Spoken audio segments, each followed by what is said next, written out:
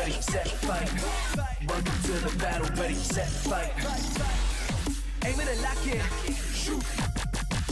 The winner takes it all. Shoot. Aim it and lock it. You know that nobody like me, cause I'm faster when I'm stronger. You can have me, let me guarantee, cause the winner takes it all. You ready?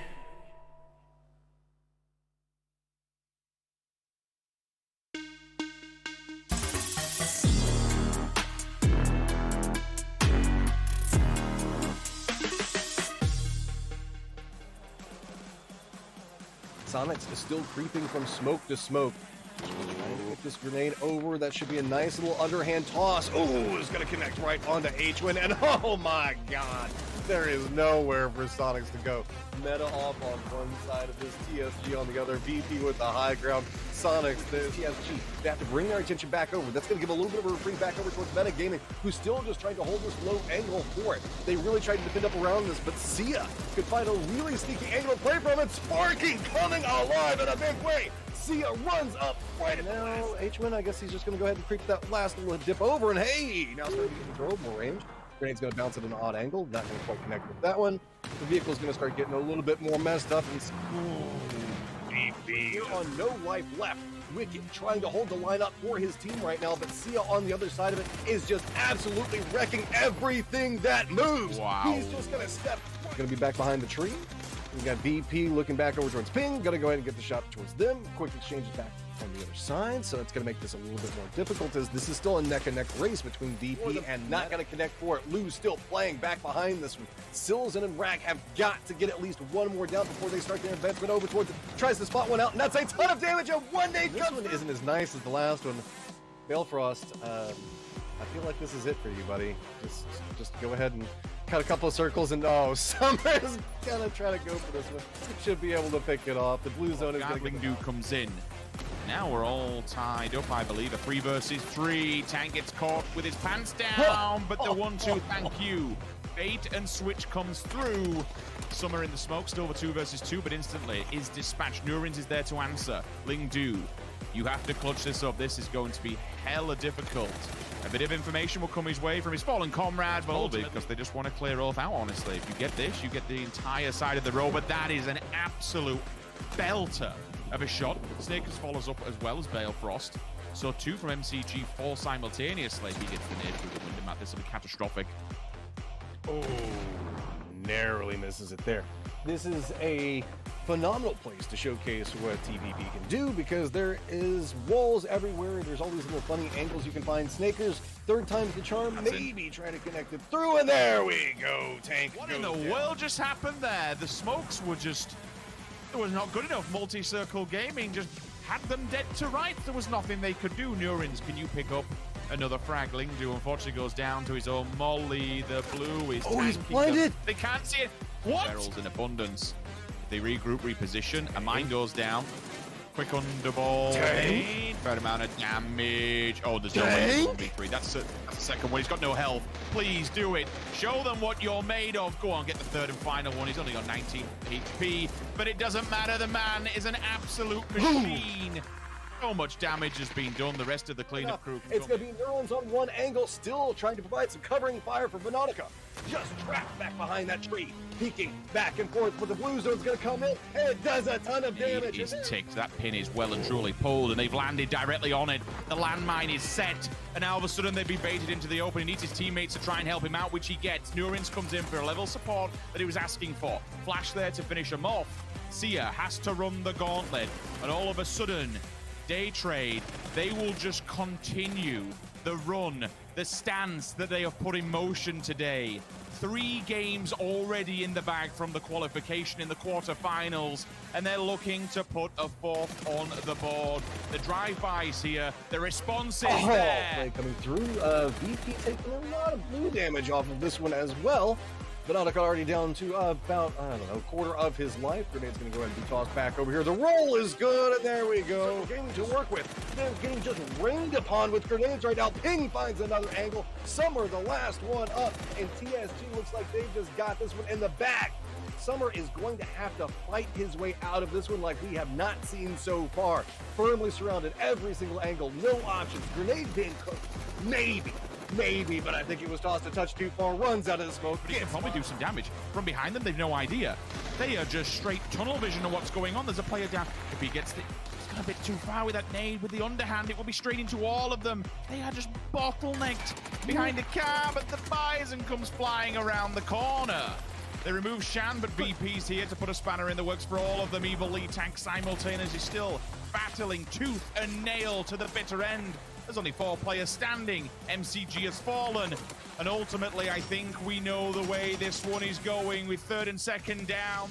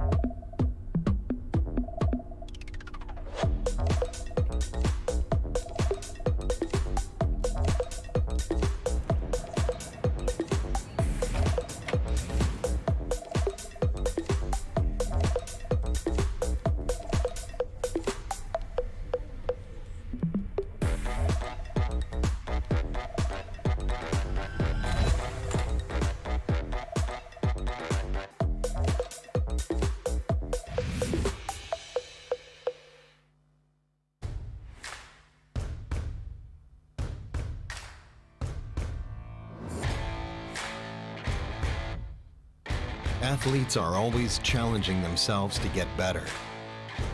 You've seen this in all sports. Esports is no exception. You can never predict the outcome. The only thing you can control is how ready you are.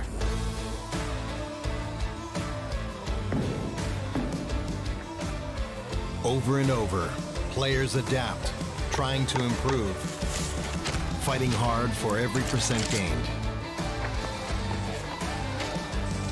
Give everything you've got to the challenge and show your finest.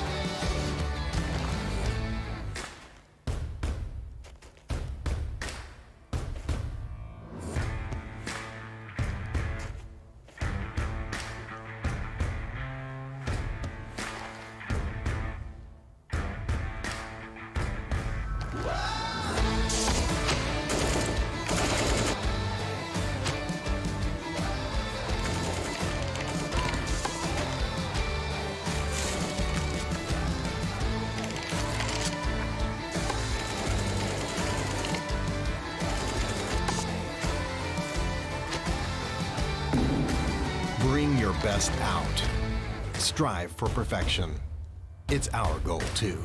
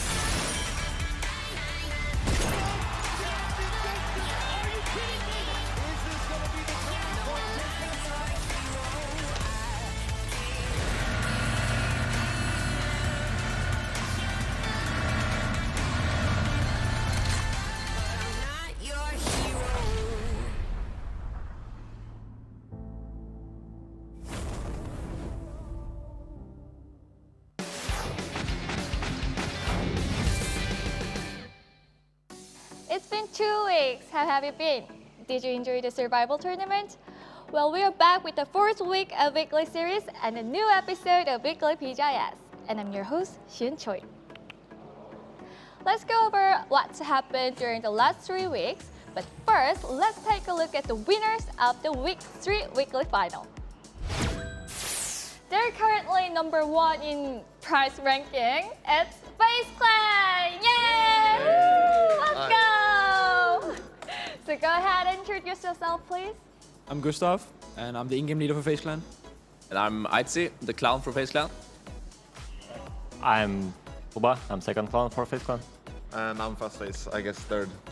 Oh, welcome. Good to see you here. So, do you guys know how much prize money you guys earned in 2020? In 2020 you said, right? Yeah. So, I think it's around like 76,992. How did you know? Yeah, exactly. Oh, really? Yeah. It's quick math. Oh, but you guys, already earned over than $200,000 just by winning last weekly final. So, how does it feel to win the Week 3 weekly final? I mean, it always feels great to win things, and we're pretty accustomed to it from past. And then we had a couple of bad tournaments and stuff, so it's always good to come back and win things. Yeah. You guys seem to have the image of being a slow starter. So are you all aware of the fact that you guys get better as the tournament proceeds? I mean, yeah, I would say in general, like we pretty slow starters. You could tell that by week 1 and 2 we played really bad, and like already week 3 now we're doing really well. So I would say we've seen like a lot of improvement from us, and I think we're gonna do really well the last 3 weeks as well. Although you guys got the spotlight in week 1 weekly survival by winning the last chicken dinner, but you ended up in 8th place in the weekly final in week 1, and you even failed to advance to the weekly final in week 2. So how was it able to come back so strong in week 3? I mean, I think even after that first week where we qualified the last game, I think we instantly said that we played really bad that week and we didn't really deserve to go into finals at all. And then the second week we continued to play poorly, so then we tried to improve on those things, and then we played third week a lot better. And I found something interesting while I was watching your screens. You guys seem to have better resources in Erangel than Miramar, so what could be the reason for that? I think in general, Miramar is just a harder map sometimes depending on the circles, because it's less entry points into the circles, so you have less options to rotate and get into zones. If the zone is on the other side of the map, it's way harder on Miramar than it is on Erangel. So I think that's probably just the main reason. Okay, thank you. And let's talk about the weekly final. Are you all ready for that? Gustav. So in the moment, wasn't it really dangerous to go through the frag grenades? I mean, it seems like ants could have shot you. They sent me to nade the guy because I'm the smallest guy in the team. So no one could see me on the ridge because I'm only like 4 or 5. Like I could just crawl on the ridge almost. And yeah, Ents couldn't see me at all. If it was any of the other guys, they would have been able to see them, I think. Okay, all right, this is a different type of question. So here, did you guys intentionally sit back and watch Ents approach to the waterway, or could you have a better shot? Any chance? Yeah, it was on purpose that we didn't kill Ents here because we knew it was Gen G in the sewers, and we knew that they were probably the only team that could overtake us. So we really needed them dead, so we just let Ents push them here to kill them, and it worked out. Next question. At this moment, which team is your biggest threat? I mean, who do you think is your biggest rival? Do you have any rival? Oh. Like, we usually say Liquid, but They have been in all finals, but they've been in all finals, but they haven't done like super amazing. No. So I don't know. We don't really have like any specific team we really care too much about. Yeah, I would say like maybe 4AM's playing really well. I mean, they didn't qualify to the last final, but overall they've been playing pretty decent, I would say. And Yeah, 4M has played really well and they're like super aggressive, and it's really fun to watch them as well. So Yeah. Maybe also Gen Z, I also think they're playing really well right now, and yeah, also a big rival. So you won the Week 3 weekly final and have been, looking really great on screens. So what's your goal for the rest of the tournament? And do you have anything to say to your fans for supporting you? I mean, we only have one goal, is to win every single week. But we'll see how it goes. I'll say it that way. And thanks for the fans for supporting us, cheering for us. It means a lot. Yeah, thank you. I mean, we always appreciate the support from the fans, and it's like even though we do bad, they are still there for us, and it feels even better like when we finally do good, and they are just like still cheering for us, and I really appreciate that. So this is for today, our interview, and good luck with your next weekly series and maybe final. Thank you. Thank you so much. Thank you. We've already gone through the half of PGI.S, but before we predict the week 4 weekly series, let's take a look at what's happened in last 3 weeks. Do you remember that Xiaolu made the very first kill at PGI.S Weekly Survival Week 1? Xiaolu from 4 AM has set lots of leg kills, including the very first kill in the Weekly Survival. He's the player who's been knocked the most so far, but also has the most kills. I wonder if he'll be able to keep these records up until the very end. And there have been so many impressive moments over the past 3 weeks. 4 AM versus Digital Athletics in the beginning is one of them. So, who's been using frag grenades the best? The answer is Curdy from Shoot to Kill. In 59 matches, he dealt more than 2,700 damages with just frag grenades. Oof. And TSG, the team that has consistently advanced to the weekly final, won first place in Survival Tournament. The record for the most kills in a single match goes to Lu from Virtus.pro. He put up 12 kills in the Week 3 weekly final and ended up winning a 20-kill chicken dinner.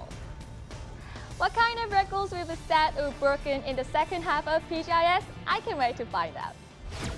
The Week 4 weekly series begins today with Korean, Chinese, and European team each winning one weekly final. Let's take a look at some notable teams for this week. There are 7 teams who advance to every weekly final. It's Team Liquid, OS, Virtus.pro, Africa Freaks, Shoot to Kill, TSG, and Genji. Of course, we should pay attention to these teams, right? But there's a team who's been making some big moves in the bottom 16. It's Metagaming. They also showed explosive performance in the Survival Tournament too. Their most outstanding player is Sparking. During the 10 matches of the bottom 16, he scored 23 kills and put up over 4,000 damage. Some good news for Metagaming is that Shulzon's condition is on the rise. Scoring 21 kills with 2,600 damage in the bottom 16 Week 3 shows that he and Sparking are ready to take on anyone. Of course, we'll have to see, but if there's any chance that Metagaming can make it to weekly final, it's probably going to be this week. Virtus.pro, who narrowly missed winning the Week 3 weekly final with a crazy asset, is also a notable team this week. Especially, Lu scored 12 kills and put up over 800 damage in the 4th match of the Week 3 weekly final, putting Virtus.pro in a great spot for many of their fights. Other teams should also look out for Spyro. He had a total of 12 kills during this weekly final, and 3 of them were even kill steals. Genji, another team that missed winning the Week 3 weekly final, is one of the strongest contenders for this week as well. The key player of this team is, you guessed it, Pew. During 10 matches of last weekly final, he put up more than 4,900 damage. It's about 44% of Genji's total damage in weekly final. With Korean, Chinese, and European team each winning one weekly final, if we have to pick a winning team from other regions, it could be probably from North America. Among those teams, let's pay attention to Shoot to Kill. Shoot to Kill is one of the 7 teams in the tournament that's advanced to all 3 weekly finals. They are also showing the most consistent performance, and it's all from living up to the kill in their name. The team with the most kills in Week 1 and Week 3 weekly final was Shoot to Kill. In Week 3 weekly final, Shoot to Kill put up 59 kills in 10 matches, which is also the highest kill count in any weekly final so far. Although all of the players from Shoot to Kill have been outstanding, let's take a look at Luke 12. He had the most kills and damage on the team, and 8 of the 17 kills were by headshots, which definitely shows how deadly his accuracy can be. Well, it's time to wrap up this week's weekly PGI.S. Which teams are going to make it through this week's weekly survival? And who's going to win the weekly final with 150,000 on the line? All of these answers and more are in this week's PGI.S. Make sure to tune in. And don't forget, the prize money is tremendously growing at this moment. Oh, and you haven't forgotten about the Pick'em Challenge, right? Especially, second sets of PGI.S items came out on February 27th. Get additional voting coupons from buying these items and participate in Pick'em Challenge to support your team. Thanks for watching Weekly PGI.S today, and I will see you next time. Bye-bye!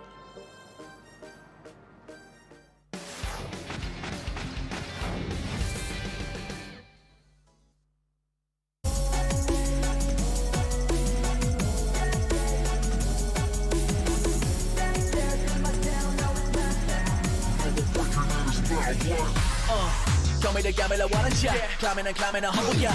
I'm in my squad, feeling like I know I'm the greatest I crumble yeah. Made it from the bottom to the top, I did it there. Got these other players terrified, they breathe in for air. Aim it and lock it. Shoot. The winner takes it all. Taking it all.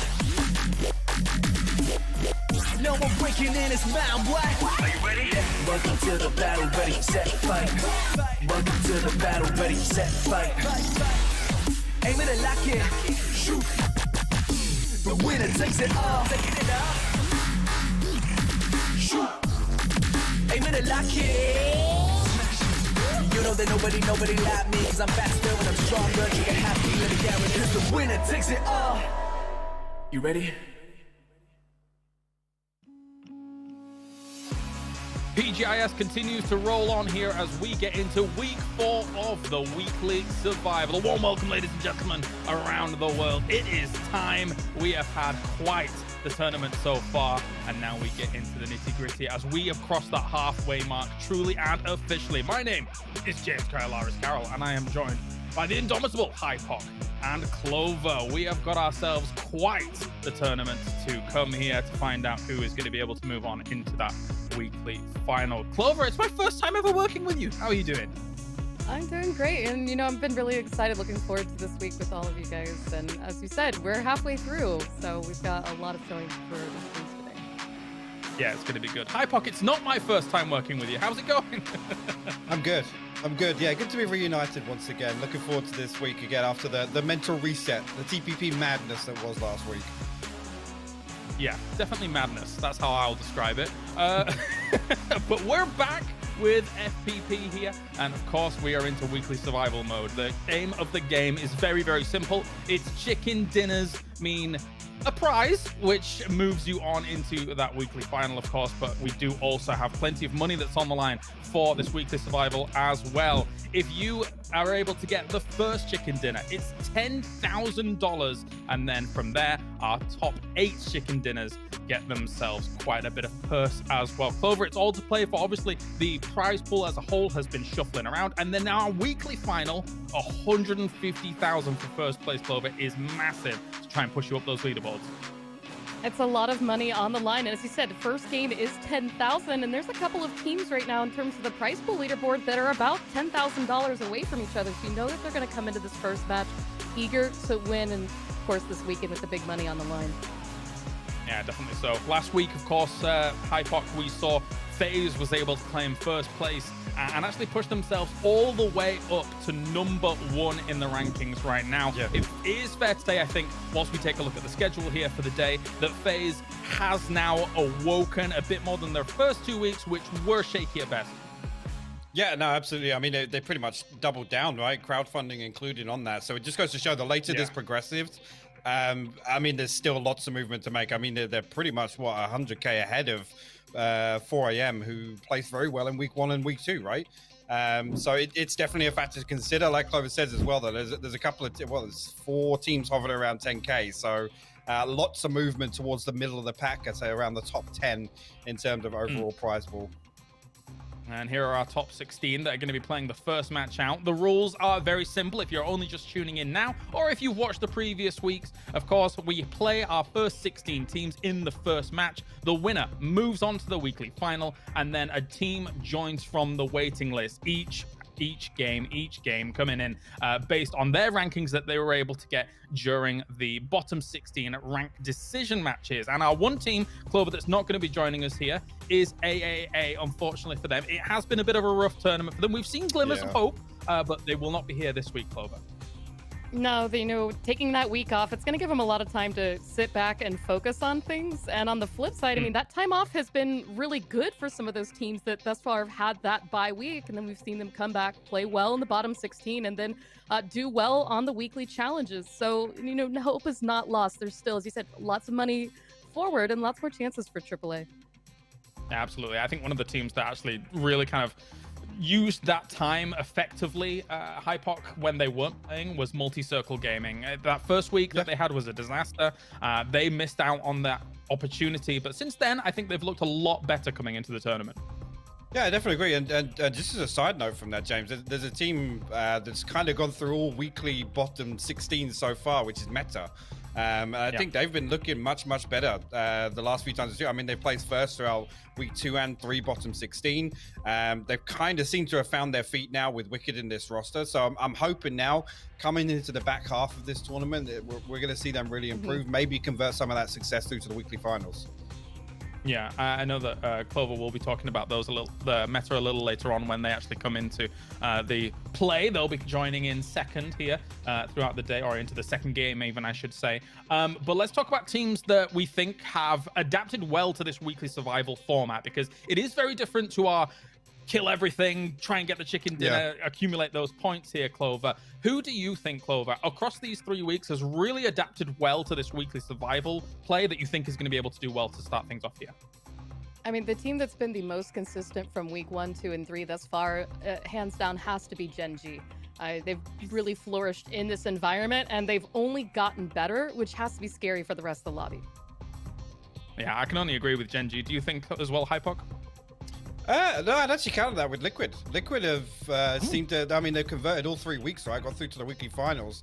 Gen G, unfortunately, missing out on week 1, which I know was a big talking point at the time. They've definitely picked themselves up since that. But, I mean, it's that age-old feast or famine with Team Liquid, right? They either win a game or they go out in 16th. So that's kind of suited them very well through the weekly survival. What we haven't seen them do is find that success in the weekends, because we know, obviously, what happened was it week 1 they finished first on the first day and just completely flopped on day 2. I think pretty sure it was a similar story on week 2 also. But in terms of consistency, Liquid are able to get themselves there. So I think until they can kind of, maybe just dot the I's, cross the T's, so to say. I hate that cliche. Maybe they can convert some of this consistency from the weekly survival into the finals.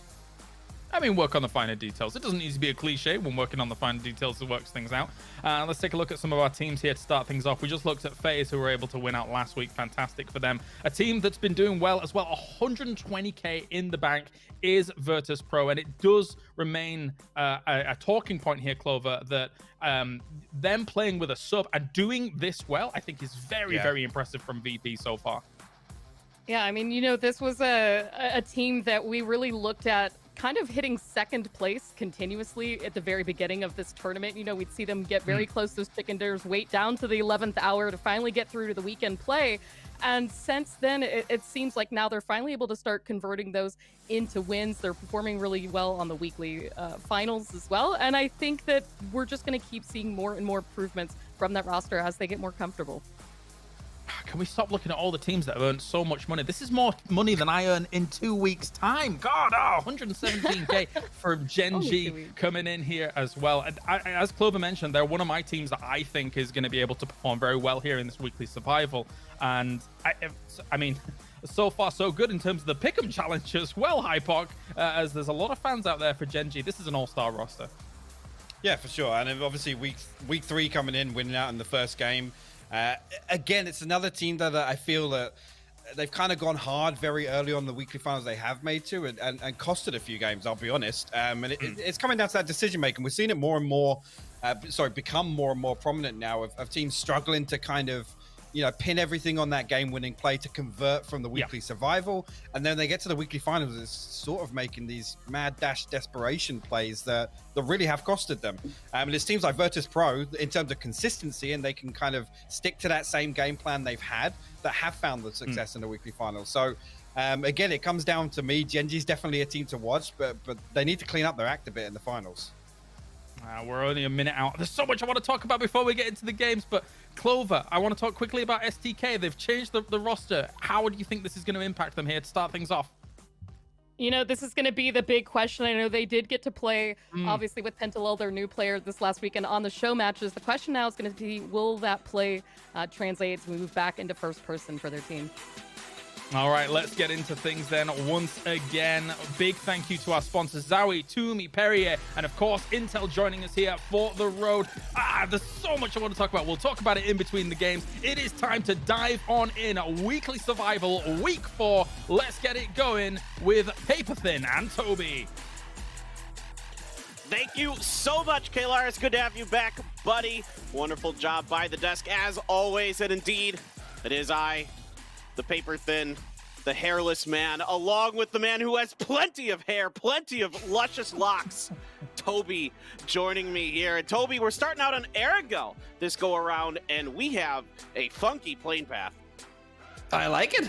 Keeping things fresh right off the get-go, and will force teams to maybe divert and go elsewhere than what they normally would do coming into the first day after we couldn't really call it a week break because everyone was playing, but with the show match being the way it was, I think people kind of took the heavy weights off their shoulders. Now they're coming back into it, so throwing a curveball right off the bat like that could opt for some interesting early game action.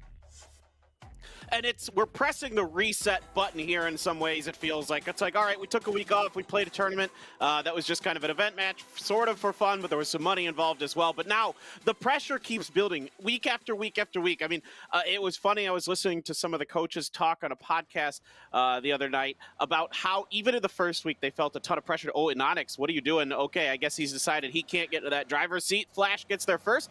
So Anonix just going to peel off and allow that one to go away. We've seen a little bit of jostling for vehicles between Daytrade and Genji in this area throughout the later stages of this tournament as they've kind of shifted drop locations a bit. But I think, like, as they've said, Toby, like, the pressure was enormous in the beginning of this, and it just keeps getting bigger and bigger as this prize pool gets larger and larger.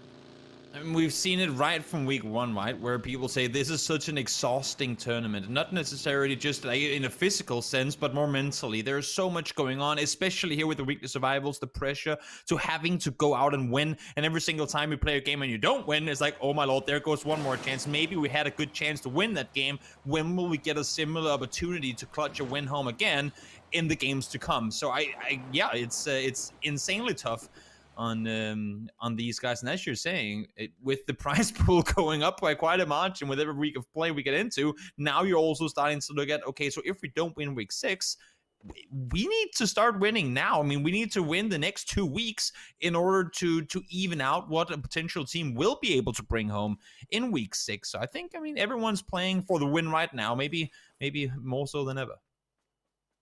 Absolutely. I think you're really going to see the best rise to the top as this goes along. The teams that have really figured the format out, the teams that have really been able to put the pieces together, stay calm under pressure, all those things go into the formula for finding success to this event. And again, you know, it is hard because, yeah, you have two different kind of play styles you have to bring to the table. You have to look at the weekly qualifiers and then, of course, the weekly finals as well. So you have to be thinking in ways that are outside of the norm of what you're used to, and all those good things do happen. But so far, we've seen a lot of teams be very consistent. This one right here, Toby, Virtus Pro, has been fantastic throughout this event. Yeah, they've been playing incredibly well. As they talked about in the desk, I believe it was Clover that kind of broke it down. Not only have they been playing incredibly well, but they're playing essentially with a substitute player. It is their coach, so it's not like he's new to the team. It's just this is not the lineup they would have been playing with had everything gone the way they would have wanted it to, right? So the fact that they can go out and deliver and perform as well as they have been without being their usual self, I guess you can say, it's phenomenal to see, and it just makes that much more scary thinking about what they would have been playing like had it been their actual form and roster playing. Yeah, absolutely. I mean, they have, to me, been just one of the teams that I've always had my eyes on throughout this event from the very get-go. Here, another team that I have my eyes on all the time, the defending world champions, Gen G, coming back with a very similar roster to what they won PGC 2019 with. Esther coming back, being that veteran presence for them, has been performing very well. He performs very well under pressure. In my opinion, I see him step up in big moments for them time and time and again. Anonix been playing great for Gen G so far this event. He has really showed up. He has been one of the, I mean, it's so tough to use this word, but when we talk MVP players over the course of all the weeks we've seen so far, I cannot give you just one name. But if I were to give you a short list of people, Anonix is going to be on that list for sure. He's just, every time we've seen Gen G go out and do something phenomenal, 9 out of 10 times, Anonix has had something to do or a big role to play in those good plays that has come out from Gen G, and I think he's really been stepping up and delivering after I don't want to call it slumbers part of like the latter 2020, but he's been playing much better in this tournament that I've seen him doing in a little while. Yeah, and, you know, for those of you that kind of watched some of the 2020 Gen G, some of the struggles with Anonix were due to kind of he was struggling to adapt to the barrel meta, and he has been able to really practice on that, work on that, find the right grip that he likes, and he's been able to really find much more success with that. He was always a fantastic sniper, a great rifler as well, but when the barrel became part of the meta, he was struggling with it. He openly admitted it. He talked about it in interviews that he was struggling with it, and he has since found much more success. As you would expect, a top-tier talent, when they put in the time and effort, they often get it all figured out.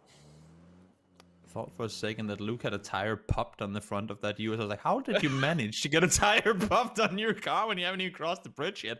But yeah, I mean, barrel meta is strong, and it still is. I do feel like with the ladder changes that more and more people are going back to the M4, not meta, but going back and playing the M4. And I've been reached out to by a lot of people saying, Toby, why do you see so many people play the Scar? Hey, I've even reached out to players saying, guys, why do you play the Scar? We see so many Scars. And they all just go, we just couldn't find an M4.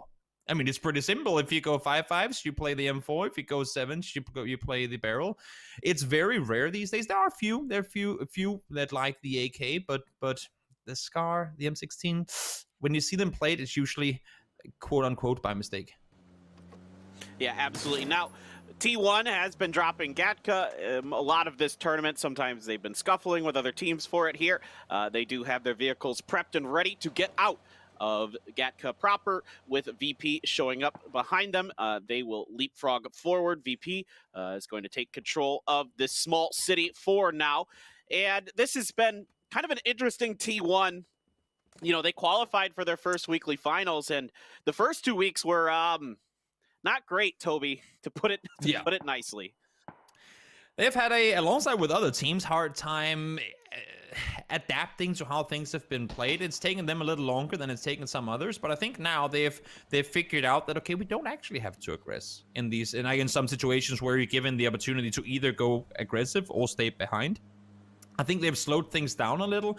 In the beginning, they tried to slow things down, and then they ended up slowing things down too much, that they allowed people to take spots that they could have potentially fought for and stayed alive playing from. I've seen multiple times where T1 is in a good spot to win a game, they back off, and then the team that takes the spot away from them ends up winning instead. So now they found a good in-between where they don't go over aggressive like they did week 1, but they also don't just hide and have the blue be their main enemy in the end of it. Now let's see here, STK, there's been a lot of talk about this team coming into this weekly final. Now they drive straight through. GPO is up close, might get a few shots fired off with the, speaking of which, Scar L. But no, nothing connected, and STK will continue forward.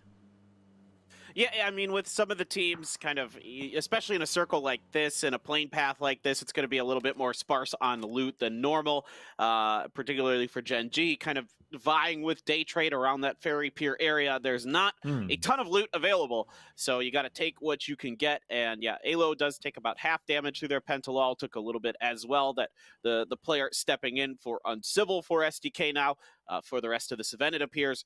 Day trade, meanwhile, up on the hill next to Triumphant Song Gaming, the winners of the event match. And look at that prize pool, though. Hold on. Now, let's take a look at that. $5.4 million. That is incredible.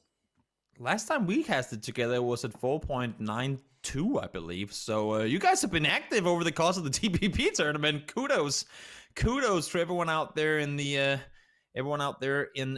chat, watching along and supporting this mighty tournament, because it's only getting bigger, it's only getting larger, at least in terms of the prize pool for the players and also the prize pool overall. Ends, a team we haven't talked too much about. There's just, I mean, there's so much that can be said about every team, just like with James coming into, it's like, no, I want to talk more. There are so many things we haven't broken down yet, and there will continue to be. Ends, one of the teams I'm looking to see make their way to the weekly finals quickly, not just sit around and wait until day 3 to make their way through. Yeah, another team making their way past the Gen G. This time it's Oath, another NA squad, rolling around the beach, catching enough of the edge of it that Gen G isn't able to find much damage. Now Loki gonna let go with an AK here onto Balefrost. Doesn't look like he's been able to control it just well enough. Gonna swap on over to the 3X on the Mini, maybe, see if he can get anything lined up that he likes. Circle's going to go west, centering up on the quarry proper. And this, to me, is one of these weird circles on Erangel that, how do I say this? It almost ends up playing like Miramar in some ways, where it kind of depends on where the next circle cuts, because you got to try to play on one side of quarry or the other because of how tough it is to traverse the quarry, like the mountains are on Miramar. Exactly. I mean, you and I have had this discussion many times before, where this area of the map is the closest Erangel will get to being Miramar. Essentially, as you're saying, it's very, very hard to traverse, and quarry does become that blockade in the source. You see Liquid just pulled up, VP coming in close. Now, oh, he roots it instantly, headshot, and now they're fighting for it. Mexi, get yourself reloaded, get ready for the fight. Spiro takes one down, that's from afar. Batulins finds Mexi in return. It beats out around the corner. Oh my god, Batulins with the hip fire found one more, but you can see on the side of things here, Day Trade are peppering him from the side. It's really damn difficult for them to stay alive inside. James lost 2. No flushes confirmed just yet. James finds Erosin outside the window. What a quick reaction on that one. These guys are ready and set for these fights to come, and they're taking it to them. 2 down for Liquid so far. AP is flushed. Let's see if VP has anything to do here, with just Lou left alive. Yeah, Lou's throwing down the smokes, looking for the reses. The initial offense looked pretty good, and no sir, VP is gonna go down. Meanwhile, T1 gets absolutely decimated by Zenith. That was quick, easy done before the camera could even get over there. Also, SDK fighting with Ents into the double warehouses. SDK's Pentalol already knocked here. Purdy Curdy trying to come around the side, seeing if he can help get that knock onto Tixu. Tixu backs out the corner fast enough that he doesn't get seen. That's a great molly there from Purdy, getting the knock with some help from Luke. Good double push there by SDK. They're going to pick up a knock and some flushes along the way. Still Squeaky as well. Going to be taken down. Pentalol being looked to be rezzed, and Ents falling apart here early against a strong defense from SDK. You know, it's weekly survival when you have 4 teams hard pull up in phase 2. I had, for a brief moment in time, I had luckily forgot the aggression these teams bring to weekly survival and trying to claim the good center compounds early. Seeing if they held off 1, now they're taking the fight to Divine as well. We saw them pulling up right behind the other team. Turtle is down, June is down for good. Jand and Lewis will have to hold off on their own here. They found themselves down in the basement. Turtle might be able to get rest there, because I don't think you want to see Zenith push down. Ooh, nice little nade through the window. Tixu trying to stay alive, but him alone against the entirety of SDK is going to be, I would assume, too much to ask for him to hold off. Yeah, it's not looking great for him, that's for sure. Stuns being used now to try to really keep him pinned down and blinded. There's going to be a molly used, and all they need is a headshot in the end. Alo going to do the work. SDK successfully defending against Ents. Meanwhile, this battle between Zenith and LG Divine continues. June has been taken down for LG Divine as they have been stuck in the basement, trying to defend from there. The basement, very defendable if people come in. The real question is do they need to? Over on the side there, if you got a question for yourself, you want a promo code, get it. It's over on the left-hand side of your screen. Go ahead and pick those up. Get yourself some sweet, sweet EP. Yeah, get yourself some EP. Get ready for the finals to come. Get yourself some good skins. Let's see. Circle down towards the south side. Gen G going to get it on their side of the forest. That forest that ain't easy to play around, though, with opponents on all sides. would assume to see maybe Loki stay on the south side for a little while longer, but as I say that, no, they're crashing in full speed forward. And as you said as well, now we're shifting this compound to the very edge of the circle, and Zenith might be better off just backing off and leaving Divine down here alone. And it seems to me like they are indeed leaving the compound to go further up on the core side of things. And ooh, okay, Gen G a little too slow on that rotation. Daytrade came in and said no. Yeah, Gen G gets swatted away from there. So back to the drawing board for them going into the next circle. There's still the empty spots in the thin forest there. Plenty available. Plenty of space available, I should say, for them. Tianba moving over towards the western edge, just at a Na'Vi, but Na'Vi still in the vehicles, potentially looking to make the cross. Let's see what Tianba can do about this. If they can get any damage, maybe pop a few tires at the very least. M200 has just enough of an angle to see the tops of the roofs of the cars, but other than that, not really much going to be done. Vesto taking a little bit of damage from the sprays. Oath getting involved in this cross as well as Na'Vi making a dangerous move, but I think they might be able to get through relatively unscathed. Yeah, my eyes were kind of hot-fixed on Lin Shun. I saw him drive sort of side by side with Na'Vi there for a second. I thought he was going to try and go down and crash the compound, take it away from them. But now Tianba is coming in full speed forward. They might just be late to the party here. But nope. Okay, they are stopping and looking at the map, of course, while this is going on. Ling Du with the bold takes on Seout. That's a good distance to it as well. That's mean. That's absolutely mean, Ling Du. Poor Afrika gonna get one taken down early in transition as they settle up next to STK outside of the quarry in the eastern edge there in between them and Daytrade. Hikari gets popped trying to jump over the edge and get a little information there. So a little bit of damage for his efforts. Hikari banged up as well. So for Afrika, they find themselves with there's a ditch here, sort of like a bit of a mini valley in between these compounds, and that looks like it's going to be their home for now. And yeah, I think this is smart by Zenith, in my opinion. Toby, just leave LG Divine to be in that basement. Don't even try to go in there. Absolutely no gain in trying to take the fight to them. They know they have 3 back up alive. And again, as we said, doesn't matter with those kill points. At least not this week. With the weekend will matter. But as long as we're in weekly survival, keep your 4 players up, back off, and take the fight later. Sit yourself inside the circle. Wait for them to come towards you. Play with the advantage. Instead, smart decision-making on Zenith's part. This next circle now, regardless of whether this fight happens or not, this next circle will be extremely telling of... I want to kind of say what team will go out and win this game, because we could get some really tough shifts. Should it go quarry? Should it go out towards the east? Should it go down to the very open south side? Let's see now where we're headed. East is where we go, and this forest in between Daytrade and Gen G, you really cannot use it for anything. It's flat terrain. Yes, you have some trees there, but as long as Face's compound is still in, you're just going to be exposed from way too many sides. So we have a big portion in the very center of the circle that's going to be practically unplayable. Yeah, there's a few dips here and there, but there isn't a whole lot available for the teams to get into. And LG Divine trying to get into their vehicles and find a way around Zenith potentially. The tab just goes to run him over. They're going to get each other. Oh my, wait, he did get run over. Lin Shun didn't die from that? Okay, finally, Orange over the side with an AK. Gets the headshot, gonna get another one as well. Luren is down, so Smoke's out to cover the tab. And a few grenades over the backside to see if they can get the flushes. None of them really connecting just yet. And like I mentioned, LG Divine thinking about the vehicles as they're popping in and out of them, kind of trying to make their decision on how they approach this. Probably waiting for Zenith to fully send it up over the hill so they can at least start their movement without being seen in how they load up and begin their rotation into the next circle. This was a weird commitment. I mean, Tianba is just... They're one of the most day and night teams. They can go out, they can get 17 kill wins, they can get really good performances. Now let's see, they come rolling back towards Gen G once more. They get to back off. It's just they're one of those teams. I mean, that pull-up, they knew where Na'Vi was, and it was kind of half commit. Mings wasn't in a position to help out. Now they're caught on the... I mean, that nade should... Yep, it's going to take him down.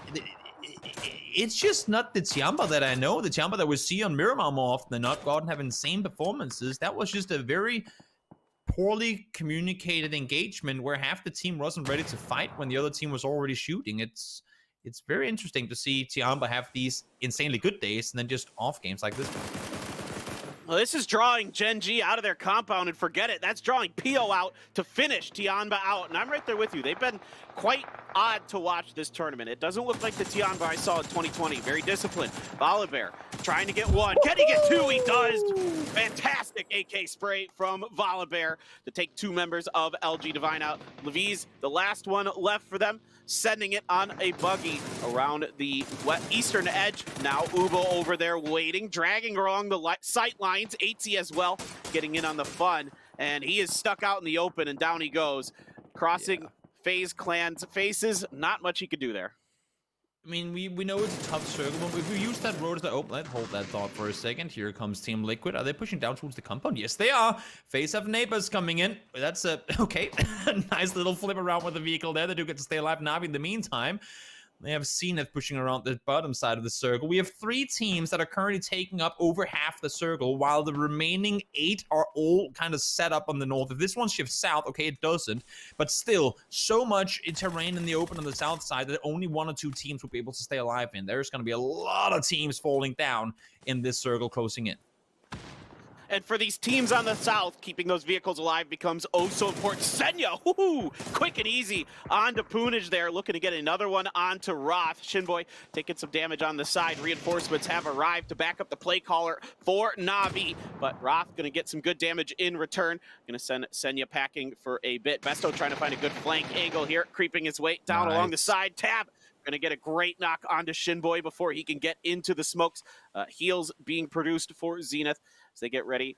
Kickstart will be Johnny on the spot, getting Shinboy up and running, hopefully, but Na'Vi keen to end this fight, keen to surround them and get the job done. Tab here, gonna get one. Can he find another? No, gonna get backed off by some decent shooting. That might even been Gen G that catches him a deep. It is Theo from the side. Gen G's third partying this. Orange comes in, finishes them. That is Zenith out. Great swarm by Na'Vi, but they might pay the price for it. Exactly. Here comes Gen G. They know they're wounded. There's just Orange left alive. Once they get Best got back up. Now they've seen him. Now they see the vehicle driving off. Orange alive for now, but chances of winning this game just went from slim to none, as he's gonna get blown up from that vehicle, trying to get out alive.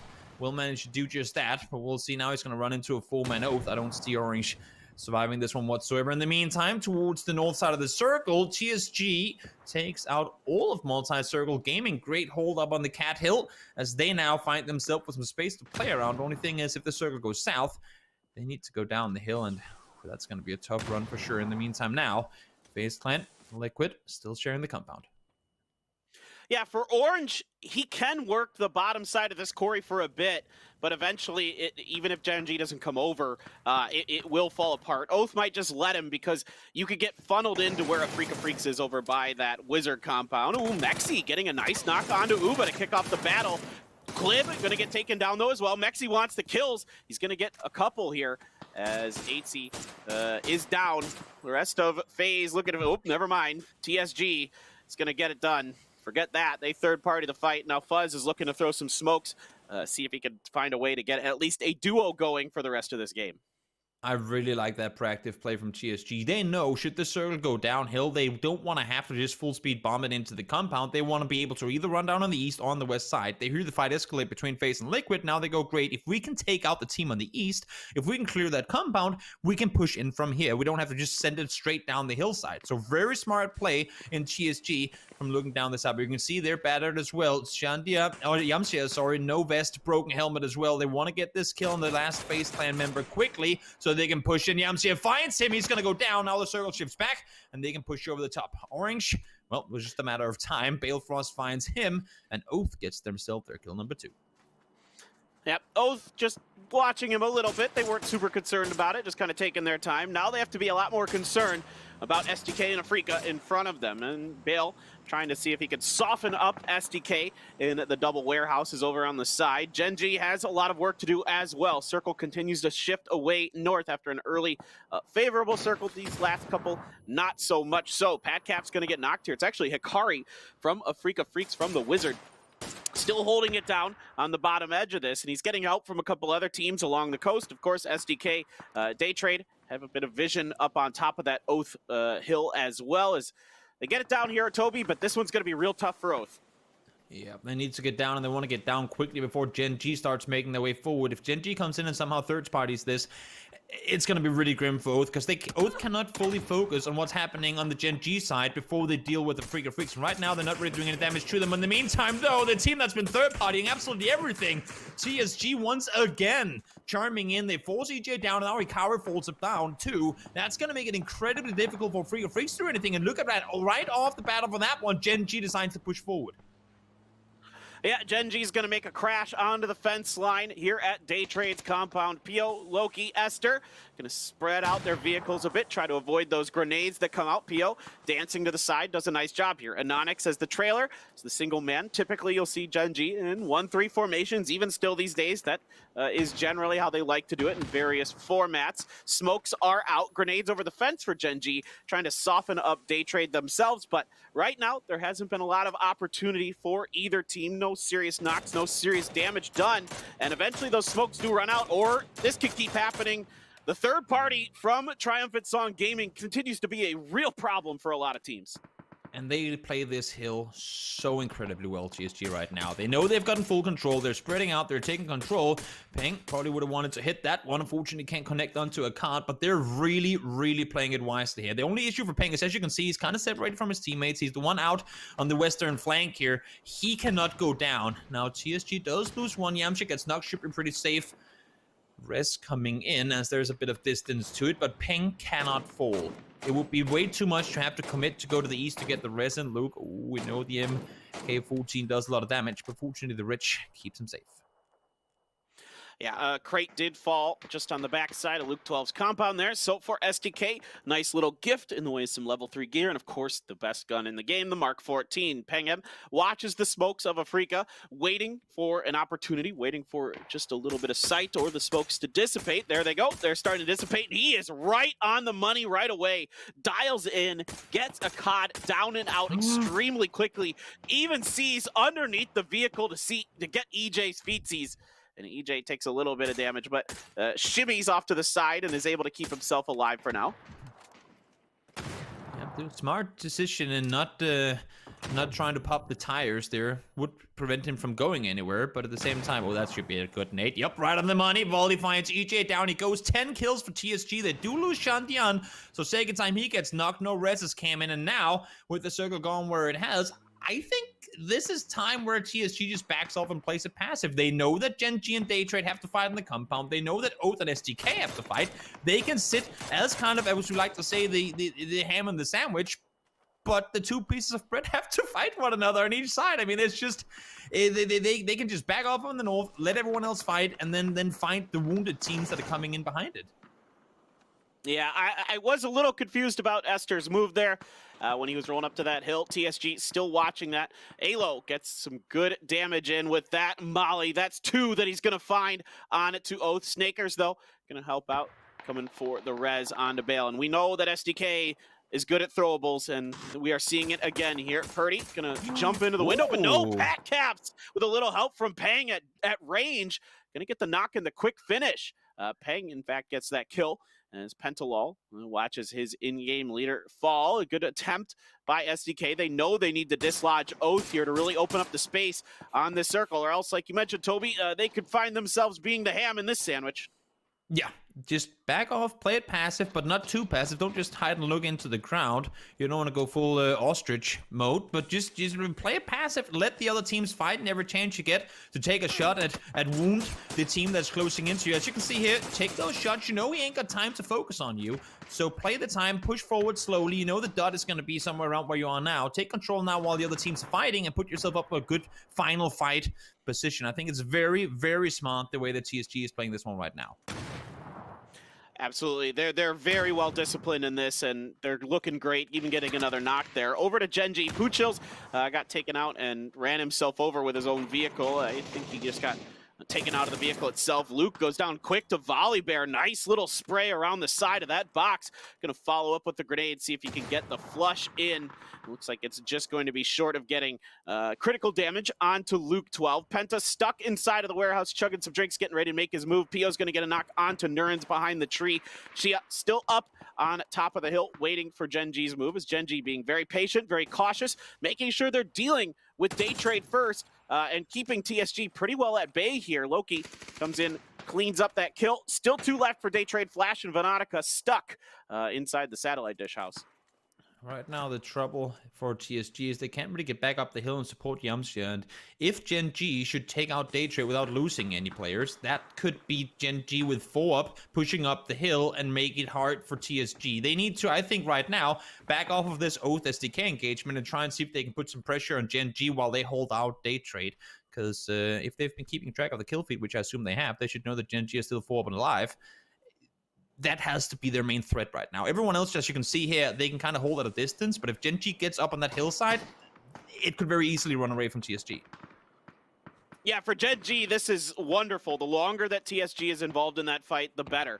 And now it is the move. The smokes are down here. Grenade hits the side of Flash, but he does get around the corner, around that open space in the fence line. Pentalol makes a smoke wall. Still 3 smokes up here for him.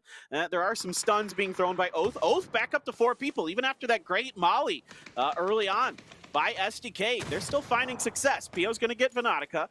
Peng does get Pentalol, so out goes SDK. Now they're up and over the top, trying to finish off Oath's push. Oath gets up over the hill a bit, and this is, like I said, it's going to be rough sledding, but Oath making a hell of a run. Yep, Yamcha trying to stay alive now, has to prone on down, get healed up.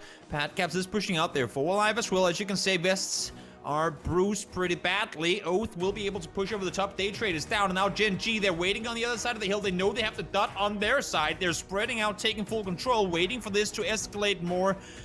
Once more, hopefully, fool them. They will get to do some damage, and yes, there you go. TSG finds 1, Patcaps fall down. Snakers still in a sneaky flank position, trying to hold off here, but they really, really need to take down TSG before Gen G comes over the top and starts doing damage towards Oath as well. All right, well, Pat Caps was down to about half in the knock status. Balefrost is there again to get another very important res for his team. Raylo doing a good job poking in to TSG's back line, getting some protection, but that molly just too far onto Pat Caps. It does clip Bale, so Bale going for the heal. Looks like he's going to be able to just get it off. Stuns out to buy time. Meanwhile, Gen G just going to wait this one out. They're going to let these 2 teams do as much damage as possible before they decide to get involved. They know the win is all that matters. There's no reason to try to get up over here, maybe sneak some kills in. Better off just kind of doing, you know, what has been done to Oath more than one time in this tournament, Toby, just letting the other teams finish each other up. This is so smart. They're throwing the smokes forward. They're not smoking off themselves. They're smoking off Oath, kind of forcing them, sheep herding them down in the direction of Gen G, hoping that Oath can maybe somehow do enough damage to Gen G that they can then peek over the top later. But here comes Yamcha. Finds the first one. Doesn't find the second. Yes, he finds the second as well. Relo, last one left alive. Yamcha allowed to reload, and he gets it, but now here comes Gen G. Finds the first instantly. Second one goes down, and Gen G again. First team to go through to the weekly finals, and what a game for the Korean team. Yeah, they just maneuvered that extremely well from beginning to end, making good push-outs at the right times to take out Tianva, getting into the side of Daytrade, being very patient with that battle.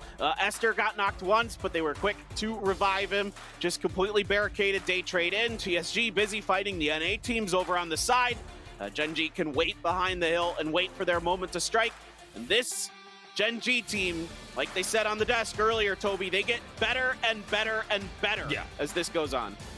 They really do. They were playing the south side. They had no control right off the bat. You saw them try and rotate over. They got kicked out of the compound by Daytrade, went back down towards the south, reevaluated. Then when they see a Freak of Freaks take the fight, they managed to make the push over, get control. And as you said during the cast too, they were fortunate, and I think they were too, that TSG kind of gave up on trying to maintain control of what was happening over there. But they push out in the end. They get the win. They hold off Daytrade without anyone looking over their shoulders, and they get themselves a solid win off of that one. Yeah, absolutely. And that is $10,000 in the bank for them as well, as you get more money. The earlier on, you're able to qualify for those weekly finals. The first 8 teams to qualify for the weekly finals get at least some kind of money from it. And this time around, it is going to be the Korean phenomenons, Gen G. And they will once again be in those weekly finals, once again looking to make their mark on this tournament. But TSG, I got to say, they played a heck of a game, though. You know, it's a little bit weird. They had a rough decision there at the end, Toby, to go between Genji, and then the SDK Oath fight. Yeah, it was a it was a really tricky situation there in the in the end of it. You had so much going on, and I complimented TSG for what they were doing. I just think they had ping way too far to the west. He was isolated. They needed to send one over to help, and by overcommitting to the west side, they lost control of the hilltop. That's where you want to be able to sit. That's when you want to be able to be dynamic and push onto both sides. They lost that when they pushed over towards the west, and Shanjian went down. That meant they couldn't hold off Genji. They would have had a chance to do that, maybe get themselves the win, but in this case, not quite so. Yeah, I mean, it was a fantastic round overall. A ton of kills, really well played by TSG. And at the end of the day, they're not able to get it. I got to give Oath a ton of credit here, too. I thought they were in a really tough position. I've seen a lot of teams that are in that position that they were in, coming out of that southeast side of the quarry and having to wrap around the bottom part of circle like that. That's to the east of the quarry. Very difficult position to maneuver, and I thought they did a fantastic job with it. Oh yeah, that could have been brutal. Having to push down that hillside towards the Wizard Tower, especially when there's another team in that Wizard Tower, can be absolutely terrible. But they timed it right. They knew they had to wait until the south side fights were over. And once we saw the last engagement, it worked out for them. But now let's hop on over to Genji and see what they have to say after that win. 안녕하세요, 광민선입니다.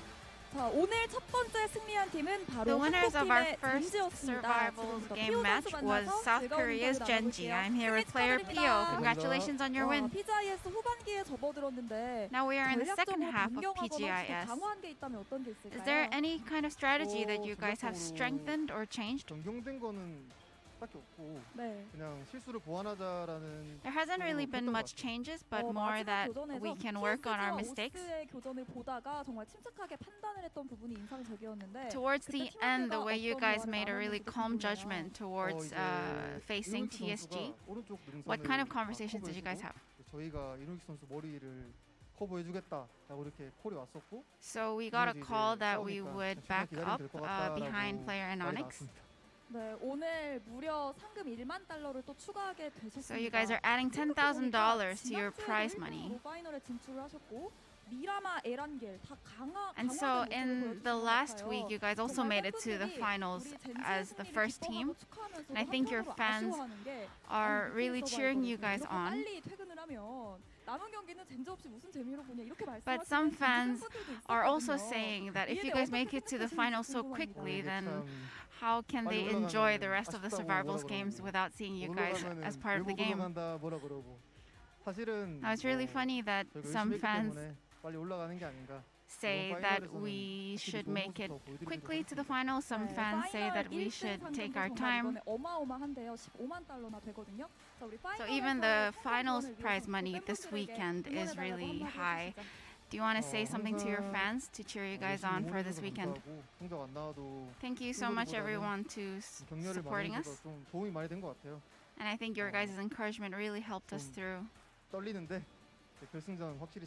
Although we are all quite nervous, we're going to try our best for this week's ends finals. Thank you so much. 네, 이렇게 해서 4주차 첫 번째 매치에서 승리한 팀은 바로 젠지였고요. 피오 선수와 즐거운 인터뷰 나눠봤습니다. Just like week 3, getting themselves the first win in the weekly survival, Genji once again shows that they get it when it comes to this format, and they survive in number 1 spot for the first game here as well. Joining me, Hypoc and Clover, to break things down. Hypoc, Genji just looking fantastic to start things off here. Yeah, absolutely. I mean, we were even talking about this, right? We were talking about it being a favorable shift initially for Genji, playing over on the south side of that forest. They clean up the back end of that Zenith and Na'Vi fight. And then of all the things to happen, they're allowed to cross as 4, north side of the road, play the back side of the wall on the outside of the warehouse. And I mean, there's 3 teams potentially that could have punished that move, but everybody's playing for that end game, right? Nobody wants to overinvest in that fight. They're allowed to coexist with day trade and end up clutching out the win. Yeah, we were talking about that as it was going down, Clover. As much as I had kind of my chips on Genji as we take a look at the highlights here for them to take this victory, I did think maybe they were going to get blasted along that wall, but it was not to be. Genji survives and Genji takes the win. No, I mean, TSG did have a little bit of an angle as we saw kind of some knocks come out repeatedly, but ultimately it wasn't as punishable as we expected. I mean, do want to give a really quick shout out though to TSG because they dominated in terms of kills. But as we know, this weekly format doesn't do anything in terms of kills, so it's a little bit of a heartbreaking game for them in that factor. But it's this fight here with Tianba, and then later on this Na'Vi fight, right, where we saw Genji extend out from the compound. They kind of left Ionix to play anchor, and they just started sending everybody out. Genji extending their fingers, realizing, hey, we can pick up on this TSG fight, and then ultimately send it to that day trade compound. And that really worked well in their favor, as opposed to the rest of the teams that kind of got locked into Quarry, like y'all were saying. Yeah, DSG, Volibear making some massive plays, big fragging power, but as you say, it doesn't really matter a huge amount here when the chicken dinner means everything. Over on this east side as well, Hypoc, a lot of teams getting kind of choked up trying to get into some of these final circles. Yeah, for sure. I mean, we actually just had a couple of clips there that shows how kind of terrible TSG's position was. They had to sweep all the way around the south side of that hill to get to that position, just farming kills the entire time.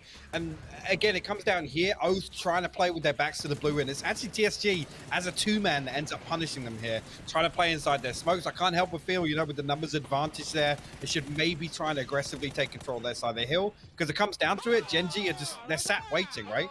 Their win condition is everybody else fighting. The damage is done at that point.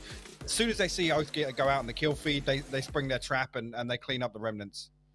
Very, very nice. 10,000 going over towards Genji here as they now get themselves that first place spot, which is effectively 20,000 considering the prize pool that we actually have from crowdfunding. And I mean, just in general, Hypoc, it's nuts for one game to be able to kind of attribute to that.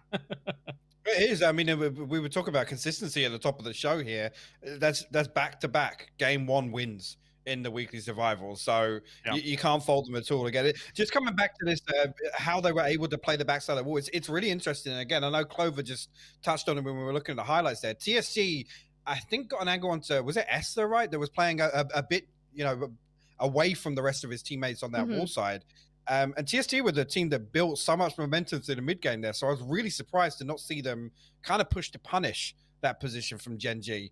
And I'll be honest, it was kind of on them to protect Daytrade because Daytrade didn't make a move. I know we were joking about this. They just didn't make a move, full stop. Yeah. Even Dave Trade was there, but they really weren't there. It was, and that's how that's going to go. Let's take a look at the numbers. They're there in spirit. And Genji will get themselves the victory here, Clover. Are the teams that kind of stood out to you whilst this was going on? I mean, I will give Oath credit, for their ability to make it up in the late game with that transition. I think, early on we saw how big of a play that Quarry was in that zone. And if that had shifted any other direction, I think a lot of those teams in the South would have been punished a lot worse. But, playing in and out of the Quarry, that's difficult. And one that we saw quite a couple of other teams not come out so triumphant from. Triumphant in the songs with the gaming, it's Volibear, Peng, and I Am Seer getting themselves an amazing set of kills, but it's not going to convert to much just yet. PO showing up very nicely for Genji. And looking at all of those teams over in the Quarry side as well, Hypoc, it's nice, I suppose, to be able to have that spot initially as these circles are slowly closing down, but then fighting out of that Quarry is so difficult towards those later circles. It is as well, especially when it becomes overpopulated. I mean, STK and Oath were kind of keeping each other in check, right? And of course, both NA teams find themselves on the map once again. It's just a running trend now. And yeah, STK try and mount that push onto the Wizard Tower, but again, funny enough, it's the team I was talking about, TSG. They're so active through the mid game that they actually prevented STK pushing all the way up onto the Wizard Tower. I can't remember who the fourth member of Oath that wasn't playing inside. But he kind of got some damage onto Kurt as he came in, and then the third party from TSG came in. That literally just put the stops on STK altogether. They've lost one member. They're then getting kind of battered back into the warehouse. And like you said, it's so difficult then when there's kind of two teams that are like, okay, we can't move. We literally need to wait for the blue to force somebody out. That it becomes kind of, there's only going to be one team that comes out of that. This time around, it's Oath. And speaking on the east side as opposed to the west side of the circle, we had Liquid having some glimmers of hope. Mexi doing some work for his team. Now, Clover, looking at how Team Liquid has played out the weekly survivals in the past 2 weeks, they've advanced second in weeks 2 and 3. Yeah. And they're one of the only two teams that has actually got money every single week. Is this now time for Team Liquid to step up and do another second? I think it's going to happen. I think that match was them just shaking off the rust, just kind of the last of this last weekend, maybe the remnants of TPP. But that said, it was a good play, right? They were already kind of coming into that pull up on as a fraction. I think it was just as a two-man. And holding their own there onto phase. I think we saw some brilliance. We're seeing their mechanics already fired up and turned on. But I do want to really quickly point out, because we've got them on the screen, Meta is coming in. And this is another team you talk about, great performance week after week. They have great performance in the bottom. When we have those bottom reseeding matches, Meta coming out on top once again, but then we see them play all 16 matches through the weekly survival, not get a chicken dinner. But I honestly, truly believe that this week is going to be different. Something just looked brilliant about them on that week 3 reseeding matches. And I think that we really need to give Sparking the credit as due. I'm feeling a chicken dinner from Meta today. Oh, that would be good. I would like to see it. Someone like Ragnar, for example, Hypoc. I want to see more of him every day, all day. He's one of the most entertaining players on this field right now. I don't think anybody would have any objections to just getting Ragnar Cam just as a permanent place on screen. But I mean, just talking about some of these teams on screen now, shoot to kill again. We just touched on kind of their game within Quarry. There's some big questions. These guys need to step back up. Obviously, this roster change is very high profile. Lots of discussions around it. I want to see them make some moves early in this week. Because that's the kind of, that's the confidence boosters, right? You get through early, you kind of have that opportunity to kind of sit back, read the lobby a little better. By now, we're in week 4, but these guys effectively, you can say blank canvas. They've got to go back to basics, right? Yeah. Yeah, they're one of the only teams that has also put up money every single week. And you know what? To the haters out there, shut up. All these teams they know what they need to do to potentially get the win down the line, right? That's important, Hypoc. Yeah. And the thing for SDK is they've set their own expectations now. That's all I was going to follow on for that. Now the expectation is high for this team. Absolutely. And let's see if they can make it happen. It's match 2. It's $6,000. We're into the next one. Gen G so far has advanced onto the weekly final. Who's going to join them? We are moving on to Miramar to find out exactly who does. Thank you to Intel as we go over to Paper Thin and Toby. Thank you so much, Kalaris. Now it's time for you to shut up as we get in to game number 2. Oh, it's good to have Kalaris back because I can make fun of him. So playing path right down the center to start off our first Miramar. Meta's coming in, and they have looked they look better and better. They're another team similar to Gen G. I mean, Gen G's peaks are gonna be huge, like just because of how talented that roster is. But Meta bringing in Wicked, Toby, having some admittedly difficult communication issues because English is nobody's first language on that team. But they've seemed to be figuring out they're playing it better and better. They are. It's I want to see Meta now go out and play, and it's gonna sound weird, but bottom 16 PUBG. Because they play it different. They play different when they play the bottom 16 as opposed to when they play the top. I don't know if it's a confidence thing where, okay, so now we're in the bottom. Now the teams are not supposed to be as good. Maybe we feel more comfortable with not having some of the big name teams. Whether it's that or it's just them all of a sudden playing with their backs even more against the wall than they would if they make it into the weekly finals and go, okay, if we don't do this, we're out. Now everything is on the line, they play so confident, they play so dominant. When they make a decision, they commit to it instantly. They go out, they get themselves kills, they clear out teams, and they push further forward. Their rotations seem to be on point. It just seems like there's not so much second guessing their own decisions when they play in those bottom 16 games, and they can bring just half of that mentality over to not only weekly survival, but also should they make it into the weekly finals as well. I think we're going to see a much more dominant metagaming team. I agree with you 100%. I think their ability to kind of fix their mistakes early on in games has really brought them a lot more success. They're not losing a member or two during their phase 1 rotations or phase 2 rotations. You don't see players kind of going out on their own on those solo missions, finding themselves knocked quickly or lost even sometimes. Wicked especially, and Wicked's a player that I have watched for years now in Korea, and he is a talented fragger. He is a smart player. But the criticism for Wicked for some time had been that he was kind of a solo player. He was playing off by himself even more so than like a Pio or something like that, and would find himself knocked or taken down early in rounds and kind of leaving his teams in tough positions. But with Meta, honestly, he's really picked it up. He hasn't been doing as much as that. He's playing with the team, like you mentioned, Toby. They're playing together and they're making decisions together. Yeah, at least they have been in the in the bottom matches. Now, well, I mean, they're gonna get themselves 15 attempts should it go to it to make their way to the finals. And as Clover said, I'm expecting a Meta win. I'm expecting to see Meta in the weekly finals. Will it be today? I'm not sure. Maybe they need to get just get dusted off real quick. And also, I mean, we do deserve a little bit of Ragnar screen time. So if they went through game 1, I feel like we wouldn't get the same amount of Ragnar screen time that we probably would have wanted. So maybe they qualify not this game, but next game I'll be fine with that. Absolutely. I mean, they're a team that I have my eye on for sure. So bring that vehicle over there. That's okay. No problems. No problems at all. There's Team Liquid scouting out area around Picado, as they always do. And there isn't much going on around them. No DA to cause problems. No other teams. No 4AM. Sometimes 4AM will push down into this area if the circle kind of favors it. But right now, the circle's pretty centered in between San Martin and Picado, so nobody's really reached out that far south just yet. Yeah, it's I kind of hope for Liquid that they make it through. I mean, I do hope for all teams that they make it through every game, but because I'm just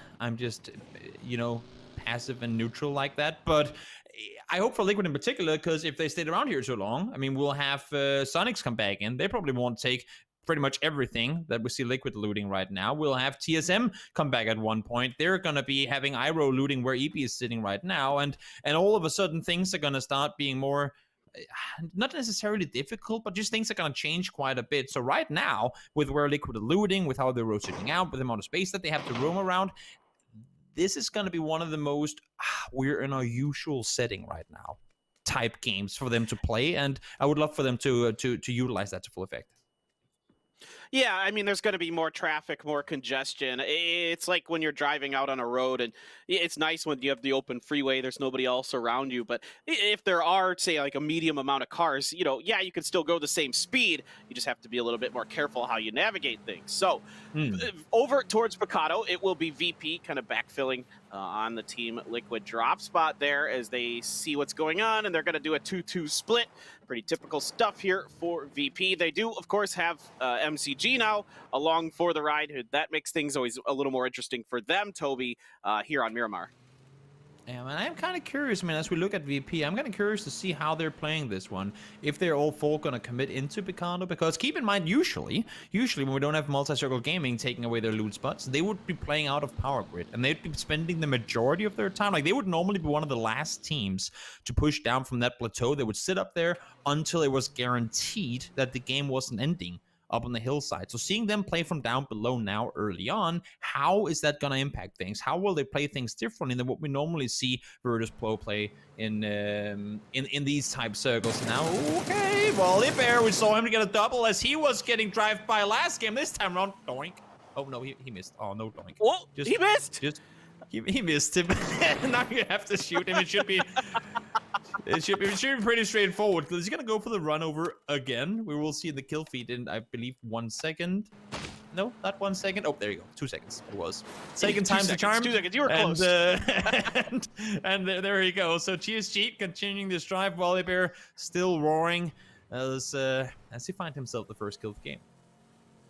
Well, somewhere on the planet, somebody has to be watching Yakety Sax on YouTube and lined up perfectly with that moment. But at the end of the day, job is done, kill is taken, and point. Well, there would be a point. There is no point, but player knocked out of the lobby at least. Circle now as we are getting close to the end of phase 1.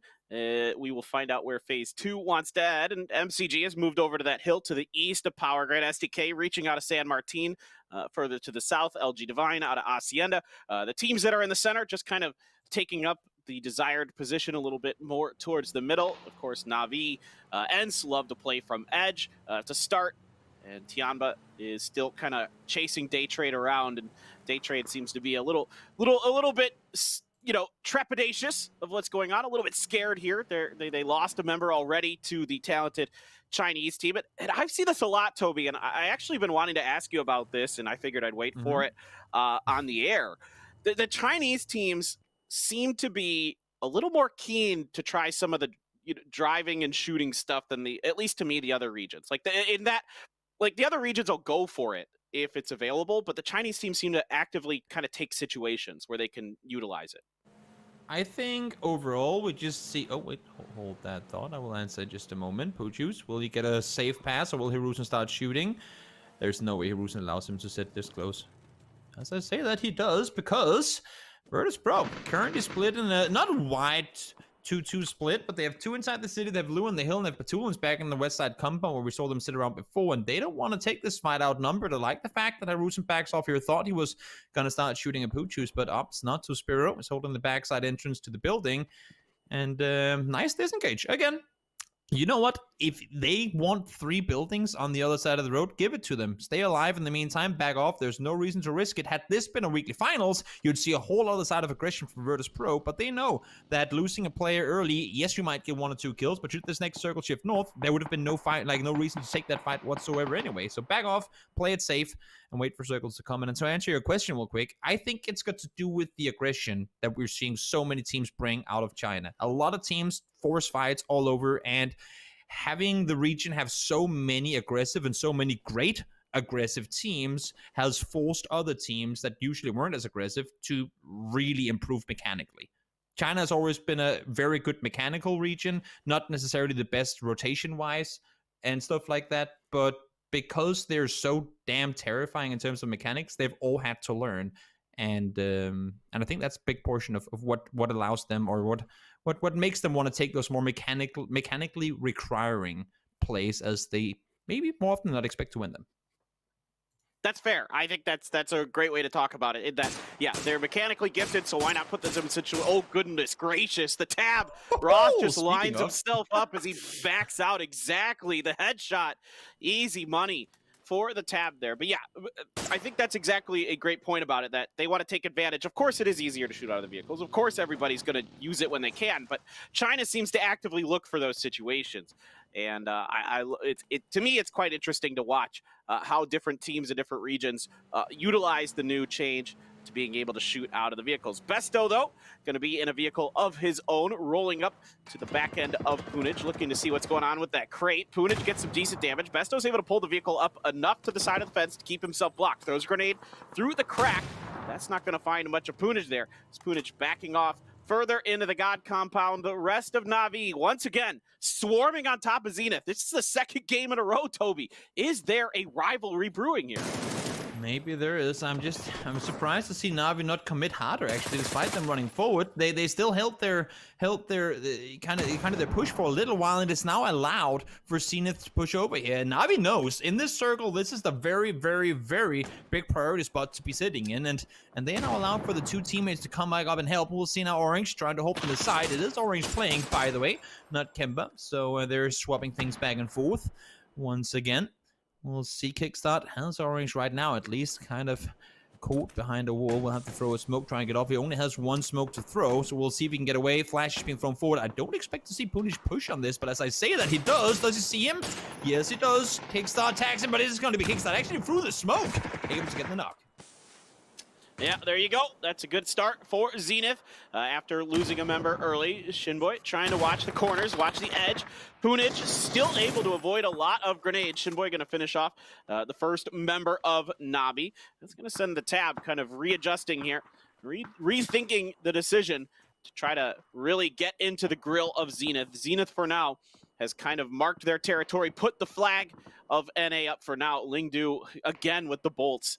Is he just actually going to bolt the rest of this tournament? Because right now it looks like he should with some of those shots he's been hitting. I was going to say, I don't see why he wouldn't. Just popped the head off of Purdy there.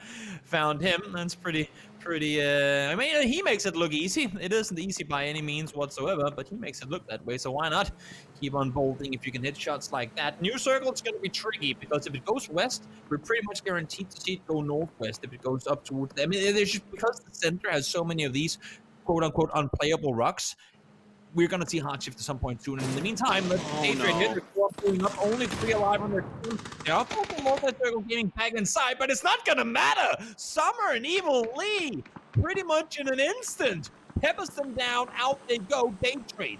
Out to 16. Well, yeah, Day Trade just kind of bounced from city to city. Never was really able to find a place to call home, and finally they kind of ran it too hard, and MCG is going to be the ones to just welcome them in with open arms. Day Trade goes out first to reload. In the meanwhile, here's their kill on a Star-Lord. I saw this in the kill feed and wondering what the heck was going on, and Star-Lord just running out in the open without a vehicle on Miramar in phase 1. All right. I don't know what the heck was going on there because I saw the rest of T1 up ahead. Maybe there was an accident with his vehicle. Maybe he lost control of it, is what I will give the benefit of the doubt there to the in-game leader for T1. Yeah, it is tricky. One thing that isn't tricky though is the great amount of numbers in lift. You can get yourself a little code in there, get yourself some coupons, EPs, all that good stuff. In the end, reward yourself with some nifty skins should you be able to use those coupons to full effect. In the meantime, Circle did go out towards the east. Liquid setting themselves up on the east side of San Martin, and I mean, we know the Circle is going to go north to some extent, but how much, we do not know. Yeah, we're kind of waiting to see. There's a couple compounds in the middle of that are pretty nice. There's some dead zones in between San Martin and Hacienda that can be a little odd.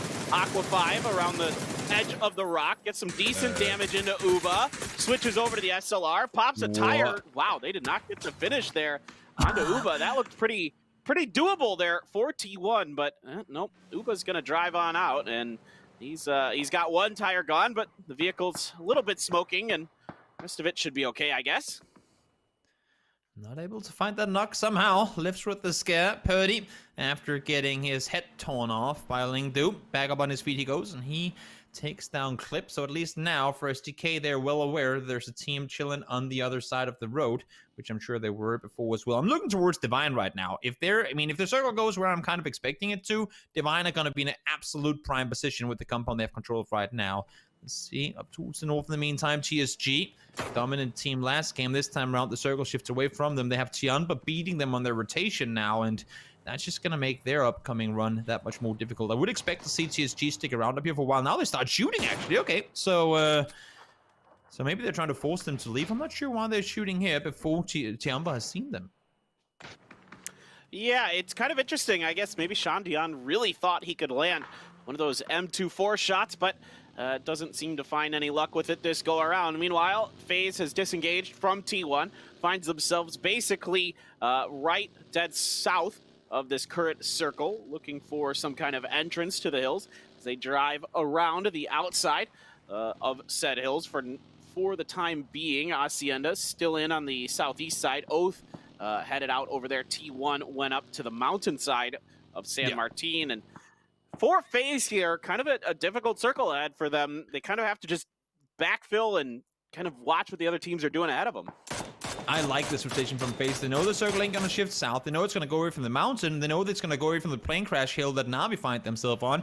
They were sitting on the southwest side of the Circle. Now they can go, great, let's avoid that whole San Martin cluster by just wrapping south around. And then if we have to, we can crash something on the east side. But at least there are only going to be one team there instead of the 5 teams should have to crash going into the city. So very heads-up rotation from FaZe knowing, or at least assuming where circles are going to go. I'm still looking towards Divine to be where the next circle should send up. Let's see if that's going to be the case. Yep, up towards the north we go. And now FaZeland just avoided having to crash down from that hillside, and they avoided having to go through San Martin by making their way southeast around. And they could do it now, but with the circle shifting in, had they tried to go west to east underneath now, it would have taken them too long to get over there. So they'd been blue by the time they got there. Very smart rotation by FaZe. VP is going to go right through the no man's land here in between the San Martin and Hacienda. Are they going to crash into LG Divine is my question. Their vehicles getting hella beat up along the way. Meta's pushing out of Hacienda. Spyro's going to go down to Ibby. Team Liquid. Is that LG Divine even that might be shooting, giving VP a little bit of cover. VP is going to have to bypass the LG Divine compound to the left, losing a member early. It's going to put a little fear into the team from Europe. Tianba has slammed into Hansia's compound. Hansia has a barrel ready through the door, doesn't catch any damage. Gonna have to throw a stun around the corner. Stunning checking, nobody there. Linshu gets in. He's going to wait around the corner himself, going to start throwing some stuns. Reinforcements have arrived for the Freaks, as this is going to be a big-time battle between two very good teams, between Korea and China. Potentially, there is time in this circle right now. And there you go. There's an opening knock for Hikari onto Lorena off to the side. So the rest of Tianba pretty well isolated from their fallen comrade. Yeah, the pressure right now is on a Freak of Freaks to make a play here. They got the knock on one, but these buildings are so damn difficult to push in. They've backed off. They've given them the space to play around. EJ, though, ain't going to give Lin Shun a chance to peek around the side. That's 2 knocks now. This is when you start making plays. Flash thrown forward. Nate thrown forward to follow as well. They throw the flashes. You got to peek with those flashes coming in. Wicked finds Ghost stuff that's elsewhere on the map. Akkad around the corner finds one more as well. Such a clean engagement so far for Freak of Freaks. Minx by himself. And again, a Tianba situation where they got a chance to push in. They had a move to make, but they can't seem to communicate it well enough, and they go 0-4 against a Freak of Freaks. Great hold by Afrika, but I feel like there was a play to be made by Tianba that just never happened. Yeah, they could never really get themselves quite situated to make that push through the hallway. They were able to knock Afrika sort of back a bit, but Afrika just kept catching them around corners, caught one on the flank, and it all fell apart pretty quickly. Speaking of potentially falling apart, FaZe was kind of forced out to the side. Oath was very slow and wide in their rotations along with Meta, so that forced FaZe out further to the northeast, and Oath finds the hill. They've set up well around it. Na'Vi gonna go right over the fence. Nice little Dukes of Hazzard move here, but TSG swarming. They're gonna get a couple down as Senya holds on by a threat right now, and they are looking for him. They are hunting him, and indeed they find him. TSG going to only suffer 1 knock in that fight. Back over to FaZe and Oath. This Pat Cap's going to let loose with a grenade. Can that connect? It finds a little bit of damage. No knocks yet. I like how Oath are holding off here. They know they have the inside of the circle, and they know FaZe has to make a move. Now Meta is coming over this side as well, though. Oath wants to get rid of FaZe before Meta becomes a factor in this fight. It would be terrible for them if they had to fight both teams at the same time. If Meta is allowed to push underneath, they're going to be in trouble, and I think they are. Rilla was in the vehicle trying to push over the top, but he lost that position now. Fuss pushing forward, has a nade in hand. Did he spot Rilla? I'm not sure if he did spot Balefrost down the hill. He's trying to wrap back the other side. They need to deal with them. They need to deal with FaZe right now. This is where you need to go aggressive. Take them out, play further forward first. Finds one, unscoped his gun. Unfortunately, goes down 80. Able to do a bit of a return frag. Patcaps goes down as well, so it's a 1v1 for now. Rilo is on his own against 80. Can he find him? Will he go down? So much damage coming both ways, but FaZe are going to be eliminated, but at what cost? Oath just lost 3. Yeah, meanwhile, Afrika Freaks was able to third-party that from a couple 100 meters away, getting a bit of damage into Oath as well. SDK sees MCG side of the red brick in front of them. Now it's a shootout inside of this particular compound. Purdy gonna look for those grenades. Zenith here as well with 3, so this fight been brewing. T1 also over on the side of all of this, so basically, for all intents and purposes, 4 or 5 teams in this fight. 2 being knocked for SDK. MCG still hasn't been knocked. They're doing a great job keeping SDK pinned around the edges, not letting them on the inside. You can see Dangche from T1 trying to get down and through, but Poonage is there. Has a pretty good spray with his 3x barrel. And now T1 is like trying to hold off 2 different angles. And there goes Alo getting traded out. Shinboy left alive for Zenith. This is a mess. Yeah, this is the cluster that FaZe wanted to avoid by going out on the other side. Unfortunately, it didn't really pay off for them in the end of things. Multi-Circle Gaming right now seem to be the team surviving this push out. Shinboy is still up, could potentially do some damage. Tank knows where he is with that nade thrown forward. We'll see if they can hold off against them. Fully flashed now as well, down to 1 HP. Blue should get the better of him. No, it's going to be the nade from Tank that takes him down. They still have players behind. Purdy is alive in the blue, trying to heal on up. It is phase 4 coming into 5 now, so plenty of damage will be hurting his way, but just 1 knock, and it would be so detrimental, so terrible for Multi-Circle Gaming trying to make the push out from the city. Can we please watch Lingdu As a Bolt fan, I would like to watch Lingdu, please. Anyway, grenades on the back of NCG. I know it's hard for the observers to figure that out. Shandian has an AWM. Speaking of bolts, he traded out his M24 for an upgrade, no doubt about it. Purdy trying to snake back around the smokes of MCG, using their own smokes against them, at least as best as he can. Not bad, but that's the last first aid kit for Purdy. So coming up, he's got to get in, he's got to get in now, and he's got to do something rather fast. Aqua 5 and Adder, the two A's left for T1, and Purdy around the back gets tanked. That's a huge knock. MCG, only Evil Lee is left. The grenade does finish off Purdy from Aqua 5. Great grenade from Aqua 5. Underhander bounced one in. Now some more grenades flying in from the back as Aqua 5 looking to his side. TSG is over there, and this is looking good once again for TSG, at least to clean up these fights on the other side. And indeed, a good grenade from Shandian finishes T1 off. I was just gonna say, Purdy, are you looking to make enemies or what? And he does go for the shot onto Summer. That is so unfortunate for Multi-Circle Gaming. It seemed like for a brief moment that they had control of T1, whether they had gone down to TSG in the end of it, I don't know, but smart hold from them wasn't to be. Purdy falls down in the end of it. A Freak of Freaks now trying to hold off here against Meta Gaming. They were allowed to push below, and Meta Gaming going full aggressive on this one. They have all of Meta caught in this.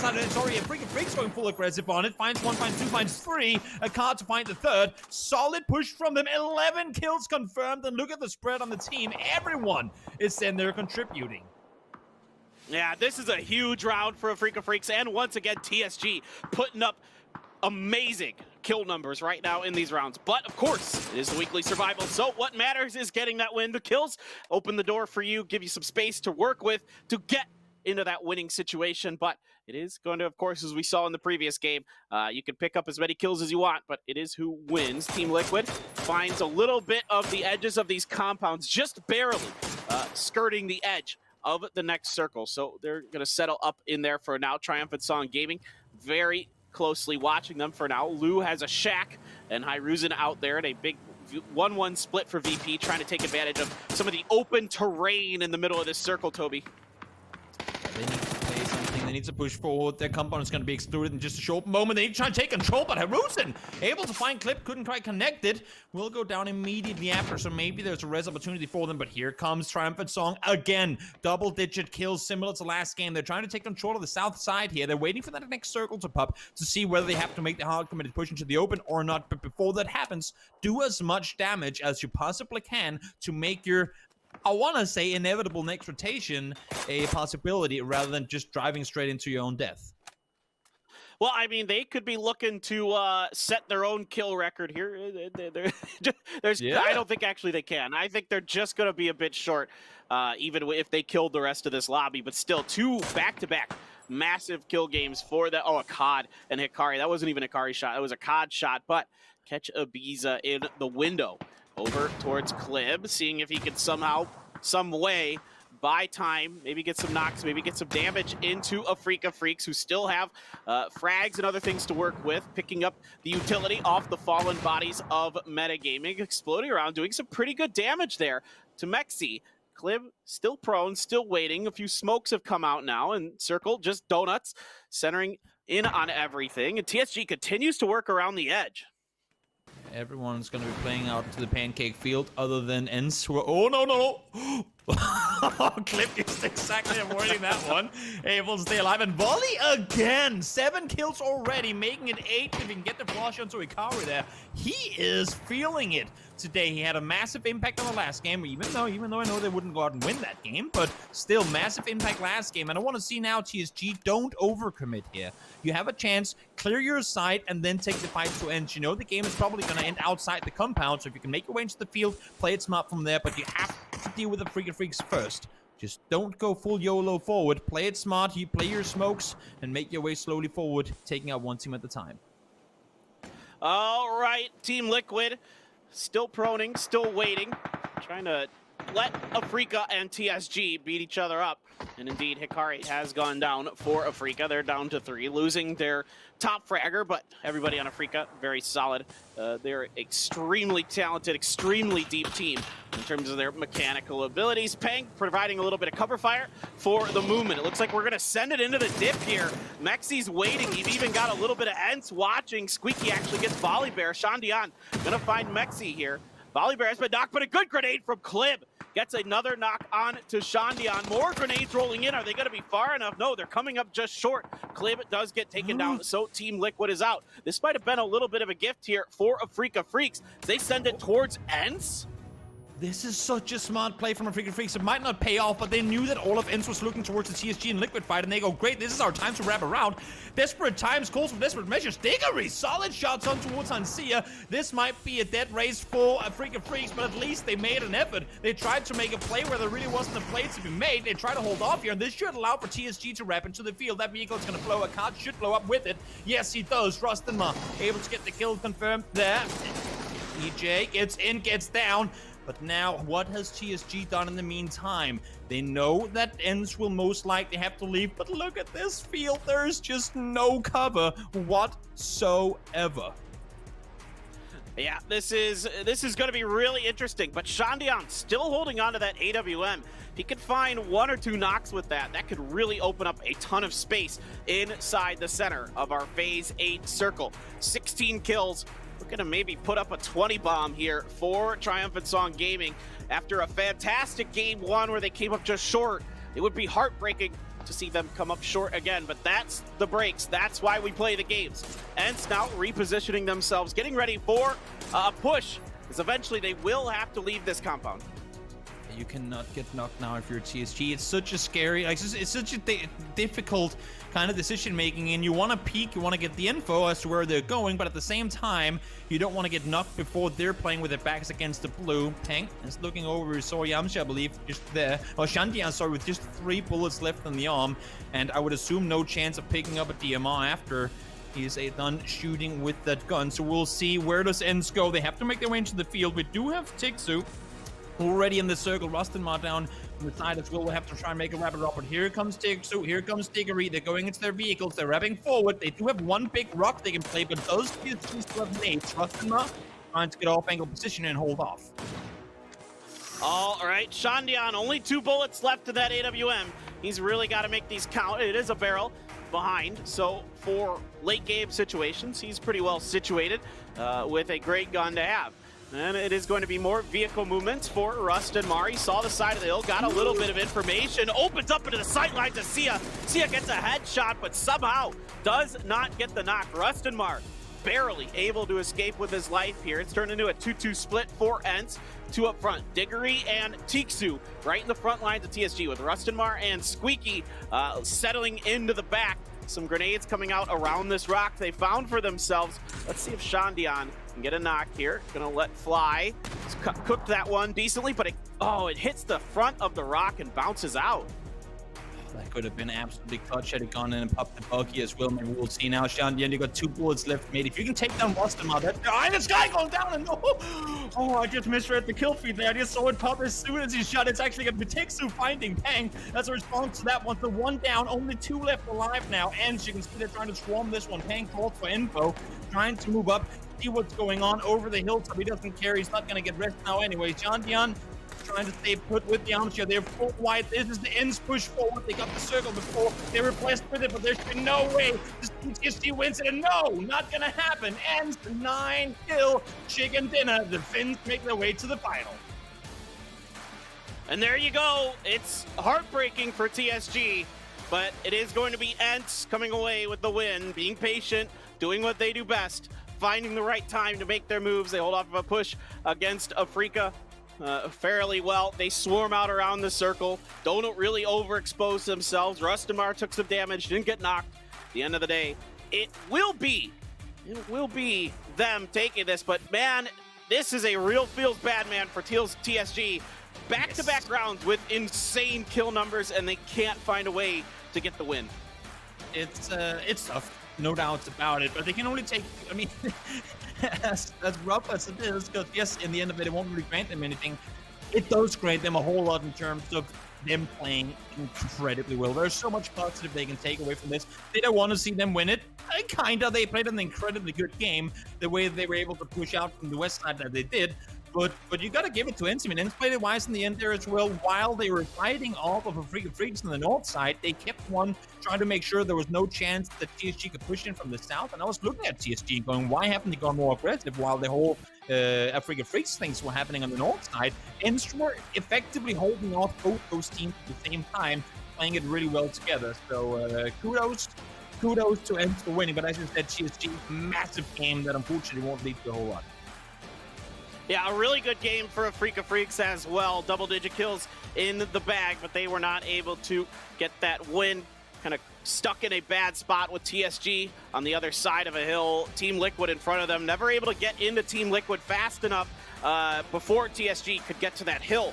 So they were stuck outside of the circle, outside of the new circle that was coming up, and trying to win that long-range battle. And TSG just had a better position, a little help from Ents, I think, at one point. But it is difficult there for the Freaks, and well, I'm curious to see what our winners have to say in just a bit here, Toby.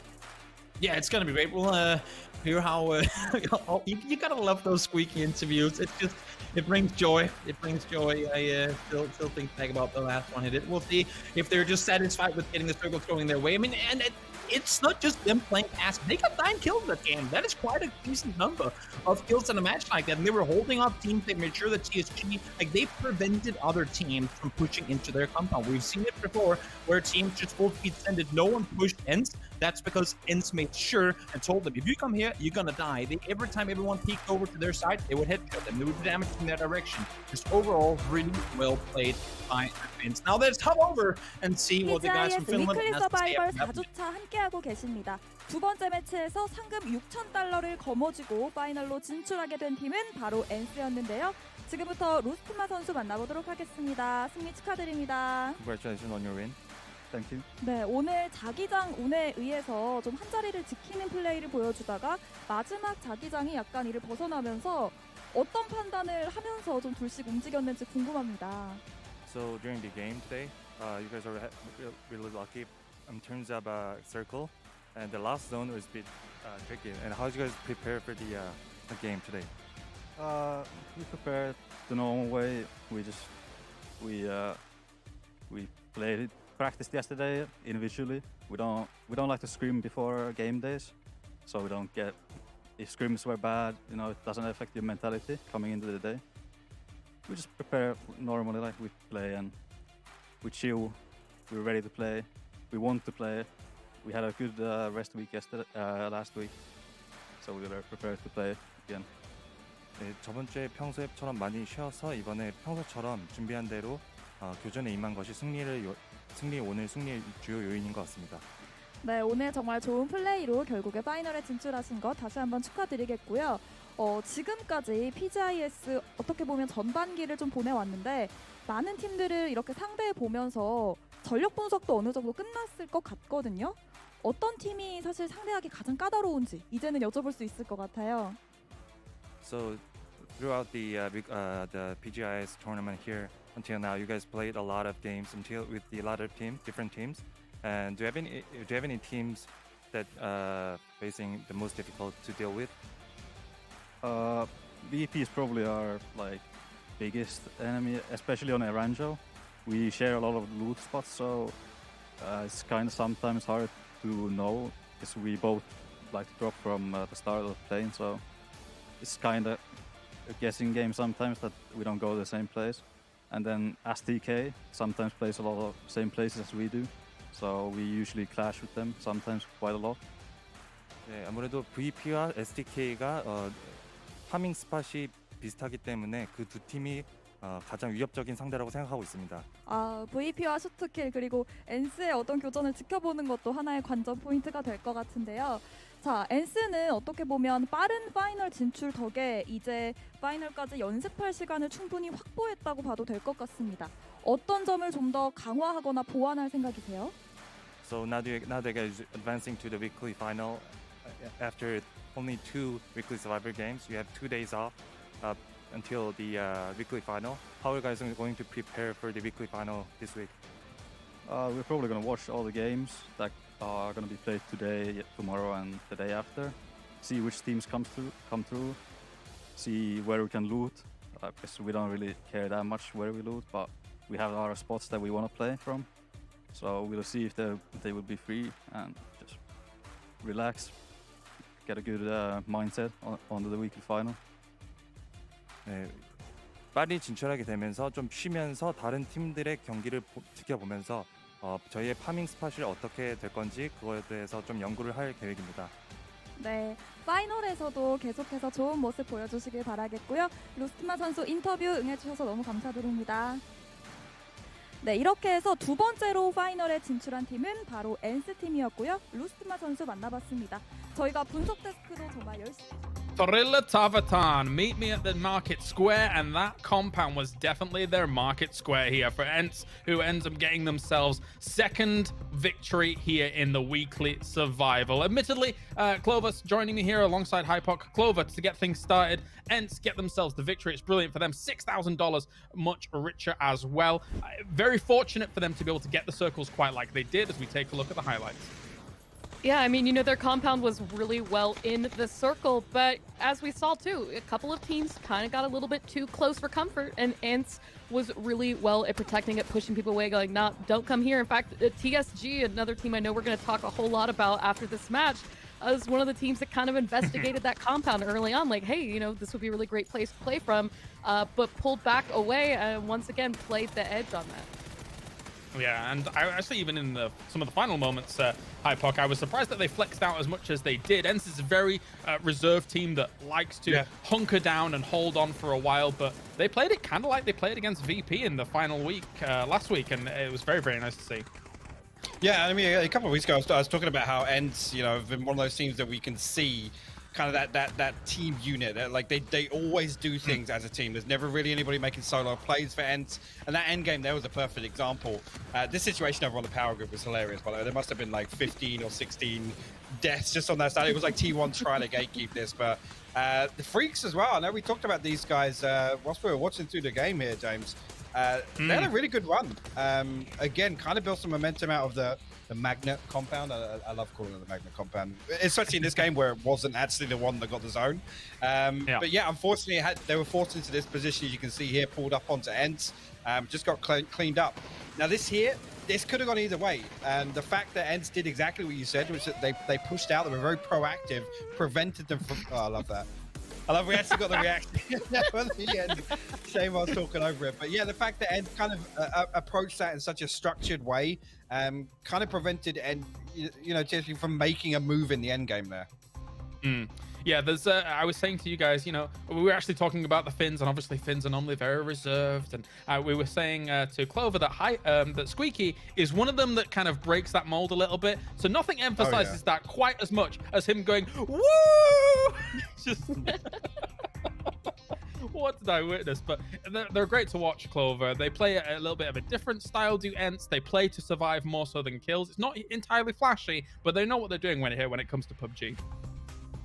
Yeah, and I mean, with that compounding, Hypoc kind of touched on it briefly. When Afrika kind of took that push, right? We saw all of Ents immediately turn their attention back to Afrika. They let go of TSG, they let go of Team Liquid and everything else that's happening off to the east, and they took care of that threat very quickly. And then you kind of see them hatch plans. You see them pull out vehicles. You see a couple still keeping an eye on what's happening, and that just collectiveness really showed through all the way into the final moments of that fight.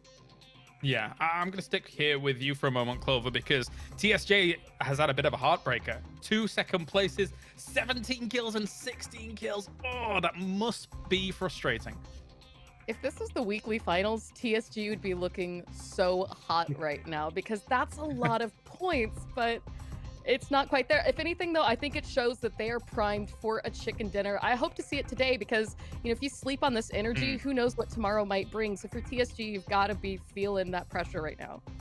Yeah, I mean, Hypoc, the way TSG have been playing these last 2 games has been nothing short of brilliant. They've just not been able to round it out. No, they've looked so good in terms of edging their way into these circles, come through the mid game. And actually, right there, TSG, the one team that potentially, I think it must have been Circle 4, Circle 5. They were the one team who were actually in a position to punish Ents, right? And the best spot to pull up onto that compound, in my eyes, is the southwest corner, right? They're up on that hillside, and they actually opt to come around, sweep the south side, deal with everything down by the mini power grid, just outside the city there. And I think that it's a pivotal moment of the game. At that point, they're then forced to go and actually progress further all the way east to try and clean up the rest of these teams. So it's interesting to see there, just that change in decision making that we talked about a number of times through the weekly survival, converting to weekly finals. Right there, potentially actually the position play is the better play, right? But you can't take anything away from they're playing incredibly well right now. Yeah, and as Clover says, I hope we see the win come out from them. You've already touched on Africa Freaks here from this game as well, who looked really good with the 12 kills that they got and were really fighting things out. And just in general, I mean, Clover, there was those moments in like maybe week 1, week 2, the start of week 2, where I was like, are Africa Freaks going to be able to do this? They came off that PGI.S win, but now they're looking really, really good. So it's nice to see, especially with some of the money that they've been able to accrue here, that Africa Freaks is going to be putting on the competition. Yeah, I think they're really finding proactive ways to keep up in the late game. I think just unfortunately for them is they're losing out on some of those resources and falling early. I mean, even the Erangel match earlier, we saw them up in that wizard tower through the ends. And so I think that they've got things figured out. They just need to have a little bit more going their way. Yeah, definitely so. Any other teams that really stood out to you, Hypoc, here when it comes to Miramar and how they played it? I mean, this is going to be short and sweet, but just T1 again. Super split again, losing somebody early in rotation, which is off the back of I've talked about T1 losing members in rotation where they're not even rotating to like a good spot, right?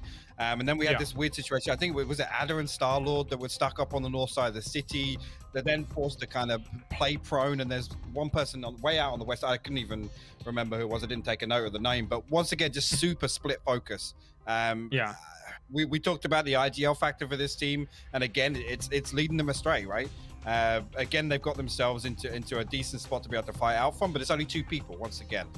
So I really do want to see them do something, because it's week after week. I mean, the only person more angry about it's paper thin than me, to be honest.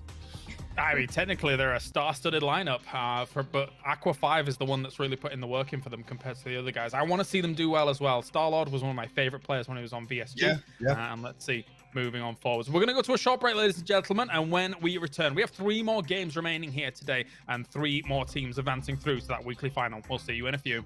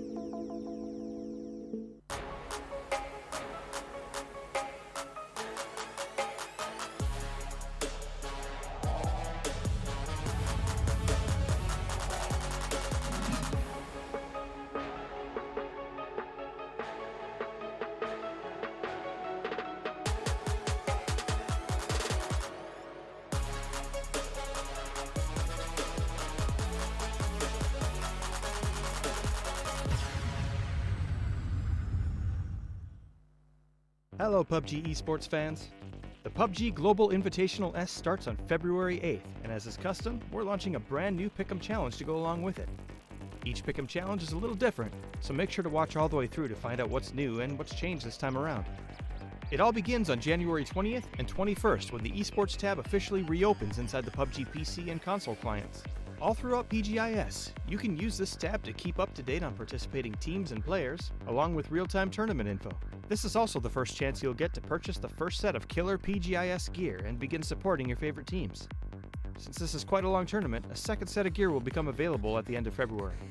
The first challenges begin on February 6th, and you'll have from Tuesday to Saturday each week before the weekly final begins to participate in the challenges and pick your winners. Rewards from the previous week will be distributed before the next challenge begins. Now let's talk about those challenges. We've got 3 different challenges this time around, molded to work within the PGI.S tournament format, so pay attention even if you think you've played it all before. The first challenge is to guess the top 4 teams that will advance to the weekly final each week. If one of your selected teams makes it to the top 4, you'll get a prize according to the rank they end up in. Simple as that. You can pick 1 team per voting coupon you wish to use, and 4 teams are guaranteed to be worth EP, so choose wisely. The second challenge alternates its win conditions every other week. On weeks 1, 3, and 5, you'll have to correctly guess which team will score the highest skill points during the weekly final. A correct answer will award you a whopping 200,000 EP. On weeks 2, 4, and 6, you'll have to guess who will take home a chicken dinner during the 10 weekly final matches, with each correct answer earning you 25,000 EP. You can only win once per team, but the good news is you don't even have to pick which game they'll win, making this challenge even easier. This challenge also requires voting coupons, so make sure you plan out where you want to spend yours before making a selection. Voting coupons can be obtained by purchasing PGI.S gear, or through one of the free methods we'll talk about later. 30% of the revenue from PGI.S item sales is given back to participating teams, so pick up some cool PGI.S gear and show your team spirit. The final challenge requires you to pick the winner of the 32-team event match that takes place from March 5th through the 7th. This is a free event and requires no voting coupons, but can still net you a sweet 50,000 EP for a correct guess. Looking for ways to grab a couple free voting coupons and some EP? The first one's easy. Simply log into the Esports tab and you'll pick up a free voting coupon once per week. Make sure you grab them though, there's no going back if you miss a week. Secondly, we'll be randomly showing codes during the PGI.S broadcast. Codes for a free voting coupon will pop up during weekly survival broadcasts, and codes for EP will pop up during weekly final, rank decision, and survival tournament broadcasts. Fans who are quick enough can enter these codes in-game to earn free voting coupons and some free EP. You can only claim 1 free voting coupon per week through this code, and you can get up to 80,000 free EP during the entire PGI.S event. These codes are first come, first served, so be quick or try your luck again the next time a code appears. Once you've racked up a nice pool of EP, make a trip to the Esports store and choose from all the sweet new PGI.S gear available. You'll have until April 14th to spend your EP, so stop in early to plan out what you'd like and pick it up as soon as you earn that required EP. That about does it for this overview of the PGI.S Pick'em Challenge. Now it's your turn. Log into the Esports tab, research your teams, plan your strategy, and get picking. PGI.S is our biggest tournament yet, and we want you to win big alongside your favorite PUBG teams. PUBG, PGI.S, and the Pick'em Challenge. Your time to win starts now.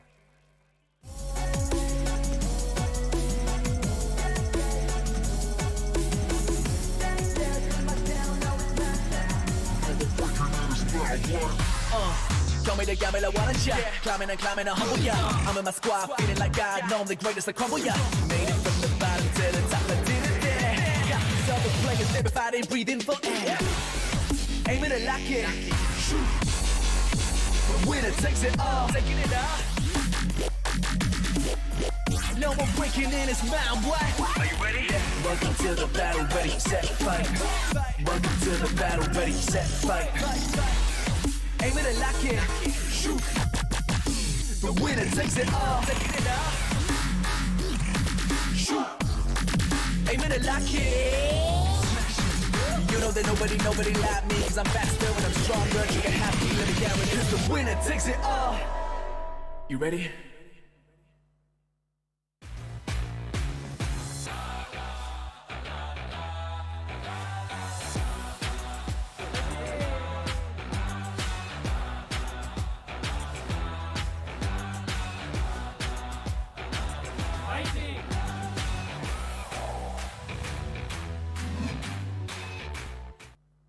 And welcome back, everybody, to PGI.S. Paper Thin and Toby coming at you.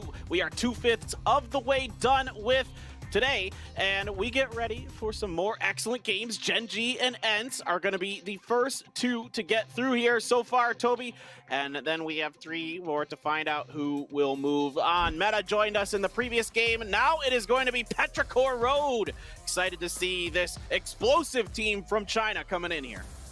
Yeah, Petrichor is one of those teams that, well, I mean, talking about teams that have been playing well, they have gone up against TSG a lot of times. I think if you asked TSG who is your rival, or one of those, who is the team that you fear or look at the most, we've seen so many times where Petrichor and TSG have run into one another. And I think TSG, I mean, coming after the last 2 games, feeling hot is a very, very, very light way of saying it. They had a 17 kill second place into a 16 kill second place. If they're going to run into Petrichor now, I hope for TSG they can just steamroll them and continue running forward. But then again, we've seen Petrichor come right out of the gates and have themselves some really good games to start off with. So it's going to be fun to see how much of a disturbance there will be with Petrichor joining the lobby.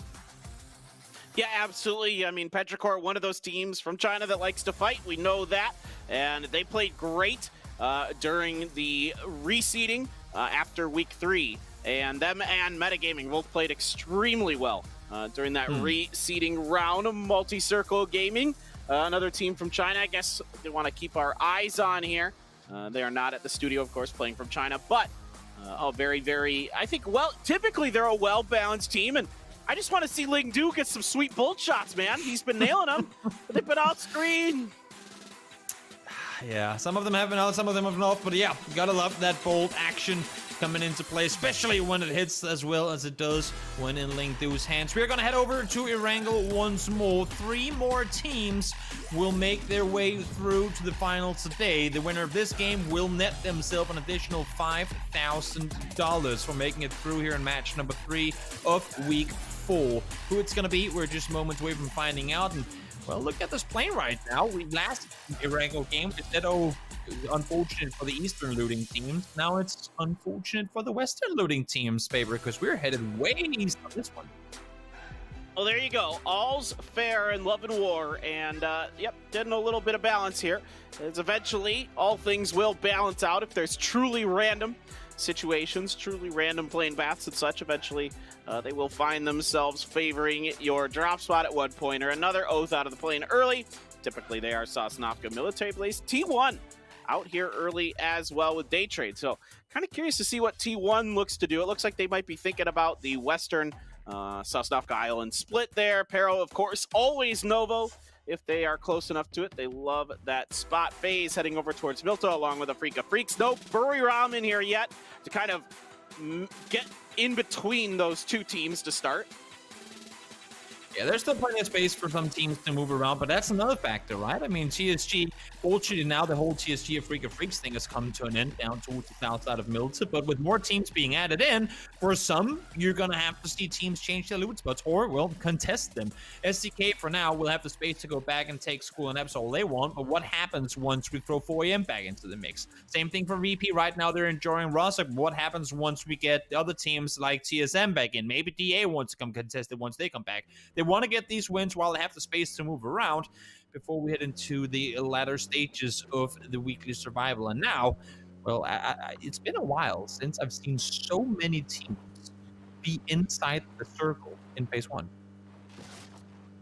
Yeah, quite a few are. It's going to be pretty interesting going forward onto this. And yeah, there's Alo just trying to see if he can get lucky with those extremely long-range iron sight SLR shots. But, you know, it's interesting talking about STK. I was listening to Gunnar talk about some stuff the other day, and he said they don't really care where they drop anymore. That the way they've been practicing, the way they've been preparing for this event is just getting good at just dropping whatever's open, whatever's available, as you know, as much as they like. And if, you know, like you said, if 4AM's not here, they're going to take School and Apps if no one else will. If 4AM and LG Divine aren't in the lobby, they're going to take Hacienda del Patron. Whatever is, you know, they're just going to grab it, and, you know, they know what they want to do in a lot of those different situations. They practice for it, they prepared for it, and that's a big reason he credits their success to the event, is that they are flexible in those drop spots. Yeah, being flexible like that, and being I guess you can say dynamic and where you can play from. I feel like the more diverse you are in how you play, and the more adaptable you are to what goes on in the lobby you're playing in, the better your odds are. Especially in these where we change teams out every lobby or every game.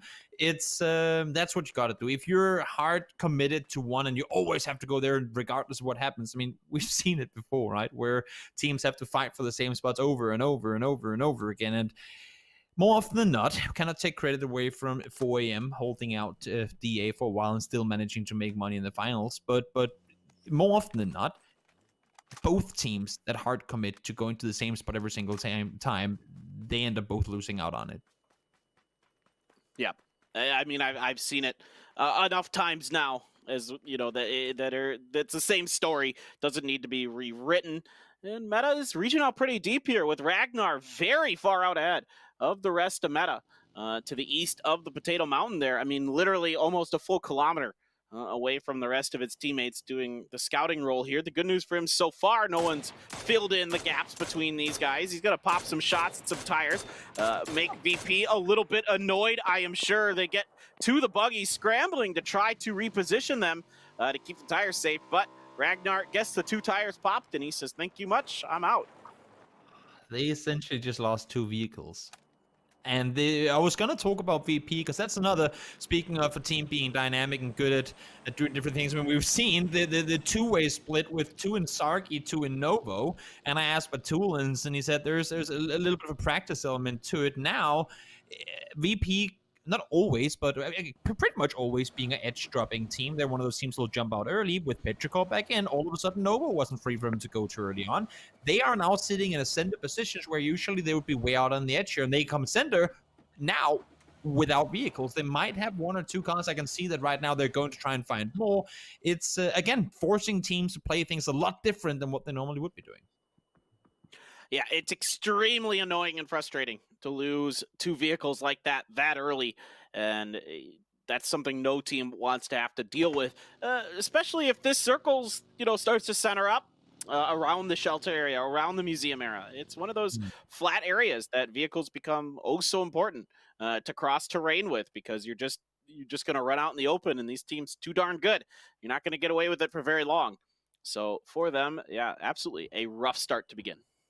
Yeah, not only do you want to keep your vehicles safe, but when you have when your compound is one of those that has space, open space on both sides, on all sides, it means you're just running out of those compounds on foot or leaving on foot is just, it's just terrible. You can see right now they're actually, I mean, VP are doing everything they can to fetch more vehicles. But as we said before, I said it's been a while since I've seen so many teams be in the first circle as it pops. That means a lot of teams have landed around here. A lot of teams have taken those both hard spawns and random spawns that we see around. So not a whole lot of them to gain. I think they brought back 1 US just before, so Batulin's kind of scouting around trying to find something. I think they managed to get 1 more vehicle back, but again, it's going to be tough for them having to leave if they only have 1 or 2 cars to do with. Absolutely. Absolutely. It's not fun for anybody, and they are going to be trying to figure some way out of that. And AT watching a little bit of the Peril cross and getting a little frustrated there with his shots. Going to pop a few into the ground. Long and Peril going to hear those shots. Be aware of FaZe, at least watching them, not really hard camping this particular spot or anything like that, but keeping an eye on it. Oath still trailing on the other side of the bridge yet. Waiting to see if they cross. Is there one of the few teams that was not in this very first circle? Fuzzface just clicking a bit. Looking to see if he can find a little luck with his SLR, but not really much doing there, and it's going to force Perro down to the beach at least to avoid FaZe as best they can. Yeah, I like Petrikov's rotation here. No reason to try and force anything. There's no reason to sit around Milta and, well, potentially have to fight or potentially have to stall out down here while the circles go elsewhere. Put yourself in a position early on from where you have space to make rotations in whatever direction you want, and them getting to wrap around Milton now should make things very easy for them. I do like, though, what FaZe are doing, trying to split out and take control. They know, I mean, we have seen a lot of these circles go on the south side, and that kind of brings me to Liquid. They just moved out of Pachinki. Very usual for them to see, take the triple stack, as some like to call it, out towards the east of, or southeast of Potato. But they have had a lot of these circles that do go east come in from the south, but look at how many teams are already on that south side. They trade up to go this way. Oh, down here as well. If this one goes east, I'm very curious to see how Liquid are going to approach it.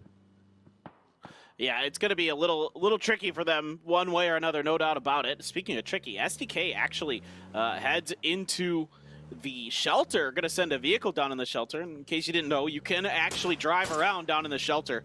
You can get those vehicles down in there, no problem, and kind of find your way in and out. That's actually very, very doable. And for SDK, definitely not what I would expect out of any team to come on down here, but it is phase 1, so you might be able to get away with it. Was it SDK that we saw looting with a buggy? I guess driving around with a buggy looting down here. I believe it was. Ooh, Ragnar again active with the mini in hand. Quick headshot comes in to Mexi, but look at this. Liquid, they don't shy away from a fight, and here they come chasing him down. The full speed pull up is here. Clippers in the passenger seat with a gun in hand. Spot one, but Ragnar seems to me like he will be able to get away safely, somewhat unharmed. Just one bullet connected, and fortunately for him, that's why, guys, you don't go too far away from your vehicle, especially when you're playing in the open, because you never know who's going to be coming pulling up on your spot. But smart by Ragnar to have the vehicle close by so you can get away safely. And it's smart recognition by Liquid, knowing that it is flat open space up on top of this hill, and that if they get up there and they can catch him, they've got a good opportunity to take him down. But yeah, indeed, like you're saying, Ragnar's smart enough to keep his vehicle close enough that he doesn't have too much of a problem getting out of there. It's going to be a long northwestern rotation for T1. Nobody else even within about a kilometer of T1 right now. So for them, they're going to get on top of this hill and see a whole lot of nothing. There's nothing to see. The next team up in front is Tianba. Sometimes not seeing an opponent can be better, right? Because at least then you know there's anyone there isn't anyone in the nearby vicinity. Should give you a little more breathing room. But I like how they're going up here, and I don't know if this is directly connected to the fact that Genji ain't around. But this is one of those. Okay, so Genji ain't here.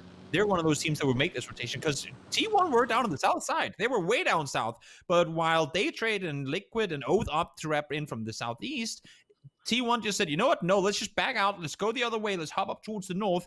And we'll probably, as they found out now, have a lot of space to move in from up here. So should they be gifted with a north circle, you could see T1 have a prime position coming into phase 2.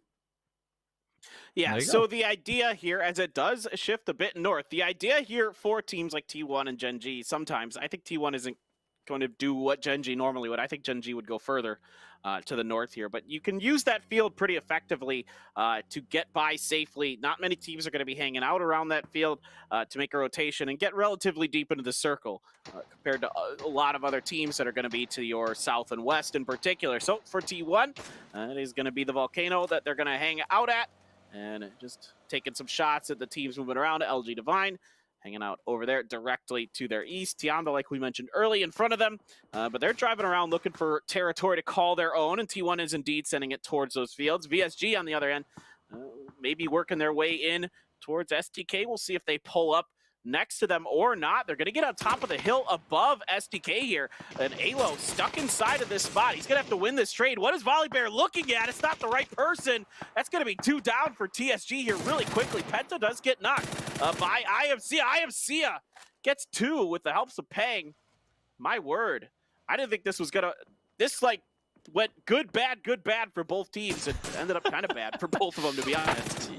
Yeah, collateral damage. That's the word here. Both of them taking casualties and without really it gaining anything for either of them. Luke and Purdy now having to play this one as 2, and they're on the south side of the circle. Should this one shift anywhere but shelter, I think they can easily write this one off as a game they probably won't go out and win. Volley, in the meantime, will be rest, so at least for TSG, they will get 3 back up alive, but it's going to be a tough circle for them to have to play in from, that's for damn sure. In the meantime, I'm glad to see T1. I thought they were going to sit on that volcano for a while, stick around up there and not really do much with it. They realized, and they should realize, that they have a chance to beat a whole lot of teams to that north side of the circle, and they made the move to go out and take control. Now they have Heaven, they have the Yellows on the south side of Fiercenaya.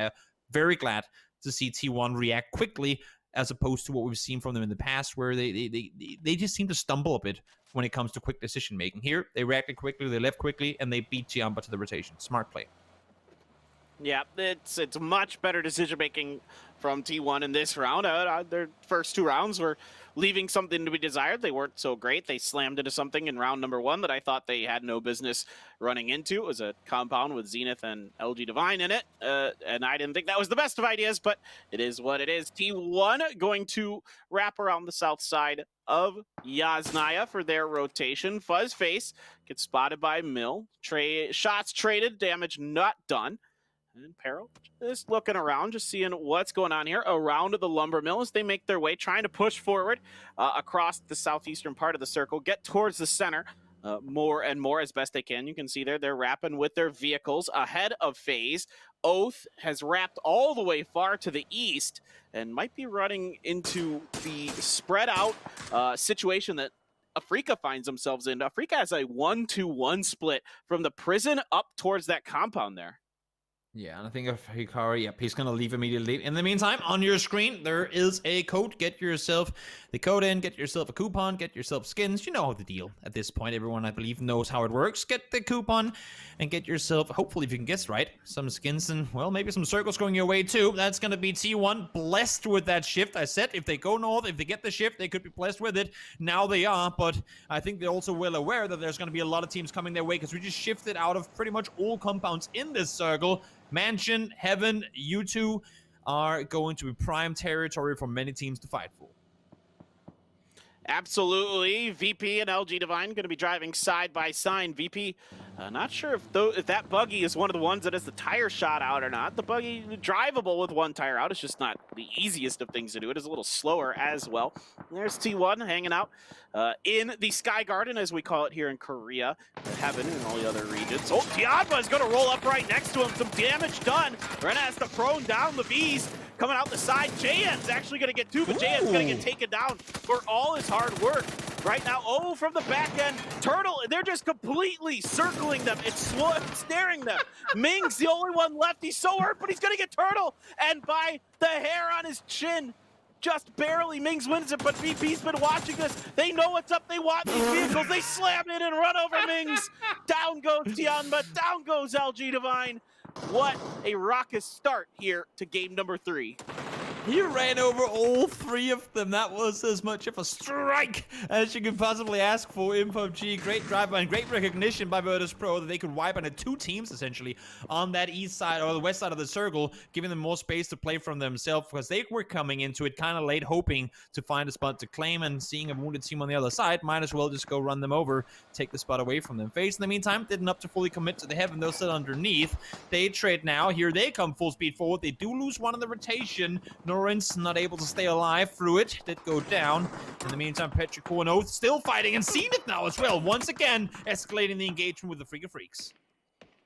Yeah, it's over on the north side of the mansion is where the Freaks have made their approach. Peril is over on the northeast of this. Aches left, long, with Oath driving their way forward. He's the only one left for Peril now, so they come in, and it's been a bit of a struggle in this first round for them as he's trying to hold it off. Now, Aches left, if you guys don't know, this guy's pretty cracked out of his mind, and he's got some good moments built inside of him, but Pat Caps has a Groza around the fence, so this could be pretty dangerous for him. Grenades rolling around. Pat Caps actually going to cross in front of him. He sees him, and Aches left is down. Nothing that you can do when you don't get to see your opponent, and there you go. Oath wrapping it up and wrapping the bow on top of Peril's round. Yeah, that's a good compound to get control of, because not only, of course, does the buildings themselves grant you cover, but it gives you a pretty free pass into the forest. Not saying you're going to survive once you get in there, but it's so close to the forest that you don't need those vehicles to make the rotation forward. You can just kind of push in on foot. So let's see, Circle. Oh, the forest ain't in anymore, so that doesn't matter. Good thing they still have the vehicles. And T1, they were the team furthest away from anything viable come phase 1, but I said it. If they rotate north around, if they get a little lucky with the shifts, they could find themselves on the center, and, well, that's where they are. Well, I'm curious how T1 wants to deal with FaZe coming up underneath them on that south part of Heaven. Some teams will let you stay there. Some teams will try to reach out and take you out. I think you could just, I think T1, I suspect, is just going to let other teams try to do the heavy lifting for them. They don't want to risk giving up this fantastic 2-2 split they have on top of that position. Meta over on the west sees VP. They know VP is there. The good news for VP as well, Toby, in that battle is they pick up a lot more vehicles to use that probably have a few more tires that are a little bit better. So, all in all, I mean, it's a great move by VP, an easy decision to make, I think, if you're really paying a lot of attention, which they certainly are. They're too darn good out in the open. Is somebody from MCG, but Wicked, just not really able to connect with his Mini 14. Here comes Oath as well. Let's see what they can find. Are they going to crash into the... They couldn't have scouted. Oh, they actually could have scouted.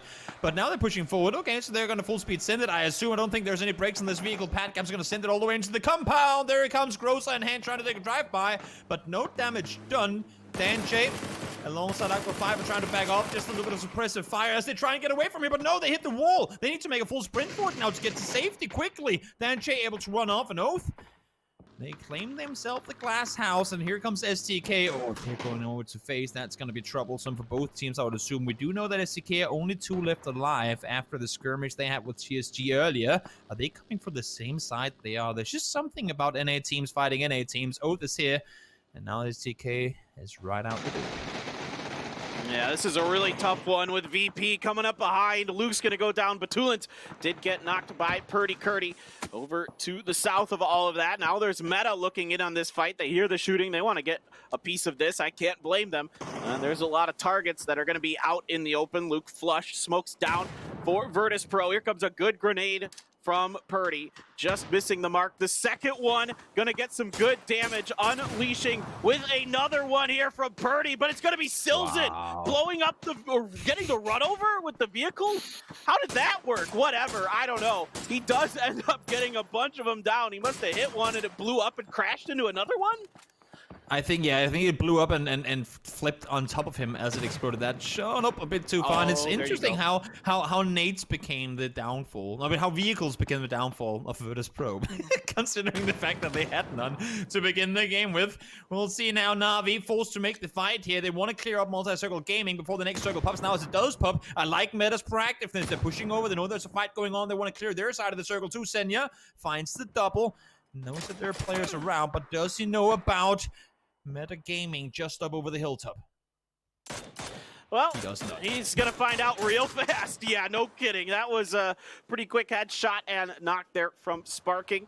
Tank alive. 2 members of MCG, him and Lingdu left. Now T1's decided to try their hand at taking this particular side of Heaven. Oath still fully entrenched on this, and Na'Vi rolling their vehicles around. Sparking gonna pick up his kill. Afrika suffering some losses at a Zenith push over by the mansion. Tank gonna run out into the open here with a frag grenade, maybe hoping to catch somebody pushing towards them or something like that. Not happening. Fire everywhere. Somebody call the fire department, because this entire building is lit up. But Shinboy and Punich still alive.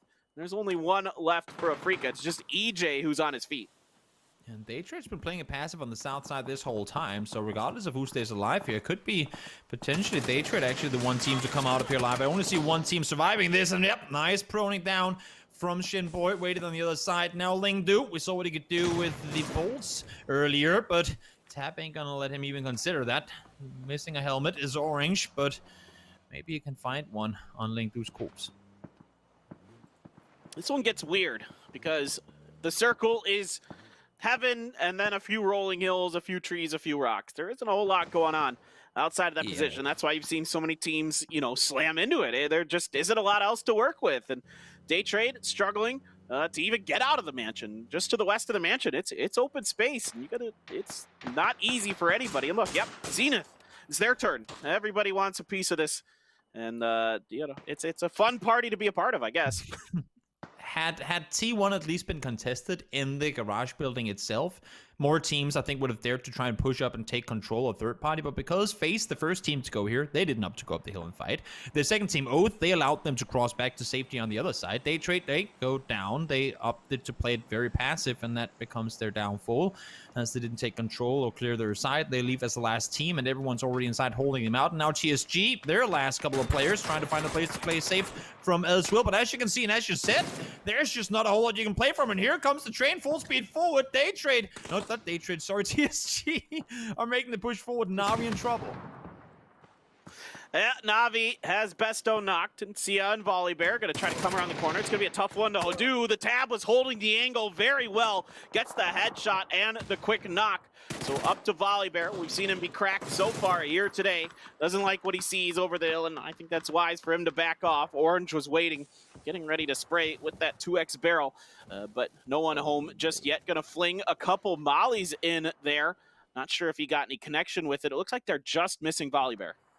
This is going to be such a brutal shift for all these teams up on the north side. We haven't shifted completely out of heaven just yet, but if this next one goes south, we're just forcing everybody out into the open. That nade! Oh, no, buddy, don't run towards it. That's dangerous. Loop does go down, so that's going to be Virtus Pro out in 10th, and Volley now trying to stay put on his own. They still have Meta over the top. Meta hasn't really made much of a move just yet. They've been waiting, hopefully, for this fight to ensue on the south side, but hasn't happened, and now they have to make the run on in. Purdy is inside the circle. Ragnar is looking for something to shoot at, not quite going to find it, and Wicked in the meantime is going to be the one to take down one. Best of luck in the meantime, it's going to take down Volley. So two teams eliminated in second as both TSG and Shoot to Kill go out. Yeah, this is a tough rotation for Meta. I'm impressed with their ability to keep 4 up this long on the western edge of this circle, but there just, again, isn't a lot for them to do. Everybody else is clustered up on the top, so they try to find something. There's some rocks on the southern end of the circle. That's really all they got to work with. T1 has managed to sweep through, clean out Virtus Pro and SDK. Orange situating himself behind Meta, seeing if he can get a cross angle. A lot of smokes are down. Grenade coming out here, bounces just a bit too far to get full damage. But gets another grenade right at his feet. Well thrown by Silzen. Gets Orange knocked. Navi trying to get the reinforcements coming, but there's a lot of crossfire from many different directions. And this is the issue, because T1 aren't being contested, they can sit and freely look towards the south in the open. And there's just nowhere you can play from if you're Meta or Navi right now where you're safe. Faceland, they're sitting tight on the south side as well, not having to worry about anything. And Meta will fall. Had T1 had another team in the garage itself, had they been contested for anything in there, that position on the south side could really, really have paid off. But because they're free to shoot without any pressure on their backs, it's impossible for Meta to really do anything, and they fall in 7th. Now let's see Liquid. This fight has been we've been waiting for it to start, I should say, for a while now. Clip has managed to wrap all the way around Oath, so we'll see if we can play on the inside and trap them out, but this is going to be a tough one for both teams, for sure. Yeah, ooh, Bale comes around the corner, gets a quick double onto Ibiza and Jeeves. Well played there by Bale. Pat Cap's going to help finish the job. Clib, the only one left. There's 2 Grozas in the hands of both of these teams, and Clib, still plenty of smokes, wishing he could have gotten more of his teammates along with him for the ride to utilize them, but not going to be the case. Overthrew, Stakers had a grenade in the hand, but Clip not really able to get a grip on it. Pat has a grip on his, and that's going to be Team Liquid out into 6th place, and now Oath has found themselves in position around the western edge of heaven. Can they get forward? What is this circle going to do? It is going to go, a little bit east here. So FaZe still in, T1 still in. It's going to be moves for the rest of the teams in this lobby to find their FaZe 7 situation. This game does not like Navi. They have been forced to make moves in the open for so long, and once again, they're forced to make the move forward. T1 in a solid position right now, but they have to, at this point, anticipate teams to be pushing towards them. The only thing is, the worst thing is, if both Oath and Zenith push in at the same time, it's going to be incredibly difficult for them to try and stay put. Zenith doesn't want to look over the hilltop right now. He's trying to focus on Navi out back. I don't believe... Oh, they do actually still have vehicles on the east side, but I think everything from here on out is going to be played in on foot. We'll see how this one is going to pan on out. Punich, eyes on FaZe Clan now. They've been somewhat untouched down here as well up until this point. Yeah, FaZe just kind of came here and nobody really tried to push them too much. Everybody kind of went to the other sides of it, realizing maybe that it was going to be taken already. The problem with this spot can be exactly this. Grenades and people coming up over the top. Snakers gets the knock onto Gustav with a little help from the grenade, but immediately the return fire and the grenades are good. Uba and Fuzzface each picking up one, but the flank from Punich on the side with the bolt. 8C does get Punich knocked, so, they're doing a great job responding to whatever happens to them. Is FaZe, there's just too many teams around them right now. You've got Navi as well, rolling up to the hill. Smokes are down, but I don't know. Can FaZe hold on to this? This is such a tricky situation for them. One team really clapping their hands and enjoying what's going on right now is T1. They've been just sitting in this house while literally every other team are fighting for survival. In the meantime, T1 gets to lean back and watch all the damage unfold. Now they get to push up. That nade should be golden. Will it be on point? Yes, it will be. Damage comes in. Balefrost, though, able to stay alive. Molly should be a little short, I believe. Adder on the roof now trying to take control, and this is where T1, I mean, they realize, okay, we don't have that much space left. Now let's try and play aggressive and take some more control. Nade, Padcaps goes down. Balefrost able to stay alive for now. Molly shouldn't spread onto him either. As I say, that second one probably will. Yes, it will. Balefrost should go down, and that should be Oath out in a second. There you go. Out they are. 8 kills for T1 as they continue to try and take control on the hillside. Yeah, it's a good start for T1, one team at a time. Not really biting off more than they could chew, keeping Adder on the roof to make sure Zenith isn't able to push up over the hill. And indeed, he has done a fantastic job keeping them in there. Probably some help from Star-Lord, it looks like, as well. So FaZe actually gets all their reses. T1's push takes down Oath, a little help from Na'Vi in there, of course, as well, with that grenade from the tab. But that opens the door for FaZe, and they're able to get all 4 up and running in this circle, and that's Phase 8. They're the closest to the center of it. You can see the gas can on the ground there. Just in case anybody tries to push that way. Adder, I wonder if that's T1's gas can that they put there. Yeah, I was just gonna say, I think it might be. Ooh, I think you're right, Toby. Oh, nice headshot there. But I mean, for T1 right now, how do you get off this? You know they have to come down, and I would assume they go down in the same direction that Oath did. Only thing is, they know Na'Vi is out there. T1 right now, they have to somehow kill off Na'Vi before they make the run down, and we're seeing the next circle close in just a couple of seconds. This is gonna be, I mean, all the pressure is on T1 to find their way out and down of this position right now. If somehow that Na'Vi can be dealt with, as they are being right now, it could really work out for them. Unfortunately, that's the case. Tab's still alive.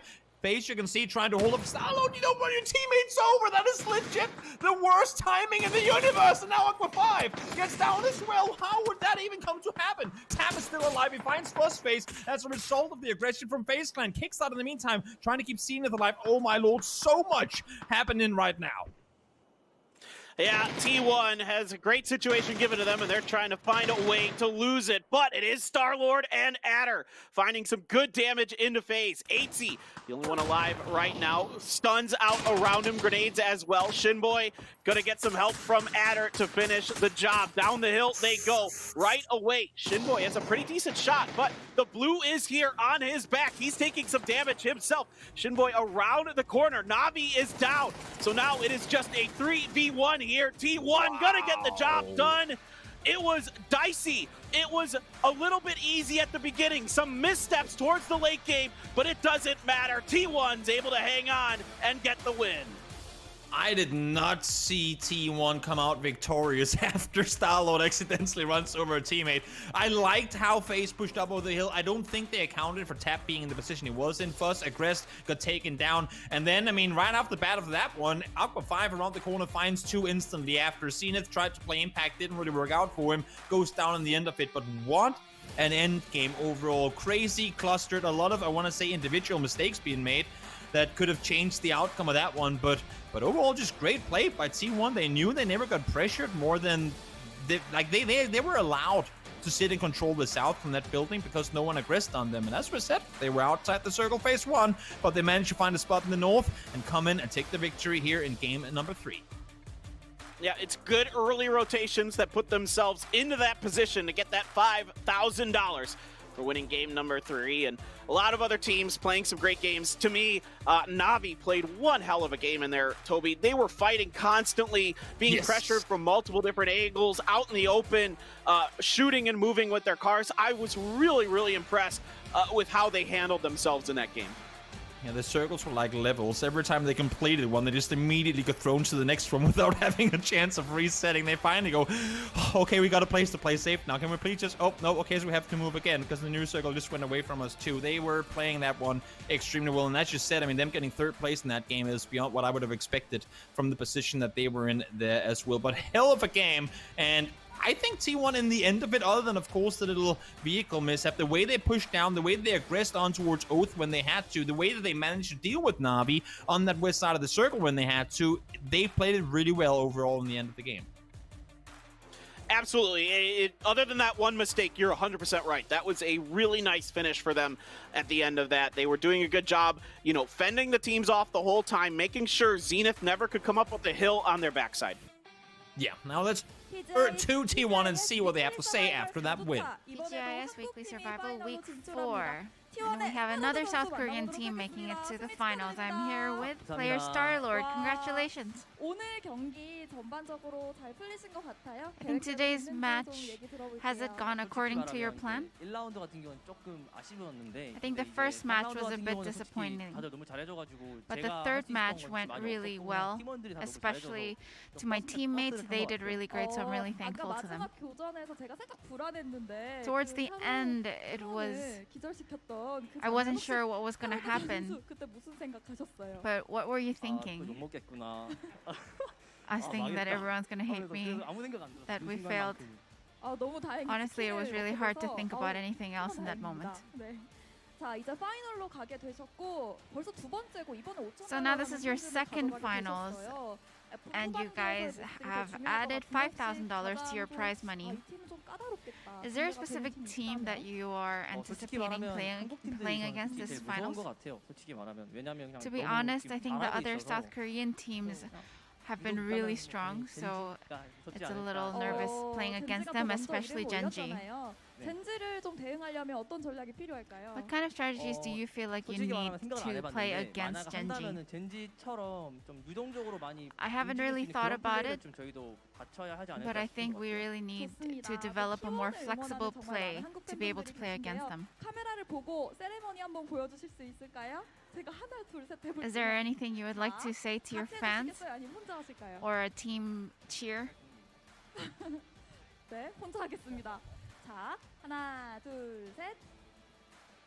네, T1 많이 응원해 주세요. 많이 응원해 주세요. Thanks for supporting us. 스타로드 선수 인터뷰 정말 감사드리고요. Thank you so much for your interview and congratulations on your win.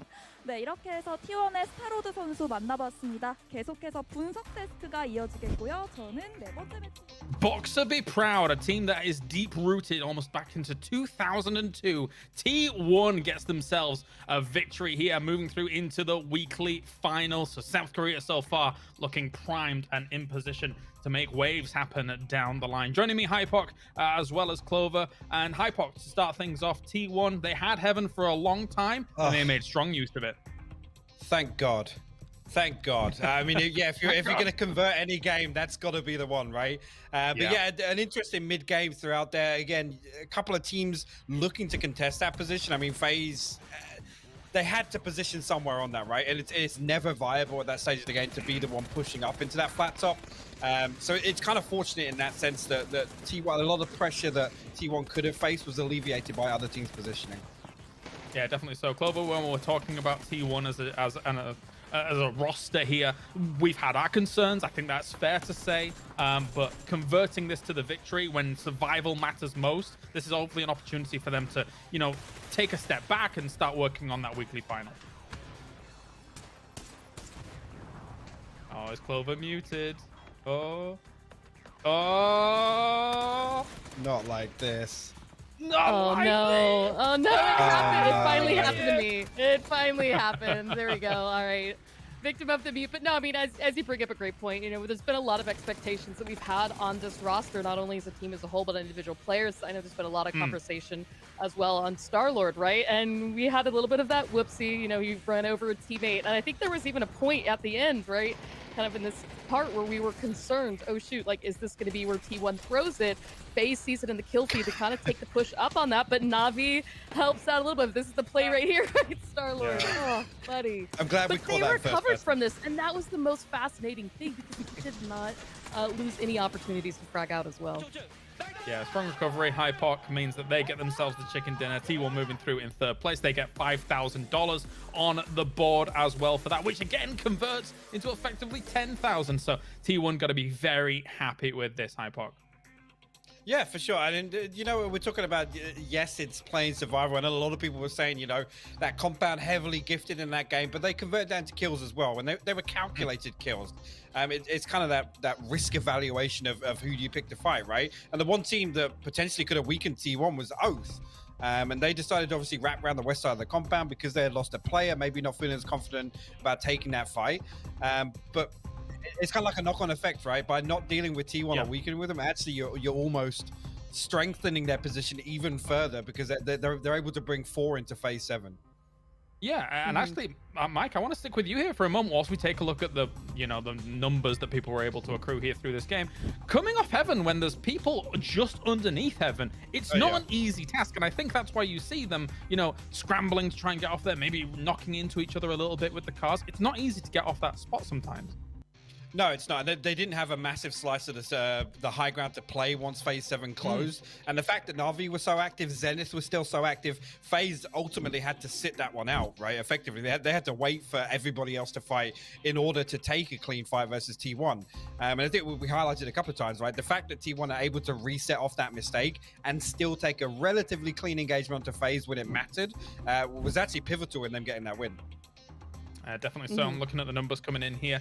Na'Vi playing down towards the south. I actually thought, Clover, for a bit of this game that, if that circle shifts away from Heaven, that maybe some of those teams in the south had the advantage, but in the end it didn't play out, Clover. And I think, we saw Orange take that push onto meta. I think Na'Vi kind of hoping that was going to pull away too, and they wanted to strengthen that south, ultimately losing Orange, but still cleaned out meta. And I mean, we even saw at the very end just slivers, right? Na'Vi just kind of hiding behind a tree, hiding behind a rock, trying to stay out of sight from the other teams. And to kind of double back a bit about what Hypoc was saying earlier, about the compound, you had 7 teams playing out of Heaven, and that's absolutely wild. I don't think you can really feign a compound curse at all onto T1 if you can stay alive with that many people around you. Yeah, Hypoc, thoughts? Yeah, and again, just coming back to that as well, converting that into kills as well. You can take nothing away from them. Again, I've been very critical of T1 in terms of decision making, but right there, I even called it. I was like, yeah, I'm ready for T1 to throw this, right? As soon as Circle 2 posted, and they were kind of split, it was 2 Heaven, 1 to the south, 1 over to the west in the yellows in Yasnaya field. But the fact that they kind of reinforced on that, they didn't try and contest that crash from Oath as well into the North Glass House, which again is a big factor to consider. They gave it up. They came and played the flat top. They didn't want to over risk, which is something we've seen T1 do a number of times. They'll lose one in a pointless rotation. They'll lose one, sending somebody out to split elsewhere to get extra information. That their decision making wise was kind of night and day from what we've seen from T1 so far. No, I've been critical of them as well. If you think for T1, the road has been tumultuous at best. They had that little honeymoon period when Star-Lord joined the team, and then the end of 2020 was not great for them. And now, coming into this tournament, I think all of us had question marks around T1. They're slowly getting back on the horse, I feel like. They're slowly getting back there. So good stuff for T1 to advance on here into the weekly final. Congratulations to them. As we move into our next game, Clover, another team that is going to be joining the lobby is Damwon Kia, a team that I think a lot of people didn't have question marks around coming into the tournament. A lot of people saw them as one of the big favorites. It's not been quite like that in the past couple of weeks. No, I mean, in a similar vein in that we've been critical, of T1. We've been very critical of Damwon Kia through this event because they were one of the favorites when we looked at their performance in 2020, and even just the way that they were performing in the scrims leading up to this. They looked great, and something just has not clicked. I don't know if it's the format, if it's the way that the players are participating in this event, but something's just not working for Damwon, and we want to see that fix itself now that we're in the second half of this event. I think they're probably hungry to be able to show some decent performances here, Hypoc, considering the lineup that you have available to you, the ex-Entus roster here, extremely capable, extremely consistent in terms of performances. This tournament so far has been a little bit of a stumbling block for them, aside from that week 1 and as well as the initial ranking decision matches. Yeah, and the big thing for Damwon is we've not seen them kind of get into make any sort of power plays, right? Get themselves into a game-winning position. I kind of made this comparison with T1. I don't want to harp on them anymore now because they've actually come through and got a win. But Damwon just seem to be struggling so much on a macro perspective. And it's not even like they're really losing those pin everything on one team fight or pin everything on one crash. It's kind of like they're just not even really getting themselves into a position to really convert any of these games. Here are our current lobby leaders, effectively, if you want to call it that, in terms of prize money won. Phase looking poised to get themselves a win eventually here. They've got themselves a 4th place with 2 kills in the previous game, but aside from that, there's not been many waves made by FaZe just yet. And the American teams actually, though, have been making waves in some of these lobbies when you look at it, Clover. Zenith and Oath have been putting a lot of work in these past couple of games. They definitely have been finding really creative ways to stay up late, stay up healthy, and get quite a bit of kills. But as we talked about, the chicken dinner is all that matters this week. And with that, I mean, you've got to push just a little bit further, commit, stay a little bit more alive. You know, I think you can break some of these plays down and pick out 1 or 2 big things that kind of didn't go right for them. But I think that, you know, what we need to see from them is there. It just need those little ingredients to come together. No, I believe too. I mean, considering that I came in and let's call it an NA skeptic, I've been converted when it comes to some of the performance we've seen here at the PGI.S, and they're looking good. But anyway, it's time to get into it. It is game number 4. We are going once again. Who is going to be able to move on into that weekly final? Let's find out on Miramar. Paper, Wind Blast, show me the game. Thank you very much, Kalaris, Clover, Hypoc. Fantastic work, as always, over on the desk. And, you know, for me, I'm a little sad. It's the last time we get to see Miramar on the day. I'm a big Miramar guy, and it is what it is. But going into this, for me, Toby, I'm not going to lie. You know, I have a little bit of a bias. When it comes to PUBG. I like the Korean teams, and, you know, I've been living here, been covering them for some time. Shock of the century, I'm aware. But today, Genji T1. Now, Damwon's in here, Afrika's still in here. Could this be an all-Korea day? Can my dreams come true? Probably not, if history is any indication in my life, but that's what it is. We don't have to go too far back to see not that many Korean teams make it through, but we'll see. Maybe I'll believe with you for a little second. I'll believe with you, and we'll see what's gonna happen. Just kind of building that storyline. We'll see as time goes by. One thing that is kind of interesting to me in this lobby in particular, and with this plane coming in, is a lot of teams opted to go around the middle and north. We don't have a lot of teams opted to go down on the south side, wrap out towards the west. And that does mean that we have a lot more space towards that south and southeast side than otherwise we would have. Now, circle up towards GSG we go, just kind of in between Junkyard and Minas. And when we send, it's hard not to do, but when we send our early game on a mountain, you just know it's going to be a cluster of a game, because it means that not that many teams can opt to sit around that center in the early game, in the very phase 1, and then when you get that hard shift, you have a ton of teams where normally it maybe would be 2, 3, potentially 4 teams you shift away from. Now half the server could be shifted away from if we see a tough phase 2 shift, as we have seen so many times before. Yeah, absolutely. I mean, so far in this tournament, it's definitely felt like the Circles just don't want to do anything friendly. They want to be as aggressive and unforgiving as possible. Now, that being said, so far here today, Toby, the Circles been relatively mild, at least compared to the rest of the tournament. And there's something I kind of do want to talk about a little bit, and it gets into something pretty nerdy here, a little bit of statistics.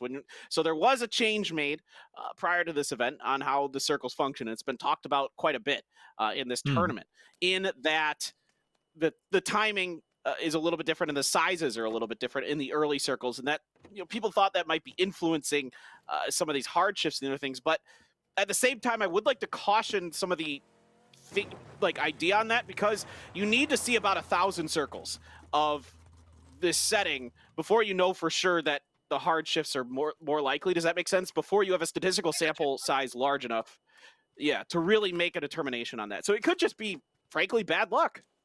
Yeah, it's there's a very big chance. It could. Only one thing that is, I mean, with this difference that I think not that many people have maybe taken into consideration is the fact that while we said, okay, so the first circle is going to be a little bit smaller, that impacts all the next circles too, because the next circles shrink depending on the previous one. So if you make the first circle smaller, essentially you make all the circles to follow smaller as well. And that, I think, has had a pretty big impact. Because if we're removing, I think the math was that we're removing about 200 meters in diameter in a circle. That could be one, potentially two compounds not being inside that phase 4 that we normally would have had. So we are having much smaller, not much smaller, we're having progressively smaller circles coming into the later portion of the game because the first circle has been made a little bit smaller. That's just something to keep in mind when you see teams fight maybe earlier than you normally would see. It's because maybe there's just not as much space now as there would have been in the previous super settings. That's a really good point. And I think that also can make it feel like the circles are crazier than they are. You know what I mean? Like, especially if all it takes is like a couple rounds where you're one of those teams that isn't finding that normal, let's say phase 3 circle where you'd have a compound or something like that. And all it could take is a couple rounds to kind of tilt you, because early, like, it's in human psychology, like, early on things, whatever happens to you first or early on is going to be what sticks with you. There's, it's just like why first impressions are so important when you're meeting someone, right? Like, because you want to have that first idea of how things are going to happen. And early on in this tournament was crazy circles. So I think that, set a lot of the tone for this. And, that also could have been part of the psychology there, is that just because those circles are a little bit smaller, you're having one or two teams, like you mentioned, that are outside of it early, that kind of also kind of escalates the tension inside of it. Yeah, it's forcing teams to do things differently, and I mean, sometimes it pays off, sometimes it doesn't. But what I did love to see is, speaking of that exact situation, right? Last game, and we mentioned it last game too, but last game, I mean, T1 had a chance to rotate in on the south side with everyone else, but they realized if the circle goes away from there, that's going to be the hot side of the circle. We will be in trouble. FaZe had the same thing on the Miramar game just before that, where they opted to rotate south around. It didn't end up paying off for them because Oath helped them out. But they tried to rotate in on the quiet side of the circle, hoping a shift to go their way. And while it didn't work out for FaZe in the previous Miramar game, for T1, they just made it to the finals. Exactly. You got to kind of take those gambles, particularly in these weekly survivals, and you got to look for changes and open space, and you try to lock it down as best you can. We've seen a lot of teams be very good at controlling open space. Gen.G's one that comes to mind.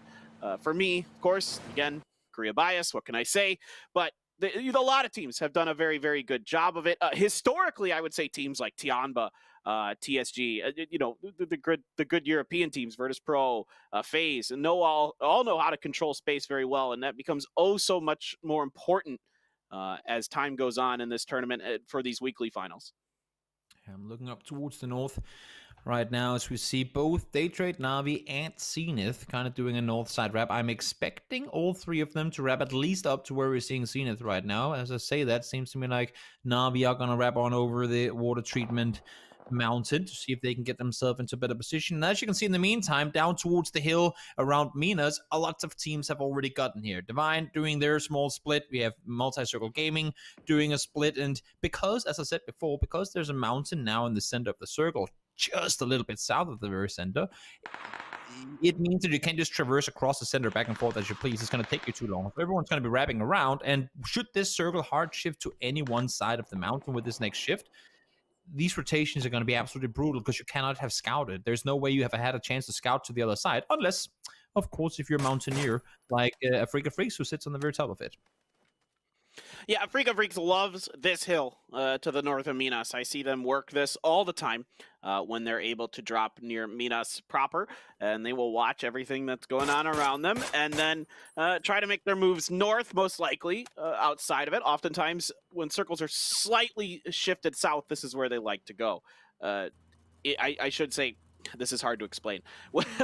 When they're on the kind of southern half of the circle, is the way I should say it. They like to get up on top of this position because they plan to eventually move north. Coming back down into Minas is a little bit more tricky oftentimes, but typically you're able to keep your vehicles actually alive. On the other side of this hill, there's enough cover over there, and you can kind of move forward. One of the teams that I saw early on that popularized this, or a player at least, was Duckmans way back in the day. There's some old school, PUBG names now. He loved to come up here and kind of play from there and do that. And for Afrika, I've seen them do it a lot. It makes good sense. You can see pretty much the entire circle from up there, so why not go and try and grant yourself a better position to scout from. FaZe, speaking of scouting, try to look their way into the circle, and they just found a knock on to Alo. Oh, Pensa, sorry, make that. I don't believe anything will come off it, other than the fact that SDK now knows where FaZe is, and, well, FaZe now know where SDK is. Yeah, Penta, he's going to be okay now. Going to be looking around probably to regroup and get back the utility that he might have lost. Of course, you can't recover from a knock in terms of bleeding out faster the next time you are knocked. There's no repairing that. There's no health kit for that status. So that'd be kind of interesting if maybe the med kit did that, Toby. If the med kit repaired you back to knock 1 status, what do you think? That is. I throw you the oddest you caught me. Come sometimes. here. You caught me off on that one. For sure. That's. I mean, let's make a podcast about it, shall we? I think there's a lot to be considered in that. It would be pretty game breaking if the medkits did that. But I guess that's interesting. That's an interesting thought. Maybe chat can give us some advice on what the better. They're pretty rare. That is. They take a long time to use. Yeah, if you could downscale or just have an. Yeah. Now now I'm going to be thinking about that for the rest of the game. Thank you, Paperthin. Let's see the next circle. Where are we headed? Will we see a tough hard shift? Will it be a simple one? Or will we just go straight down on top of the mountain, making phase 3 that inevitably more terrible to play? Well, looks like, yeah, it's not maybe it's going to go to the southeast. So, yeah, a lot of mountainous terrain inside of this. Afrika still going to be pretty well centered inside of this. So some long-range shots going to be taken by them on these teams that are moving around them, trying to, A, keep teams, kind of at bay, keep them away from their position, and B, do some damage in the meantime. So it gets a little tricky for a lot of these teams around here. James has a decent chance, not really able to really get his red dot fully lined up on the crossing path of MCG just yet. Here's another opportunity for them. EJ as well getting involved, and Lingdu takes some damage, has to get off. Summer slowing up. I take that back. He's just driving down the side of that hill. Forget that. And they do have to get out here and kind of regroup. They've taken too much damage. Yeah, can't. If you want to pop the tires, you got to hit them first. That's how bullets work. Packs off. Didn't want to overextend his stay on peeking that angle. Makes perfect sense. There's no reason to get yourself knocked because you're looking at a tire. And also, as you can see, he's kind of playing on the other hillside. So should he get knocked, yes, a rest could be possible. But for any of the players, since they're sitting in the 4-way split that they are right now, it would be too much time consumed and too risky. It's just no reason to overextend to get knocked potentially there. Yeah, definitely not. Especially this early. Really no point. MCG does regroup, gets their heals off, and they're going to continue their rotation. Akkad chonks away with the SKS, and Evo Lee going to have to settle up once again. As MCG does find a home in one of the shanty towns to the kind of east of Minas Generales here, and they're going to have to settle in with this. But tires still exposed, and Akkad this time does what you should do, hits the tires with bullets. Congratulations, Akkad. You made it work.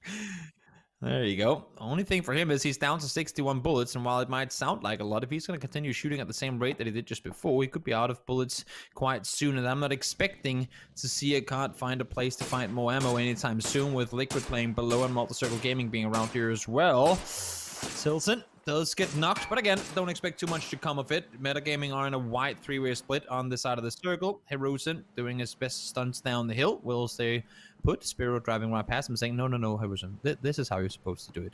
And he comes down swiftly. Thought for a second there, he might have to turn around and help his teammate out, and you can help yourself out by getting a code over on the left-hand side of your screen. UBMDHLKWKKSV is going to be the code this time around. VP continues to make their path as they have settled up there. Some of their teammates, Batulans in particular, find some open space on the southeast side of the circle, and they're going to head out that direction. Junkyard is going to be occupied by Dom1 Kia. They love this spot. And they've played it from here as well before. They've had really good success playing from here, so not surprised that they have to stick around. Kale, is he looking at the map right now? I think he was. That's a smart thing to do, right? Because some people, they just go on the map and they just, staying still looking at the map, but you gotta keep on moving. I think that's what he might have been doing, or maybe he was in his inventory. We don't know exactly. I cannot see exactly what this is doing. Let's see the next circle. South we go. Well, multi-circle gaming, they did it once where they play one game, they qualify, and they make it to finals. Damwon Kia, they're now inside the circle. We'll see if they can do the same. Yeah, Faye's gonna have to make a rotation from the south. Sungjong just popping some shots, trying to see if he can bait anybody out over the hill, maybe. There is some vehicles making some noise. Just maybe practicing his aim a bit there as well. Meta, what in the world is going on over here for Meta? Silzen gets off the vehicle out in the open. I'm not exactly sure what this is, but he has a tree at least to hide himself a bit from Team Liquid. But I don't know how long that's going to last for poor Silzen. No, that's him in trouble for sure. Also, when the only teammate around is a guy in a vehicle, that's not going to make things any easier, especially not when that vehicle is the minivan. Na'Vi try to make a south side rotation as well. They end up losing one. Senya falls down. Divine makes a great hold, but Divine also just allowed for a team to come through. Now Meta pulls up on a Freaking Freaks. They're still in their split. They're trying to hold off. Fortunately for Ikaru and EJ, they find the first. Ragnar falls down. Silson, we know, is isolated, but now Akkad falls down on the hilltop. That's the trouble. How can they get up to him at this point? It's simply going to take too long, I believe. You just drop down off the side. Easy. Just take a whole bunch of damage. Depending on where you fall, you might survive. It kind of depends, I suppose. EJ here. Here's Sparking driving up next to him. James even on the further side of that rock, but not really able to do much about it yet. And indeed, I believe Akkad did drop down, and Hansia is there, I think, going to be able to get that res. Zenith getting poked at from long range in their shantytown. Those vehicles are all smoking for them, so even though I don't see any tires popped, they're very beat up, and it's not going to take too much of a spray from any team to finish the job on those. Yeah, the tough thing about this circle is if we cut it in half, south to north, because of the ridge line, everyone sitting on the south side essentially have no clue what's happening up towards the north. Sparking, solo player left alive, trying to find a way to to hide it down. We'll be able to do just that, at least for now. But everyone on the south side will have no clue what's happening to the north. So if we see a north or south outshift now, which we very well could, it's going to be tricky. Only thing is we're going to shift away from the west side mountains. So that one, Kia, I mean, that junkyard position is looking very, very nice. Yeah, absolutely. It is a very favorable spot in this circle. Not too bad either for them. Virtus Pro still wrapping.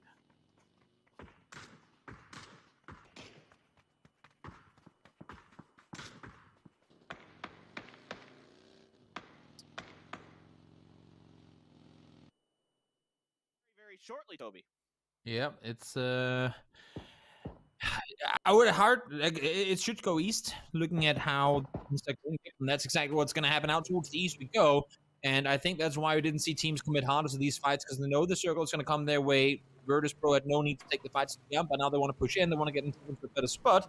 And for Divine, they need to find a way to wrap around on this. But as I said before, we are on a mountain. It's incredibly difficult to know what's over on the other side. And here comes Virtus Pro, 3 in a vehicle, nades in hand for 2 of the players to see it. Here they come full speed forward. Spiro down, the roots and down. Batulin's down. They're getting slaughtered in seconds, and down goes all of Virtus Pro. Yeah, that didn't work out. You're going to have to go back to the drawing on board on that one. That was definitely not what they expected out of that. Sparking trying to hold on by himself, but the little help from Mexi, it's going to be James and Liquid taking down Sparking. Here comes FaZe's attempt now into MCG. They lose a couple real fast to Evil Lee and Tank. Buzzface trying to find something, but Summer's got an angle on him. Evil Lee's around the corner, almost shoots his teammate. He's so jacked up there, ready to go. And for FaZe, it's just 8C all alone on a motorcycle, going to try and figure out somehow, some way to snake this one out. Yeah, it's, again, I believe probably too much to ask for any one player to try and get a win with 50 life. But then again, I mean, we've seen crazier things before. I believe it was Shanjian for TSG who got a win when he was a solo since 54. So, yeah, you never know. You never know. Let's see Norrens now, speaking of TSG, able to find 2. Pair up will find the 3rd. That jumps here down. It's just 1 left up and alive. I don't see how Bali, being this far outside the circle, now can get away. He's trying to get into a vehicle. Will try and drive off into the blue at least. Seems so, but he's going to be running straight into day trade. Cursed him, Toby. You cursed him. All right, now LG Divine, finally somebody's going to make a play at Damwon Kia's Junkyard. Indigo going to be on the front line. Sungjong gets a good grenade, a molly. Kale follows up with the grenade there. So that's going to be June knocked. More stuns coming around here for Sungjong. Sungjong really wants to see if he can get into the back line of LG Divine. JN's going to bounce his own grenade. It gets caught up in the kind of framework of the fence there. Sungjong is around the corner. He's going to clean out one. Got to be careful himself. Gets around in time to not take any damage. JN looking, waiting, smoke's coming down. LG Divine really trying to buy as much time and space as they can to keep Damwon Kia from getting this surround on them, but pretty well entrenched here so far is Damwon Kia under. Gonna let loose with his molly there. It's gonna be a bit too far. He was stunned, but around the corner he goes. JN's gonna get knocked. Levy's the only one left. He gets Sungjong. He's gonna flush it out quick. Actually, Kale gets knocked there. Somebody ends up finishing it. Indigo, I believe. And there you go. Damwon Kia loses one in the fight. I was just gonna compliment Damwon for being proactive and aggressive in this situation and trying to get rid of the opponents fast enough, but losing one there, maybe they went a bit too aggressive. I don't think they should have needed. When they're in a 4v1 situation, you should not be losing players. Just peek us two together, time it right, and get the kill. But of course, heat of the moment, anything can happen. In the meantime, this fight coming to an end allowed for both Zenith and Tianba to as well. Yeah, Afrika is going to get taken down. Eventually, the circle left the mountain. They kind of hung out there for quite a while. Orange sees Purdy out, the blue out in the open, and that's an easy kill, no doubt about it. Navi still on the western edge as the circle again shifted over to the east. So for them, going to be a little bit tricky going forward. As we mentioned, circles don't like Navi, and I'd say that's actually more due to their edge play style than honestly anything else, as they are heading out, or going to have to head out here relatively soon, and everybody else is kind of trying to poke and prod their way through into this Phase 5 circle. I think Oath should count themselves fortunate that no one up the terrain like that. Not more teams up to try and wrap into the southeast. They've kind of just been backtracking Zenith for a little while now. They'll be playing on the far south side. Next circle is gonna be fun to see because we have pretty big amount of space up towards the north side of the compound. But if all these teams that are currently sitting within the junkyard have to leave, it's like all kinds of chaos is going to unfold within the compound. On the other side, if everyone has to make their way down towards junkyard, which very well could happen, having to fight your way through the open like this with teams fighting inside, like shooting at you from inside the compound as well, is going to be tough. Here comes Liquid. Clowncock going forward. 1 down early, 2 down early. Liquid out in 11th. You know, I want to see a junkyard circle, all right? I'm asking for it, and that's what I want to see. Now, 8C all alone, 4 phase, taking a whole bunch of damage, isn't dead just yet. Trying to see if he could get lucky. Nope. Reload does not allow that. Molly right there. Easy finish. Phase out in 10th. Oh, back over to poor old Navi, as they do have to make their way in on the western edge. And it's Pero this time. It's going to be their opponent. Orange knocked. Tab and Besto still going. Tab gonna have to wait a bit as he got stunned. Up over the hill is Mamu. Great spray there. Tries to get another one. Not able to readjust fast enough onto Besto. Besto able to get the best of that one.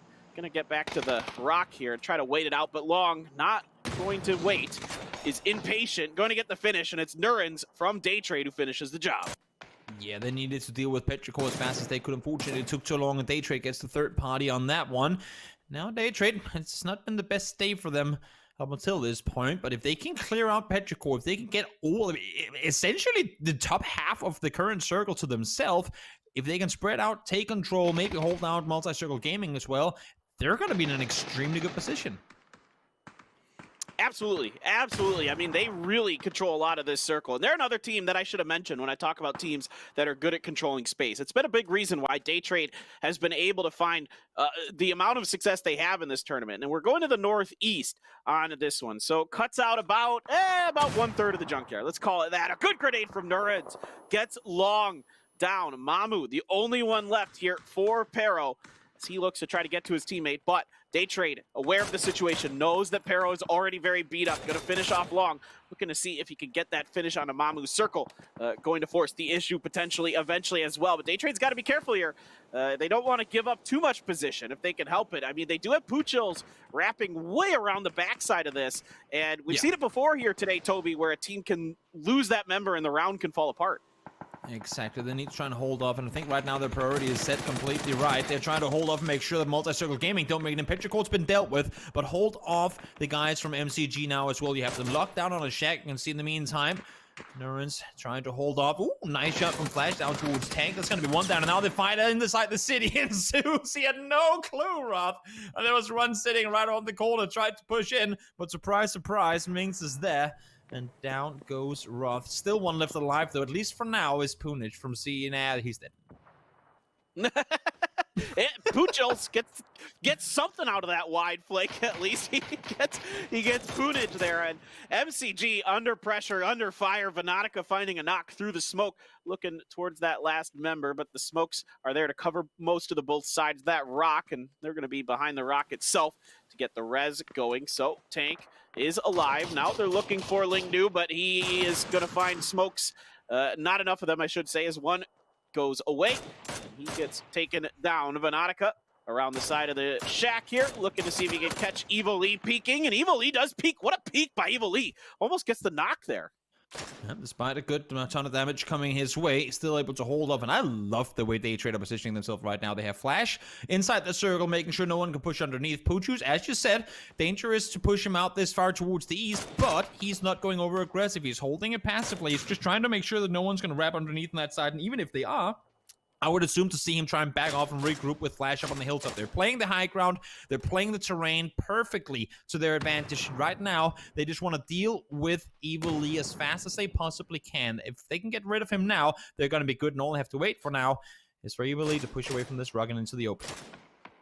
Yeah, it's been interesting for them because, well, there you go. Vanatica's going to do it, and now they have basically cleared out the entire northern half of the circle. Nobody's been able to push out a junkyard yet. TSG, Tianba, Damwon, Kia, Oath, all kind of causing each other problems. It was Zenith for a while there too, but they're gone. So this has really bought Daytrade a ton of time. And like you mentioned, they're able to get MCG out here fast enough that now they control the northern part of the circle. Is that where it's going to go? Nope, just going to center right up, but still a lot of territory and space available for them. But a couple of these buildings still in the warehouse and the red brick on the junkyard still going to find phase 7 space. Yeah, it's gonna be a crazy fight for the building, the brick building that Tiamba is sitting in right now. We do have a bit of the warehouse left, but also for Daytrade. Now, while all this chaos is gonna unfold inside the compound, they need to find, as you can see here, the best way to play the open terrain should the final circle leave the compound. If they need to position themselves, they need to sit tight, wait for all this to be over with, and whichever teams ends up winning the fight within the compound, they have to be ready to kill come phase 8. No, you can't have that happen. Go back, rest him. You have 10 seconds still. No, is he not going for it? Okay, he is going back to rest. Thank you. I was just gonna say that's a that might he just pushed him out a bit further. That might make, I don't think there's time for it now. Crawl, He's scooting over to the other side. Get inside. No, he can't do it. He hit him with the vehicle, and that's it. Go. He bounced him out a meter, and that means he ain't got time to get up in the vehicle. That's why. That's why he couldn't get him. It's the little things. It's the little things. They make a big difference, and we talked about it. Puchils, that could be the round there for Daytrade. We'll see. They're still in a fantastic spot. They've still done a great job. Tons of kills, maintaining the north side of the circle. So nothing to take away from them. It's been a wonderful round. Oath says, we want nothing to do with this fight over this. Oh, I take it back. I thought they were going to drive around this, but nope. Okay, they actually are going to try to fight this. I thought they might go for something a little cheeky and try to avoid the fight in this red brick, but instead they're just settling up underneath it. I don't think their idea is to push it just yet, Toby. Oh, no. Just get those vehicles hidden and safe and wait for the next circle. Everyone's hoping the circle to go out to the east. I think even to some extent down one. I mean, yeah, while they just don't want to have to push into it. They want to be able to push up the hill here without Tiamba having any impact on it. You can see for Oath, they're trying to position themselves so that they can hold off Tiamba should the circle go towards the northeast while still not getting shot at by Daytrade. But wow, does Daytrade wish they had 4 alive right now? That's just, I mean, again, small things. But having 4 alive up there is the ability to spread out, take control. If one gets knocked, you can still play aggressive with 2 while the other one is resing. They even get the circle now. This is going to be, if Daytrade doesn't win this one, they're going to be upset that they lost 1 player there for sure. Definitely, definitely. And now you've got decisions to make. Tianba is going to find the northern part of the red brick here, still in the circle for Phase 8. Of course, Phase 9 will just go dead center of the Phase 8 white circle. Nurens is just going to be watching the edge. And I think Oath, they might have to just like get in those vehicles and try to push the eastern flank here. Volley Bear tries to do something, but Kia is not fooled by the snake too much. And Under is going to be the one to finish that. And Raylo starts pushing in, and Oath is going to try to take this fight here, Toby. I love how Tianba positioned. I mean, they're covering all corners. They're really making sure that they have so many spring traps. Like, so many booby traps in this building, one of which are the first one they have to clear, being Mings right here. With the Saiga in hand, we know how much damage these shotguns can do, and give one to Mings, sit up close with it. That's just terrifying. Yeah, so Oath is going to rethink their strategy, going to have to utilize a lot of those throwables. I think maybe they were hoping that they'd get away with not doing that. There's Nurens over on the side, being a thorn in the side of Oath. Pat Caps does have an AUG, just pre-firing into that smoke just in case somebody's trying to come around the corner. And again, Circle gonna force the issue here. As we go back over to Mings with the Saiga waiting patiently, but Durena gonna catch Oath on the outside of the door. A grenade does find Lin Shun here. And we still watch Mings just waiting ever so patiently. There we go, now he gets to come alive with the Saiga. Balefrost down, Oath in shambles around the corner is Mings, what a shot! That gun is so damn terrifying. In the meantime, Snakers said, you know what, guys, I'm just going to back off. I don't want to go into that compound. I'm going to try and play from the outside. Under is doing the same thing, but that's what you get when you go outside. Daytrade have the hillside under control. 11 kills now with just 3 teams left alive. Now, one got a knocked player should be able to get the rust depending on what Daytrade does here. Under still up close trying to throw nades down to buy some more time for the team and not allow for Ciampa to push out. They spot one up above. Indigo falls down instantly. Under now have to hold them against 3. Yeah, he throws, oh, never mind. Well, he got the molly out, so he might have got some damage into Tianba. Indeed, he does. That might have softened up Tianba enough for Daytrade here. We'll see. More throwables being used, but now Flash out of everything. No smokes, no mollies, no frags. M200 watching the corner. Gets some damage into Nurens there, but he's going to wait it out. There's some stuns and other things coming over. I think he might have got caught by a molly himself. Frags being thrown both ways. Lorena gonna let go. Let's see if he's able to connect with that one. Gets a bit of damage into Flash's side. Daytrade here, pretty well grouped up, pretty well boxed in here by Tianba. But Vanatica on the side, ooh, he takes a molly. That's bad news. Will he go down? I'm not sure he will. No, able to stay alive. Cancels the first aid. Trying to back off. And again, oh, does Daytrade wish they were 4 alive in this situation? They have to dot.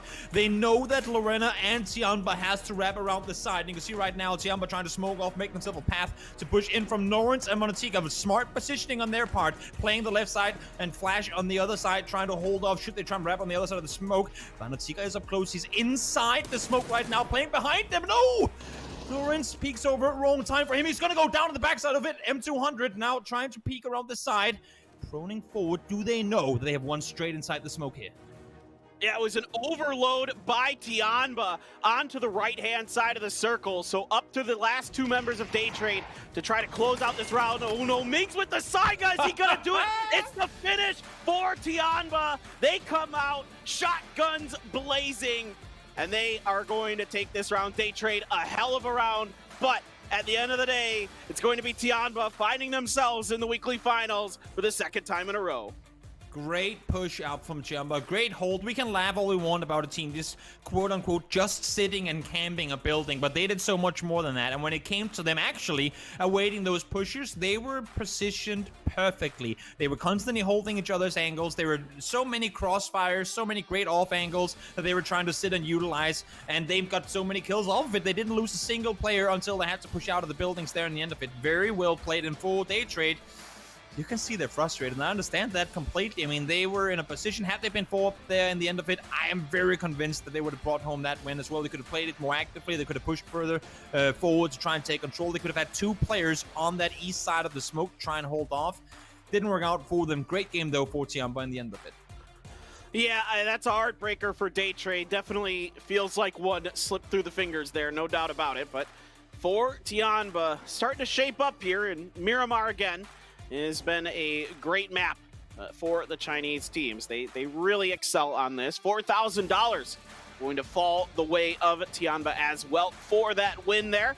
And man, what a finish there. What an exciting finish. I was really interested to see what Oath was going to do. I don't know how you feel about this, Toby, and feel free to disagree with me, but I was kind of thinking that after Poochills went down, that Oath might try to wrap into the side of day trade. I know it's risky. I know there's, maybe some open angles that, that I don't feel so stupid.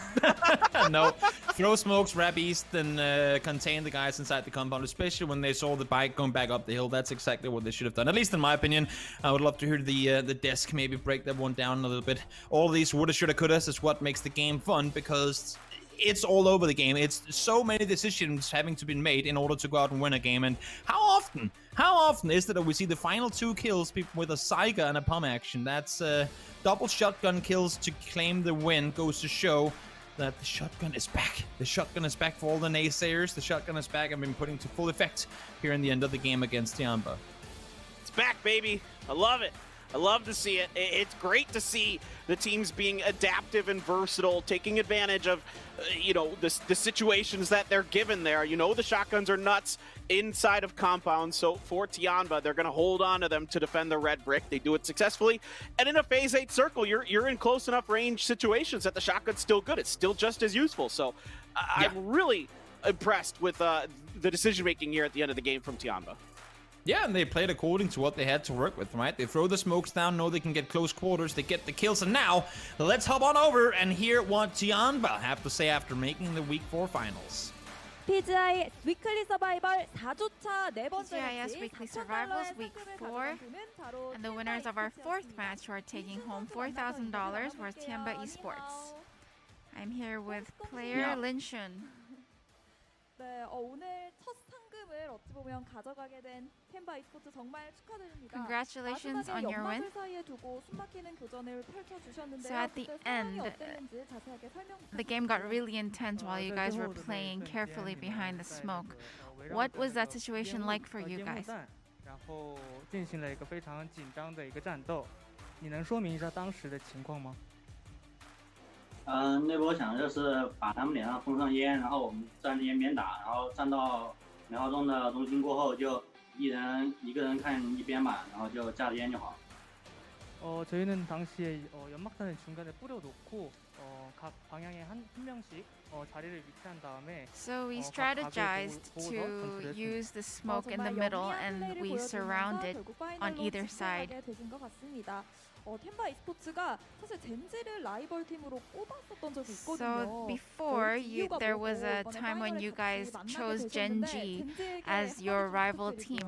Is there something you want to say to them right now? 的竞争对手是真纪，然后我想问一下你们选他为竞争对手的理由，然后再给真纪战队说一句话吧。因为他们的实力很强吧，我们希望超过他们成为世界强队。然后我想跟经纪的朴说，我希望摸到你的屁股。 사실 젠지는 굉장히 대단한 실력을 갖고 있는 팀이기 Genji is a 때문에 really great team. 경쟁 상대로 맞췄고요. And so we appointed them as our rivals. I'm really hoping that we can overstep them. And if I were to say something to them, I want to say that we will be kicking their ass. 자, 이제 템바 e스포츠는 오늘 $4,000를 추가하면서 앞으로 더 많은 상금 확보에 심혈을 기울일 텐데요. So you guys will definitely be adding more prize money after the $4,000 today. How are you guys going to be approaching the weekend finals? 为了下次继续获得奖金的话，你们要再接再厉吧。我想问一下你们现在的决心。希望在周决赛拿到前4名吧，因为我们现在奖金比较低。 저희 지금 상금이 많진 않기 때문에 because we haven't collected that much prize money quite yet, so we're really hoping that we can collect a lot by winning this weekend. Thank you for your interview. Bye. 네, 이렇게 해서 템바 e스포츠의 린슌 선수의 소감까지 들어봤습니다. 계속해서 오늘의 마지막 매치에서 I was caught off guard. Tianba gets themselves the victory, but in a reserved fashion, our translator says, we will be kicking their ass. And that is how things go going up against Gen G, apparently. There you go. Tiamba with the victory. Joining me is Hypoc and Clover here to break things down. And Tiamba up against the wall here, Hypoc, against a day trade that looked fantastic up in the north. They're not able to round it out. Tiamba is in the end with 4,000 to the name. Yeah, it's really interesting to see some of these teams build so much momentum in the mid game, and then it's a team that comes up in the end of it and clutches out. And Tiamba, they've only played top 5 7 times through the weekly survival matches, and that's out of 30-something games. So it's good to see them now finally convert a game. Again, it's been difficult for them to really get on the board, but this situation around Junkyard was like just came. I mean, this was how Down 1 survived. I know we were talking about this. Down 1 managed to survive much longer than this. This was only, Circle 4 we're talking about coming into this. So absolute bloodbath over on the west side. But again, just scrappy throughout. It was only really the teams on the north and east side that were able to maintain. And especially, though, when you look at... Go on, Clover. Oh, no. I was just kind of building on that, right? We did kind of have the two different separations of the games there at the end. Day trade out in the north with multi-circle gaming, and then everybody that was just kind of compound camping up in the late game. And we saw Mings kind of taking a nap in a corner, but then being right where he needed to be to prevent that push coming in from Oath, who, real quick shout out to Oath. They've managed to find themselves in the late game. I think as well, I thought there was a lot of potential for Oath here. We know them as an edge team, and having TSG out, having some of the other teams that have kind of been rivaling them for a lot of placements throughout the day so far in terms of where they've been entering in the zone, I was thinking this might be an opportunity for them, but unfortunately, I think the way that some of the teams did stack into these compounds in the end just didn't quite work in their favor. I mean, who's expecting to open a door and get shotgunned in the face? It's not really a late game play. They make it look great, though. They use those shotguns all the way to the very end, and Tiamba gets themselves a position in at the weekly final. And considering the fact that week 1, week 2, Hypoc, no weekly final for Tiamba, a team that a lot of people said were one of their favorites actually coming into the tournament, considering the play that they exhibited in China. Week 3, they get to the weekly final, and now week 4, once again, they're here after just 4 games. Yeah, and I think Tiamba's probably a clear example. You could say, especially early on, maybe some struggles along the way in terms of adapting, right? We always talk about the international kind of meta and how things kind of switch up, and there's very different, play styles coming together. Tiamba's definitely one that struggled to find their feet. Again, we've seen, I hate using the term glimmers of hope. I feel like we use that for so many teams nowadays, but it's good to see them convert it, because I think individually there's been some standout performances from them.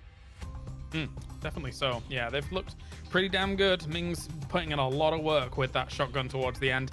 One team, of course, that really garners a lot of respect here from this game, Clover, is Day Trade. They looked really good up in the north, and it was kind of their game to win, but they did not round it out. No, it was their game to win, and once again, their game to lose, right? That Erangel match in the very beginning up against Gen G.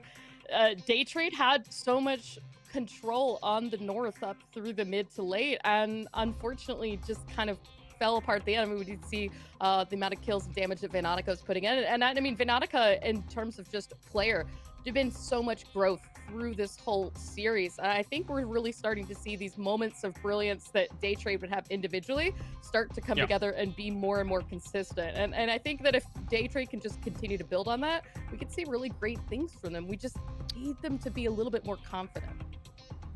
I would have to agree with that. And a team that we've already seen great things from, but would like to have a bit more consistency in these past couple of weeks, is the next team that's going to be joining the lobby, Hypoc, which is Sonics. We've seen at the start of the tournament, they were hot, but right now, not as much. They need to get a win on the board here pretty soon and fast so they can get into that weekly final, I think. Yeah, for sure. I mean, definitely the second most frustrating in terms of performance behind T1 for me personally. To come out the gate swinging, and I always talk about Sonics as being a team that thrives off momentum and kind of making those confidence plays. Again, like we look at Tiggleton's play style and what he's brought to this roster last year. It's been a shame to see them kind of start so well and then just fizzle out so quickly. Again, in terms of these North American teams coming in, this is for me arguably the second one behind SDK on an international stage. The expectation was very high for these guys to deliver. I mean, I said that, yes, I'm glad they're potentially getting some of their rougher weeks out earlier on. Obviously, we know how the prizing structure works here. Some of these teams that potentially can heat up towards the back end of the event are going to really come alive. And Sonic's now, I mean, it's getting to do or die moment, right? If you wait any longer, it's going to pass you by. Yeah, especially since, again, I was so impressed at the beginning by Mime and H-Win, considering especially how the performances they were able to put in. But anyway, time for a short break. When we return, we have got our final game of the day, as our 5th team will be decided for the weekly final.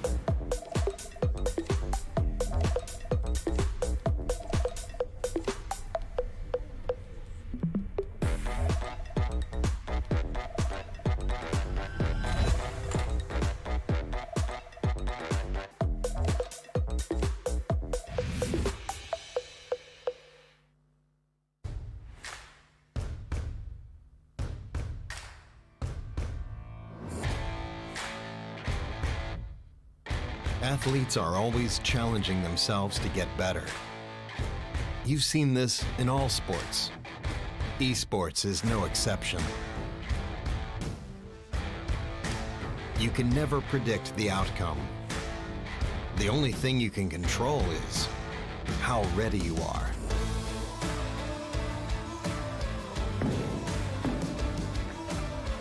Over and over, players adapt, trying to improve, fighting hard for every percent gained.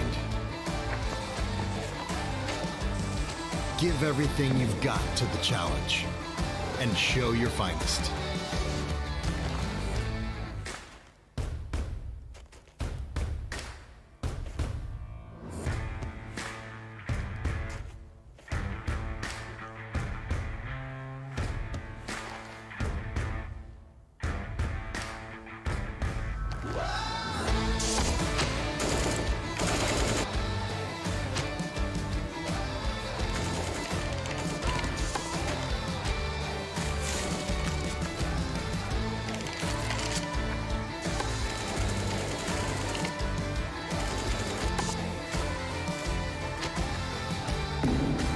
Bring your best out.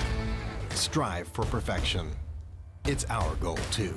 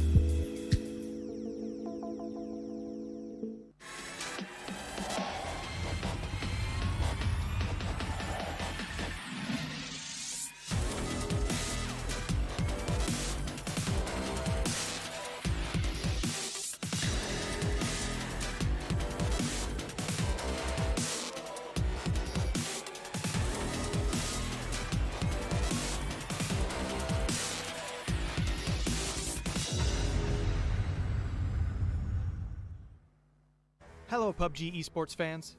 The PUBG Global Invitational.S, our biggest tournament yet, begins in February. With a tournament this big, there's a lot to take in. So let's take a look at the format and rules of PGI.S 2021. PGI.S's main event, the weekly series, will be held for a total of 6 weeks starting from February 8th. It is divided into the weekly survival taking place on weekdays and the weekly final held over the weekend. Unlike the previous global tournaments, points are not accumulated week over week, giving every team the same fighting chance each week. Weekly survival features 16 matches held across 3 weekdays. The goal for teams is simple: win a single chicken dinner.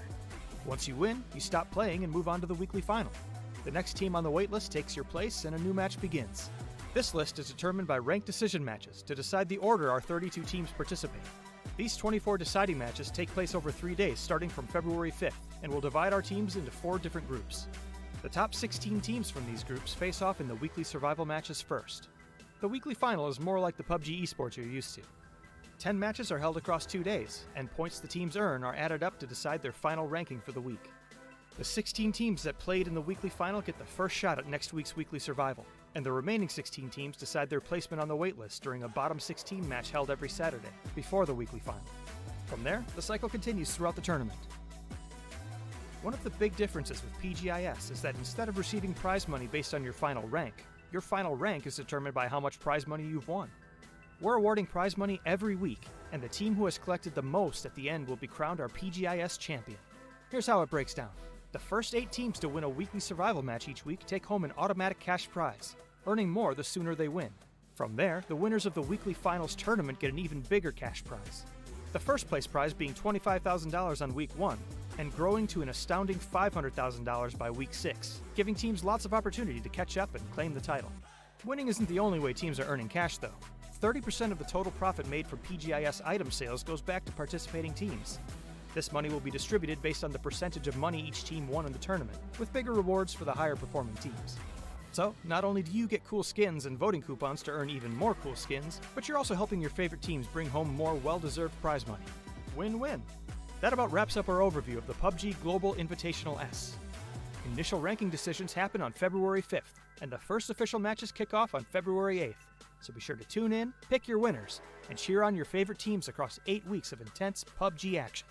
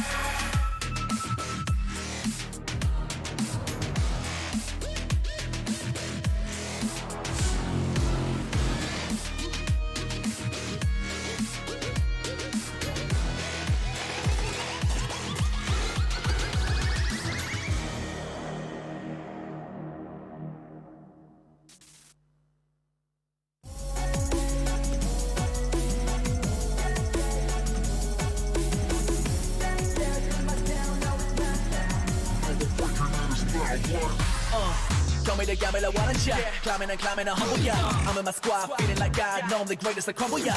Made it from the bottom to the top, I did it there. Got these other players, never fighting, breathing for air.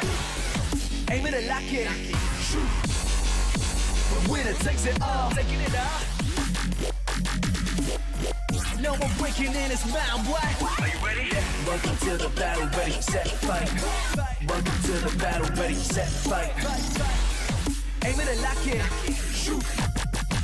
The winner takes it all. Taking it all. Shoot. Aim it and lock it. You know that nobody like me, cause I'm faster and I'm stronger. You can have me, let me guarantee, cause the winner takes it all. You ready?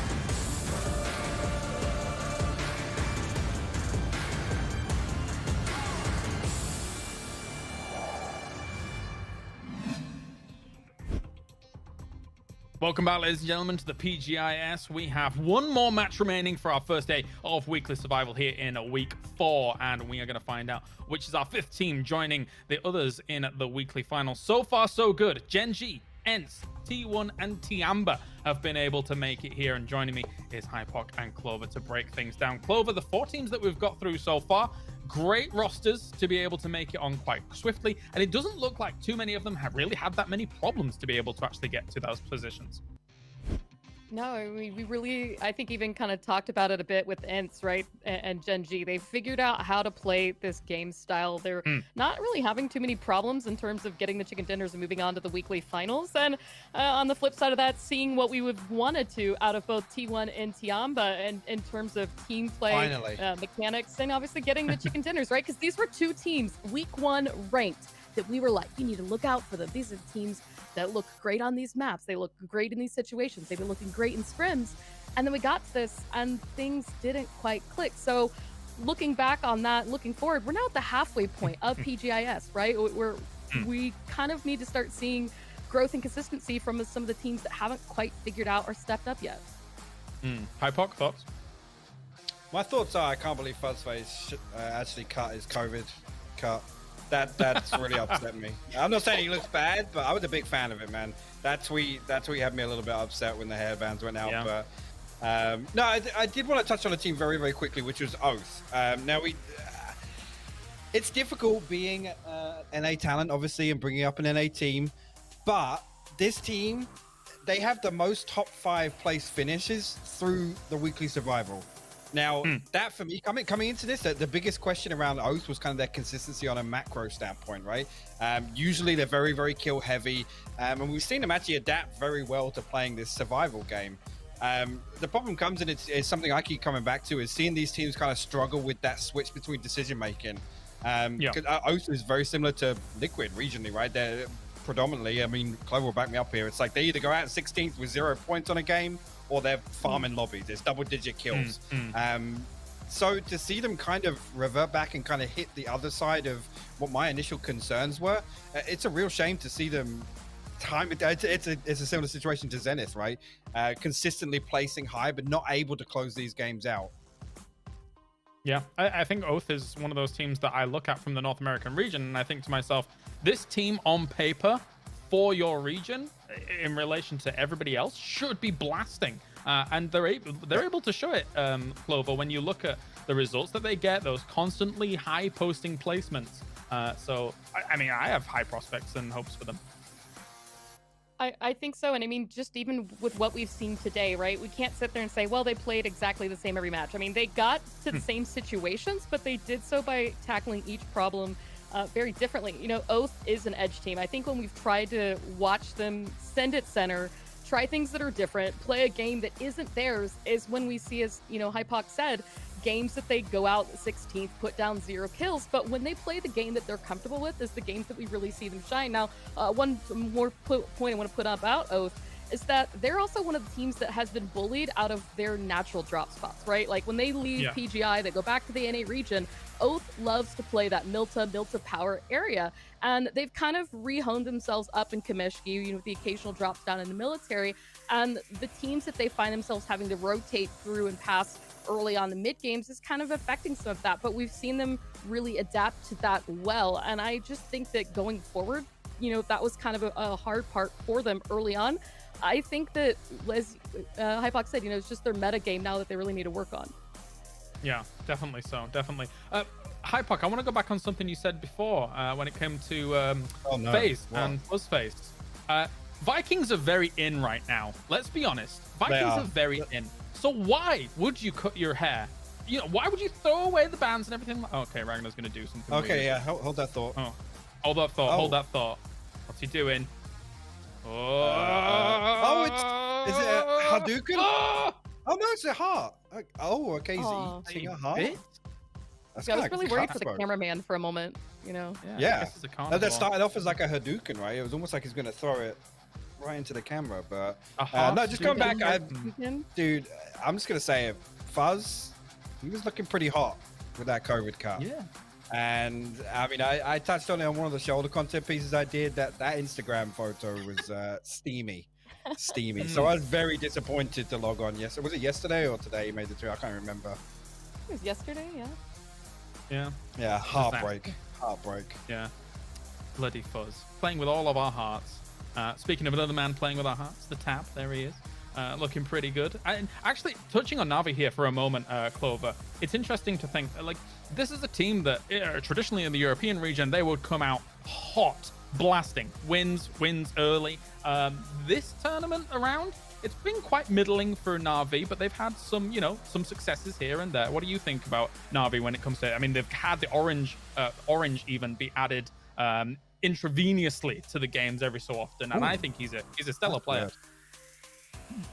Yeah, you know, and Orange has really been popping off when he's been playing, and today, but at the same time, I mean, you talk about like things that Na'Vi does that I don't like. I think that they still haven't fully adjusted to, you know, to the weekly survival. We'll watch them overextend to try to flush kills. They're looking for point opportunities, and I think they need to remember, like, hey, you don't have to take those risks. They're unnecessary. Just keep yourselves a little bit healthier up in the late game, which is where we've seen them struggle lately. That's an astute point you make, because Hypoc, I think that Na'Vi traditionally, they are fighters. I think that's fair to say. Yeah, and again, it's another edge team that, you know, more often than not, when you play that playstyle, we've seen this sort of regionally, right, back in PEL, the number of times they can situate themselves in a spot where come circle 5, circle 6, they find these really, really favorable fights for them, where it's kind of they're 4 up, they're sweeping the edge, they're cleaning up, you know, 2 or 3 kills that are down to a solo, a duo, maybe even a trio. And that almost kind of suits this format a little better, right? Eventually, you will get that game where the stars align, positionally, you look much stronger in Circle 5 than you do in Circle 1, where Na'Vi are 3 kilometers into the blue, right? Yes, sometimes that will happen to them, but they will try and fight in no matter the position. And now it is time, ladies and gentlemen, we're getting into the final game here. It will be match number 5. A huge thank you for sticking with us here as we continue on. One more team will join our weekly final for today, and we are getting good to go. We're heading back to Erangel once again to figure out how this is going to shape on up. Will we have another Korean powerhouse join them? Damwon Kia in the previous game, 3rd place with 8 kills. Can they round it out here in match 5 and put themselves back in dominant position like we know they're able to? Let's head over to Paper and Toby for all the action. Thank you very much, Kalaris and the desk. We have one more game. We have one more team who will be making their way to the weekly finals in PGI.S, presented by Intel, where the gaming happens. And guys, just a few reminders here for you. If you're just tuning in now and you want to watch the VODs, definitely make sure you're subscribed to the PUBG Esports YouTube channel. You can go on there and watch all the games posthumously. Make sure you check those out. And also, if you want to, and Toby and I talk about this all the time, we highly recommend that you watch the map stream, twitch.tv/PUBG Esports map. So you can really keep track of your favorite teams and keep track of their rotations and really get a good breadth of what's going on in the games.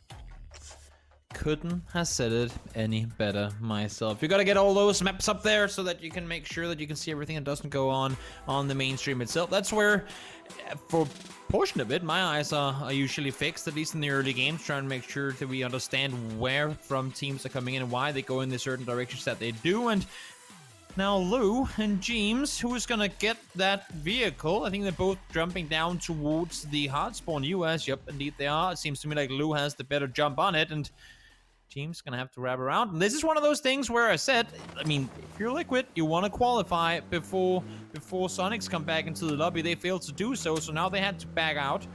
And okay, a potential military game to finish off the day. It's we know how clean-cut Liquid's rotations to military usually are when they jump Pachinki paper. They go in there, they get looted, they cross as early as they can to military. This time around, not being a Pachinki, they won't have all that loot near the same way that they would have had they been in the big city on their own. This might take them a little while longer.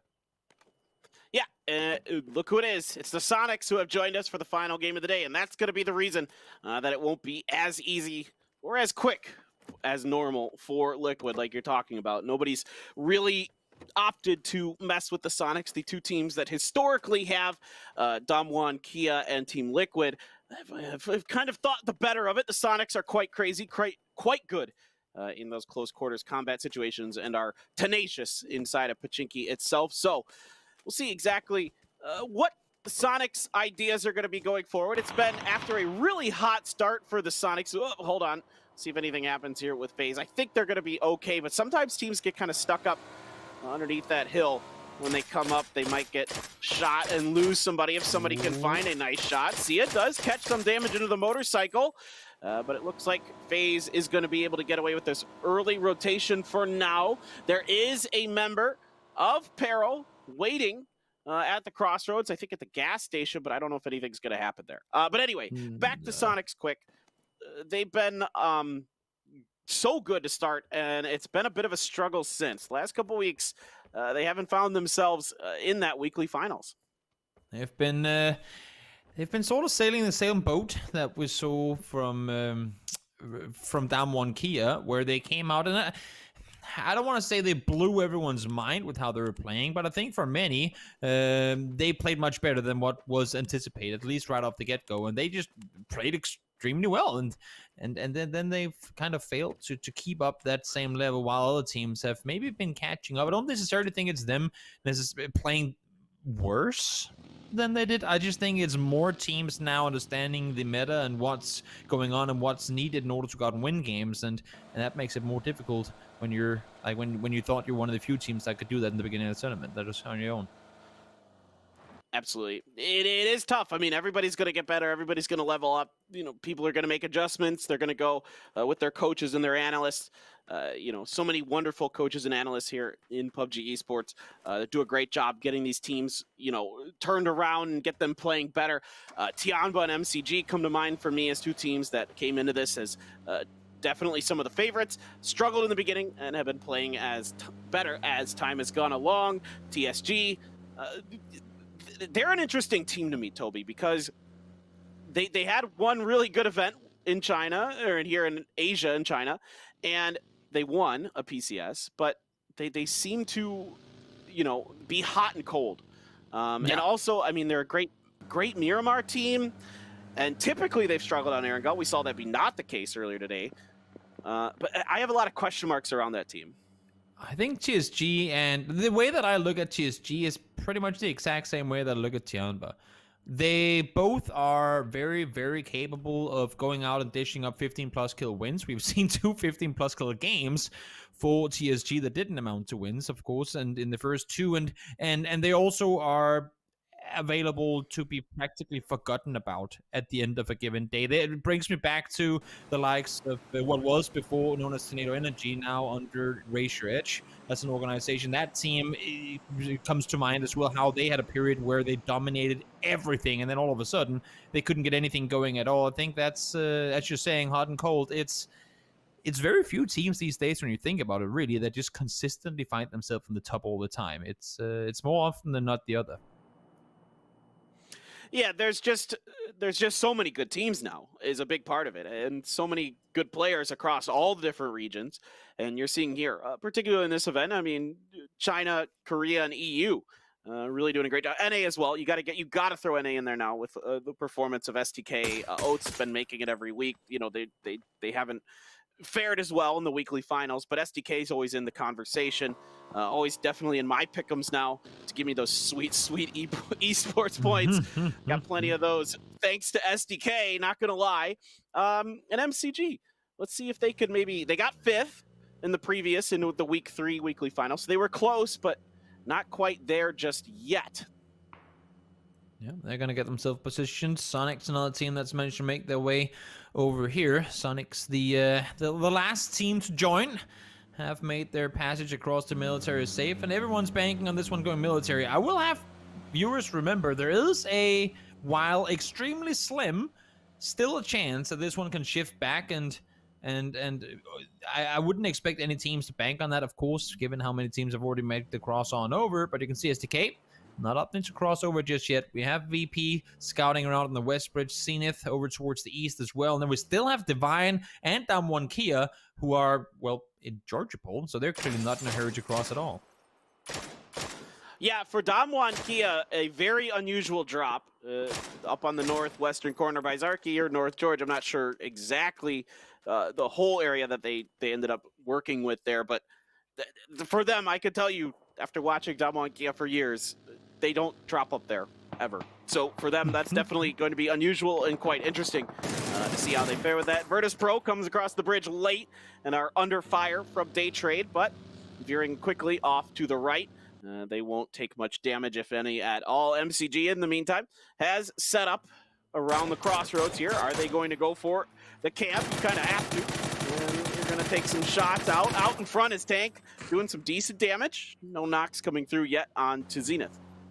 Oh, there seems to be like, I thought they were going to stop for a second, but I think it's just Kickstart trying to reverse his vehicle to safety. Not the best when you have a back-wheel driven US try to make your way inside the circle like that. Not going to happen. Fortunately, it does get far enough backside the hill to safety to stay alive. And yep, there you go. Able to get a pickup on his teammate. Rather able to get him back on his feet and should be able to make their way in. So I say safety, but they're actually driving straight up to one of the Picture Core players and a Freak of Freaks here over on the west side. That's a nice drift. Yeah, they're not bad. They're both going to kind of avoid each other there. It's going to be up to the top of the radar tower for Zenith. Navi hanging out. Oh no, Ibiza, not like this. He is no hope now. He goes into the water, almost gets knocked. The rest of his team has found a boat, but now they're getting nailed by Senya. Senya Orange peppering the boat of Liquid. This could be troublesome. If he is dead to rights, I mean, there's just no hope there. He wants to get behind the boat and try to make something happen, but Navi is keen on having that boat for themselves. The ferry over there as well. Now it's getting more and more difficult. The longer range these shots get, of course, the more difficult it is to make them land. And I think Team Liquid is going to escape with their lives. Yeah, I mean, if anything, you can say that Liquid, or that EB forced some of the Navi players to focus on him rather than shoot at the boat, because maybe, who knows, had he been up in there could have been more casualties as a result of it. Now let's see, Damwon Kia, as you said, rotating out late from the top and area of the map. They usually don't opt to play around. They're going to be coming down towards that east side bridge now. And STK, I mean, they still haven't crossed yet. So if the timing is just god-awful for both these teams, they might run into each other at the gas station. Well, yeah, absolutely, they could. They could definitely run into each other. And SDK is kind of playing things waiting things out, seeing what this one's gonna do as we get ready for the next circle. And oh my word, oh my goodness, that is a 50-50 almost. Woo! Finally, we've been looking for a brutal circle, and we got it, baby! The thing is, even if it does shift south, right now we're looking at a circle where half the circle is not going to be used for anything. Maybe SDK, maybe Kia, maybe Divine will stay to the north, but that's it. No one else will go up here at this point. So everybody now are going to be fighting for that bottom part of the circle that's still a military, and that's at least 1.5 circles from where we are right now in terms of space to maneuver around. So good luck, have fun to everyone down on the south side trying to claim and spread out as you usually would in phase 2. There's just no space for it. Teams have to group up, get together now, because there's going to be so many teams coming in. Even though it's only phase 2, they're going to be playing this like it's phase 4, because there's just not a whole lot of space to utilize at all. Exactly. That's really well said. And this, to me, is a PUBG Korea circle. I'm used to seeing awful circles like this. Drank plenty of coffee preparing for today. So finally, I'm able to summon the really, really bad circle. So Luke 12 gonna park his boat in the new dock. I like this. This is smart. He's keeping the boat safe just in case they have to go down south. And I'd say it's more likely to still end at the south, I think. With what I'm seeing in the circle. So that's smart, but that's really interesting. I've never seen anybody do that with their boat. That's the first time I've seen it, to hide it in that particular spot, and I really like it. That's really smart by SDK. I mean, not just keeping the boat there, but it's the boat that spawned over by Sharkfin, so essentially taking away Damwon Kia's opportunity to rotate the naval route as opposed to crossing over with the bridge, right? There are 2 boat spawns on that side. The other one is up in that area where Luke essentially brought this boat. So just grabbing the boat away over towards the teammates further west. As you said, pretty smart move on STK's part. We'll see if it's going to pay off in a little while's time. Still a minute and a half to go until the next circle's going to pop, and that's going to be the telling story here. Should it shift north? If it shifts north, it has to center towards the north, and we're going to be the furthest away from the bridges we possibly could be. It's going to be absolute chaos. What if it just centers again? What if it just... Then Meta are going to be clapping their hands. Yep. Yeah, it's probably going to be meta. You're right. If it centers, it's probably going to be meta. But you never know. I mean, what gets weird is the only time I've seen a circle that goes late with a lot of the river still in it, it just turned into just people just dying to the blue because no one had any other option. Like, they had no other way. Yeah. It got really strange really fast. So we'll see. Things that are not strange though, codes. Those are nice. Those are normal. Those are things you could put into your game, get some sweet free stuff. So make sure you do that. It's over on the left-hand side of your screen there. You know what's interesting is there's still a lot of room to maneuver. As odd as this is, we haven't had a lot of fighting. No, not a lot of fighting. Everyone, of course, trying to stay alive for as long as they can. They know that brutal shift could potentially come, and I mean, the longer you can keep your players alive at this point, the better off you're most likely going to be. So no one opted to fight at all. We've only seen 1 casualty up until this point, almost 14 minutes into the game. And now, people, let's see where are we headed? Did it pay off for STK? No, it is going to shift south with the next circle, but not only are we shifting south, we are shifting out pretty much the entirety of military and a lot of those compounds on the east side. So we're forcing everyone out into the open. This is going to be chaos for everyone, both teams inside the circle and the guys trying to come down from the north. Yeah, absolutely. It's going to get wild. A lot of teams on the move. You can see FaZe Clan in the blue with Gustav at least. The rest of the team has made it ahead a little bit, but Gustav's going to trail in the back and kind of watch the rear flank of FaZe. Zenith was in the previous circle. Now they're not going to be in the next one. They're going to have to make a move. They are trailing MCG. Petrichor Road going to be one of the teams to make the early move towards that mountain. That one that we saw Zenith get a win on a couple weeks ago, Toby. They're heading towards that direction. LG Divine crossing the bridge ahead of Na'Vi. And SDK did end up grabbing that boat. And I think they're going to be taking it over here to the South Island. Yeah, pretty straightforward station for SDK. Just full speed send it. You want to spend as little time on the water as possible and get off the beach as fast as you can as well. Don't run each other over. Good job, Purdy, just slowing down so we don't hit one another with vehicles. Would hate to see that happen, especially when you're that far in the open. And now Meta, well, they had the center to themselves before, but now Petrichor is up here saying hello. Liquid are coming in to say hi as well, and also Divine just crossed on over, are in the nearby vicinity. Oh boy, this is about to get messy. Divine Turtle leading the way, Sparking trying to track him. Gets a little bit of damage in there, and now there's some vehicle mishaps here as LG Divine kind of pit maneuver each other a little bit there. Not ideal. Wicked's over in the shack, and they're going to find it too with some help from Sparking getting June. 2 down for LG Divine. Wicked seat swaps there to try to get around the backside. Meanwhile, it is Sonics and Na'Vi. Orange pushed in, but Sonics was there. And look at this. LG Divine is gone. Meta, hold fast. Yep, trying to stay put as best as they can. Na'Vi tried to push forward as well, didn't work out for them. Now Punich takes down Rilo as they come driving forward. Nice little drive-by coming in there. Vehicles flying all over the place. But now Balefrost and Snakers, they've caught them trapped down completely. Zenith loses 3 in the matter of seconds. Just one more left alive now. Balefrost both go down as Indigo shoots over from the other hilltop. But wow, Zenith, they get the first one on Torello, and they think, okay, we're safe down here for now. But Patcaps and Snakers, they wouldn't have any of it. Kia, they got some damage done in that fight, and they quickly are hopping into their vehicles and pushing further into the center. I like this from Kia. Shoot and move. The rest of the teams are busy licking their... Oh my god, please don't fall over. Oh my god, it's shaking. That's so scary. Please don't do it. Just be nice to poor Oath. Please do not do that. But yeah, Kia makes a really smart move here, getting out of, excuse me, Zenith, not Oath. It's Zenith underneath this vehicle. Yeah, okay, we have to do this. We have to cut out as much water as possible, and the circle's going to remove almost all of it. And there you go. Zenith able to get those reses. Indigo was knocked for Damwon Kia, but smokes are out. Should be resable. Back over to this fight. And name a more iconic duo, NA fighting NA. And it's Pat Caps getting a little bit of damage there, but Grenade's coming out, and he's pushing forward, so... Yeah, this is a rough one here for both these teams.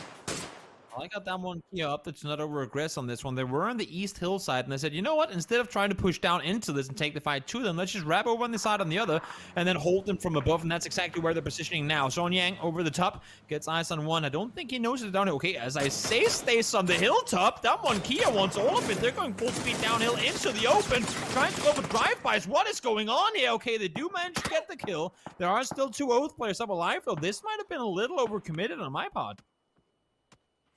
Yeah, this is something that I've seen Genji kind of start, and now it looks like Damwon Kia has kind of picked up a similar idea. Hold 1 or 2 up on a hill, and then drive your vehicles over and try to go for the drive-bys in the process. And this time it is successful for Damwon Kia. Meta, what in the world is going on? They are demolishing Petrichor Road. Lingdu, speaking of getting demolished, finds some bullets from Jeems. And now MCG trying to roll up onto the side of this fight. One behind the tree, Grenade coming in onto Clip, but finds the front of that APC. Clip only takes partial damage. That grenade can be pretty good, just short of knocking Summer. Drive-by shooting, drive-by nading, drive-by smoking. Now we've seen all of it. We'll see how long Multi-Circle Gaming gets to stay alive here. I wouldn't expect it to be for too much longer. Virtus Pro has an angle down here face. We saw shooting in this direction just before as well. He did go down earlier.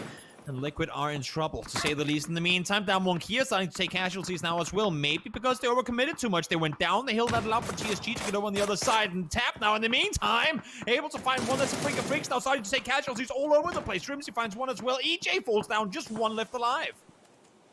Yeah, the freaks are caught between a couple different teams. There's just nowhere to run, nowhere to hide. And their smokes are down. Day Trade is over there as well. The Tab, the only one alive for Na'Vi. Had a couple sprays I think he would have liked to have had back. And Kia is going to lose under Sungjong and a lot of their team, Kale as well. So for Kia, yeah, they fall apart here. And Triumphant Song Gaming looks like they're playing angry today, Toby. They just want to frag everything.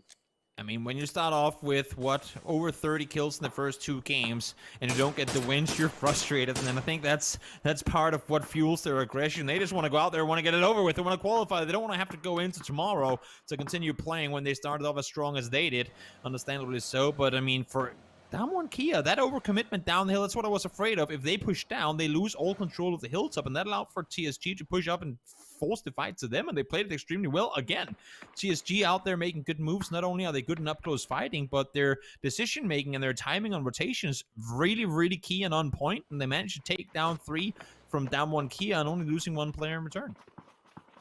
Well, I got to say is if TSG can get to the weekly finals, they are looking scary. Super scary coming into it. They're playing fantastic PUBG right now. Sonics looking to get up on top of Virtus Pro, maybe do some damage. Shrimby's going to see him, sees that grenade coming at him, tries to back off. A good one from Lou. A good follow-up from Hiruzen. Going to take a lot of members of the Sonics down. Batulin's the only one to be knocked. But Sonics loses 2 on the push. It's great reaction, great nades, perfectly timed, perfectly located for VP.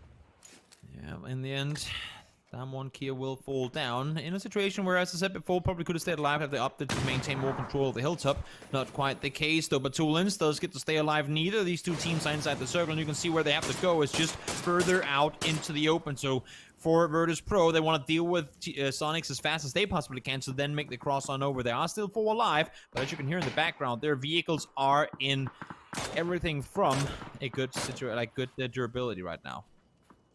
Yeah, Shrimzy's last one alive for Sonics as Tiggleton has been knocked. Smoke's thrown. Is he even going to be able to get there in time is the real question. He's very hurt, is Tiggleton.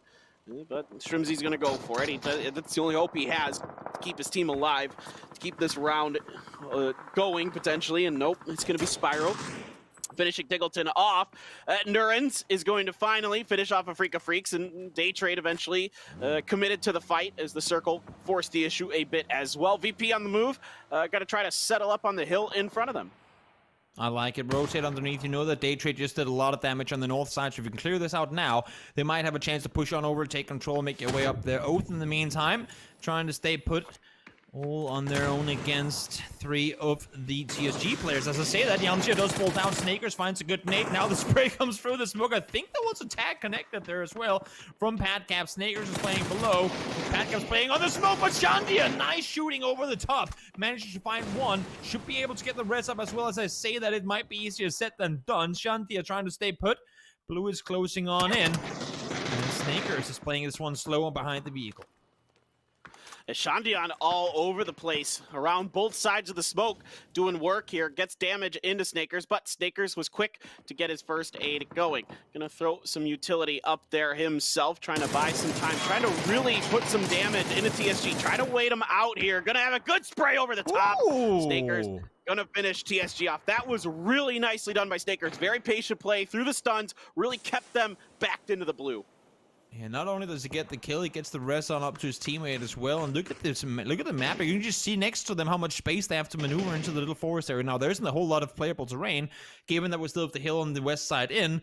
But as we can see here, and as I expect, there will be so much fighting going on here that whoever is on this hilltop on the northwest side won't have the time to look for Oath in the southeast. So very, very well played by Snakers to keep the team alive. And who knows, maybe get them into a winnable position later on. Absolutely. Unfortunately, the part of the circle that they have to work with is the more dangerous part of it, but there could be the potential. With a lot of teams still stuck around the western edges and the northern edge, they might have the opportunity to get something done. You never know. Wicked here doing a fantastic job getting the finish onto Luke, continues to spray into SDK.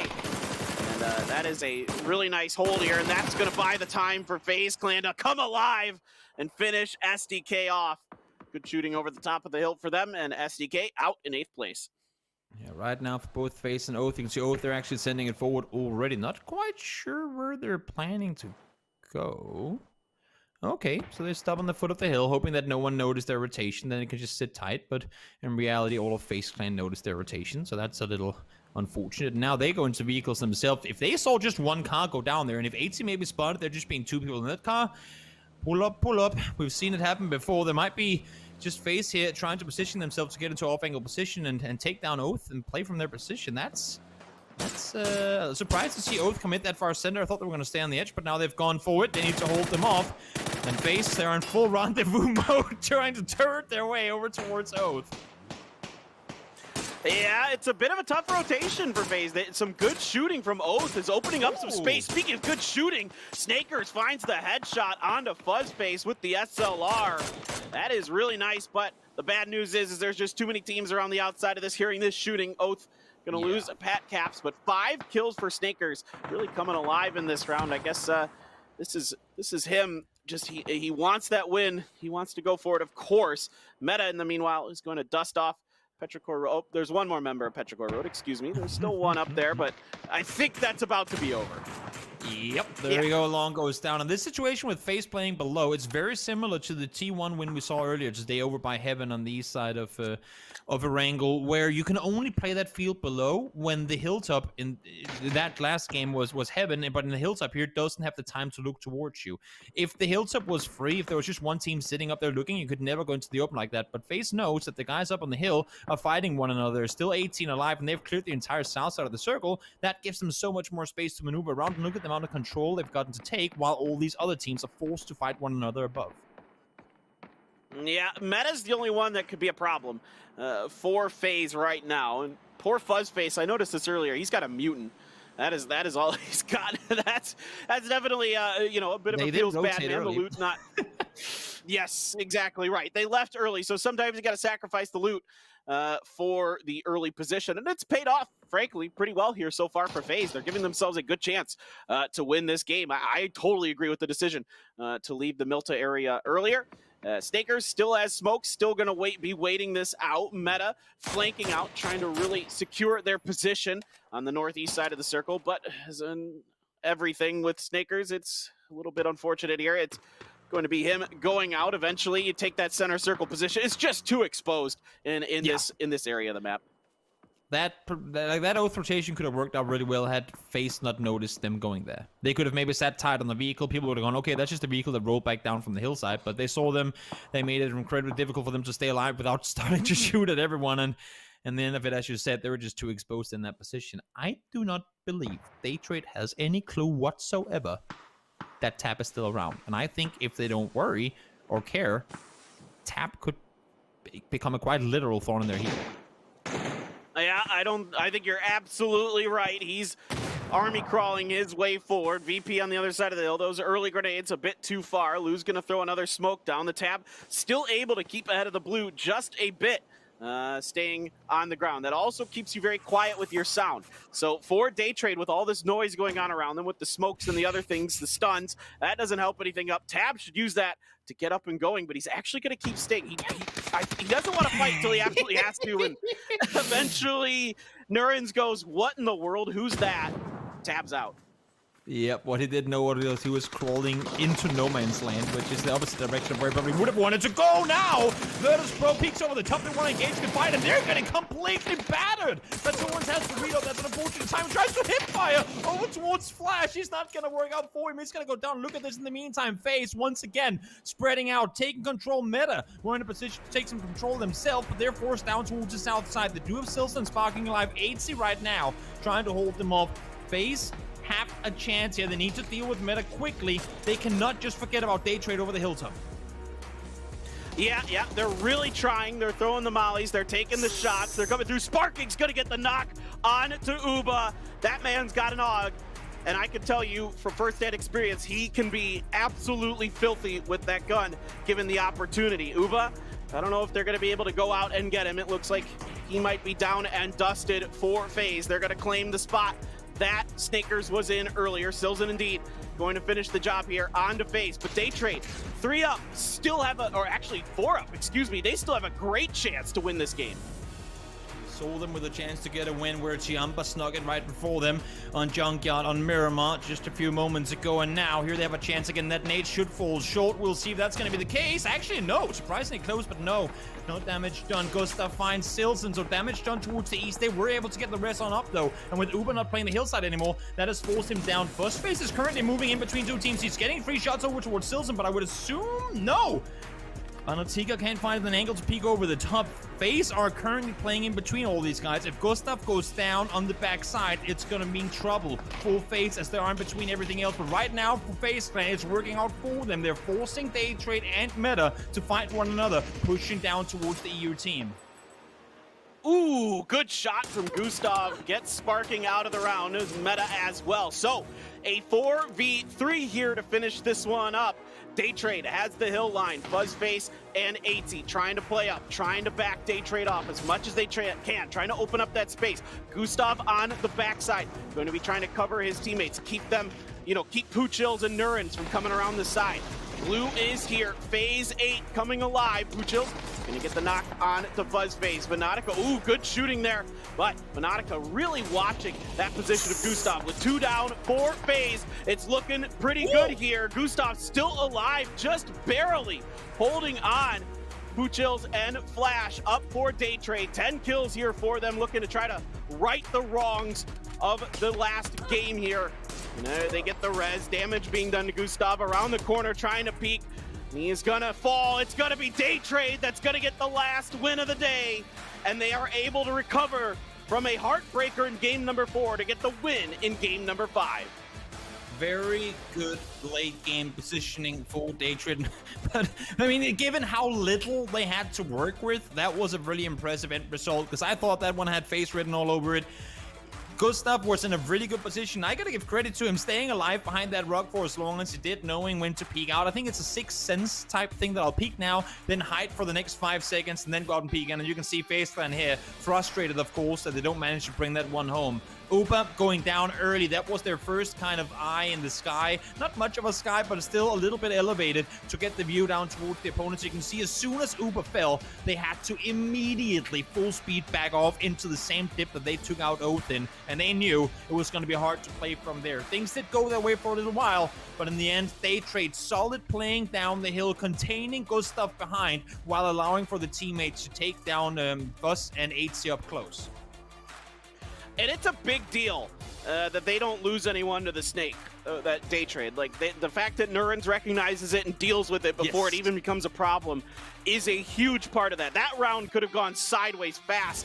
Also, they hold off that VP push that immediately came after extremely well. Yeah, they just played it overall incredibly well at the end of this game. I mean, the mid part all the way to the end of this one was really, really, really well put together by Daytrade. They were one of the first teams over on Military Island as soon as the circle popped, similar to what FaZe did.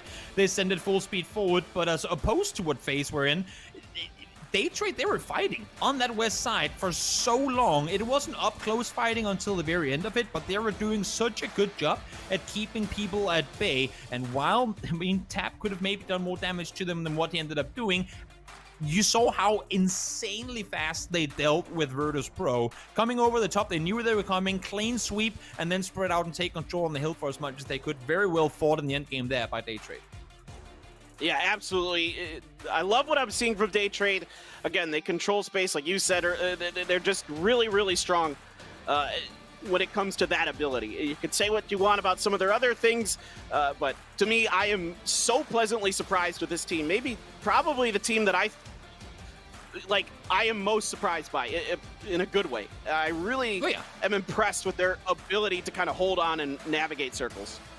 For sure. Well, from a second place with 12 kills into a win, they will be the final team to make it through. So let's hop on over to Daytrade and see what they have to say. And the winners of our final match for tonight was Daytrade Gaming. I'm here with player Venatica. Congratulations on your win. 오늘 사실 자기장이 처음 떴을 때 이건 좀 까다로운 자기장이다 싶었는데요. In today's match, when the circle first appeared, I think it was not really to your benefit today. How did you guys feel about that? เล่นคิดยังไงถึงเล่นให้แบบเล่นดีอะครับคิดว่ามันลงล่างครับผมก็เลยซื้อล่างและเลือกที่จะเล่นข้างล่างครับผม 이제 밑에를 좀 공략적으로 진행해보자 해가지고 밑에 쪽을 좀 공략. We decided to target the south side of the circle. So you've made it to the weekly finals with $3,000 as your prize money. I think you guys might think that your performance during the weekly finals up till now actually hasn't been quite successful. How do you guys feel about that right now? คิดว่าจะเล่นแบบไหนบ้างอะครับเล่นแบบเดิมครับผมเล่นแบบเดิมเลยครับ 예, 이제 똑같이 변함 없이 그냥 똑같이 진행하겠다라고 말씀하시거든요. We're going to carry through with it just as we've been doing until now. 그대로의 전략을 유지하면서 파이널에서도 좋은 모습을 그래도 보여주시길 바라겠습니다. So hopefully we can see some better results this weekend. 고생을 했는데 오늘은 팀원들한테 좀 훈훈하게 So I'm sure you guys as a team have really come a long way. Is there anything that you would actually like to say to your teammates for tonight? ทำหนึ่งก็ได้ครับผมช่วยทำกับทีมของ Day Trade เข้าใหม่ได้ไหมครับขอความพูดอะไรก็ได้กับทีมตัวเองครับผมก็เพื่อนๆนะครับสุดยอดมากครับทุกคน모두 정말 잘했습니다. You guys did really great. 오늘 데이 트레이드 게이밍 너무 잘했고요. 바노테카 선수 인터뷰 정말 Thank you for your interview and congratulations once again. 네, 정말 훈훈하고 즐거운 분위기가 느껴지는 것 같습니다. I tell you what, it's no cold spaghetti to warm up the next day for Dave Trade. They have got themselves prime cut steak all the way here. Fantastic stuff. Win number 5 under the belt as they get themselves 12 kills off the back of it as well. Hypoc, Clover joining me here. Hypoc, to be fair to Day Trade, they've looked brilliant all throughout the day. Yeah, they have. I mean, back-to-back games with 12 kills and second and first place. Fantastic way to close it out. And a team that there's been a lot of question marks over. I think that's fair to say. So it's good to see them kind of find some form now. Again, very active last week in the TPP event, and actually bringing some of that momentum across. It's fantastic to see. It does sort of seem that way, Clover, when you look at it. I mean, the second place in the previous game, I thought that they were going to win that, and then now we get the first place here for Day Trade. Yeah, I mean, this is a team that has looked great. I mean, now I kind of think back to the first match, where they were playing a little bit safe in that compound that they unfortunately lost to Gen G. But then we saw them learn from those mistakes going forward through the day, and once again finding themselves a high ground position to play from, not giving it up too freely. And in fact, on the flip side of this, and I do want to touch base on this, FaZe, right? Another team that I think really looked great today. Obviously, they didn't get a chicken dinner, so they do have to still play tomorrow. But I really like what I've been seeing from them today. And I think that that's showing that, when you kind of look back on some of these teams that have had bad weeks, right? What are they kind of needing to work on, and what growth are we expecting from them? And that's what we're starting to see from some of these rosters, and I think that's really been the topic of conversation for a lot of the teams that have gotten their chicken dinners today. Yeah, definitely so. I think when you look at a team like FaZe, Hypoc, they're able to get themselves eventually into those weekly finals, but I think they thrive more in the weekly final here than the survival for the most part. Yeah, they do. And again, I know obviously there's been a lot of tweets from the guys themselves, coach included, obviously talking about kind of finding their feet and returning back to form again. A rough couple of first weeks, and I think you're absolutely right. I mean, that play style will warrant them much better results in the long run throughout the finals. Yeah, not too bad at all. But as I say, Dave Trade now getting themselves the victory here means that they are through. They're secure into that weekly final. They get a bit of cash on the board as well. Great stuff for them, all things considered. And looking at how the circle played out, it wasn't exactly easy to deal with, Clover. Of course, we had that kind of 50-50 split. I know a lot of teams really didn't commit to that northern position. We're committing down towards the south, but it can be a little bit scary sometimes. I mean, we've seen the circle take those hard shifts north, so you can't discount or discredit any of the teams that chose to stay, especially when you look at how much space was playable with that many people still up. I mean, taking that chance a little too early, just keep that spot. And unfortunately, those circles do prove pretty hard to play. But I do want to point out really quickly, while it's up on the board, Metagaming up here in the top 3. We kind of talk about the fact that they're a little cursed when it comes to weekly performances and not getting chicken dinner, but I feel like we're seeing a whole new meta, and I feel like this is the week that we're going to see them get a chicken dinner and move on to the finals. Damn, you really do believe. And you know what? You're starting making me believe as well. Maybe they will. I would like to see it. Gustav Snake is sparking Flash up here as well with plenty of kills to boot. And I mean, overall, I think when you look at Oath, they've had a pretty good day as well. No chicken dinners just yet, Hypoc, but they've certainly come out to play. Almost 1,000 damage. Jeez. Ooh. Yeah, and I mean, actually, I was touching on this there. Their top 5 ratio overall in the weekly survival, and actually, only one game placed outside the top 5 today. And to be fair, it's difficult to really look back at that and kind of say, yeah, you need to clean up some of the things. But it's good to see them come to PGI.S and fix some of the issues that I think were prominent last year regionally. Yeah, definitely so. All right, well, thank you very much, guys, here for being with us for day number 1 of week 4 for the weekly survival. It has been great, as we have seen Genji, ENCE, T1, Tiamba, and Daytrade get themselves a spot in our weekly survival, or weekly final even, I should say, so far. Tomorrow we are back, same time, same place, for another 6 games as we advance on into that weekly final. So we'll see you tomorrow for more PUBG action.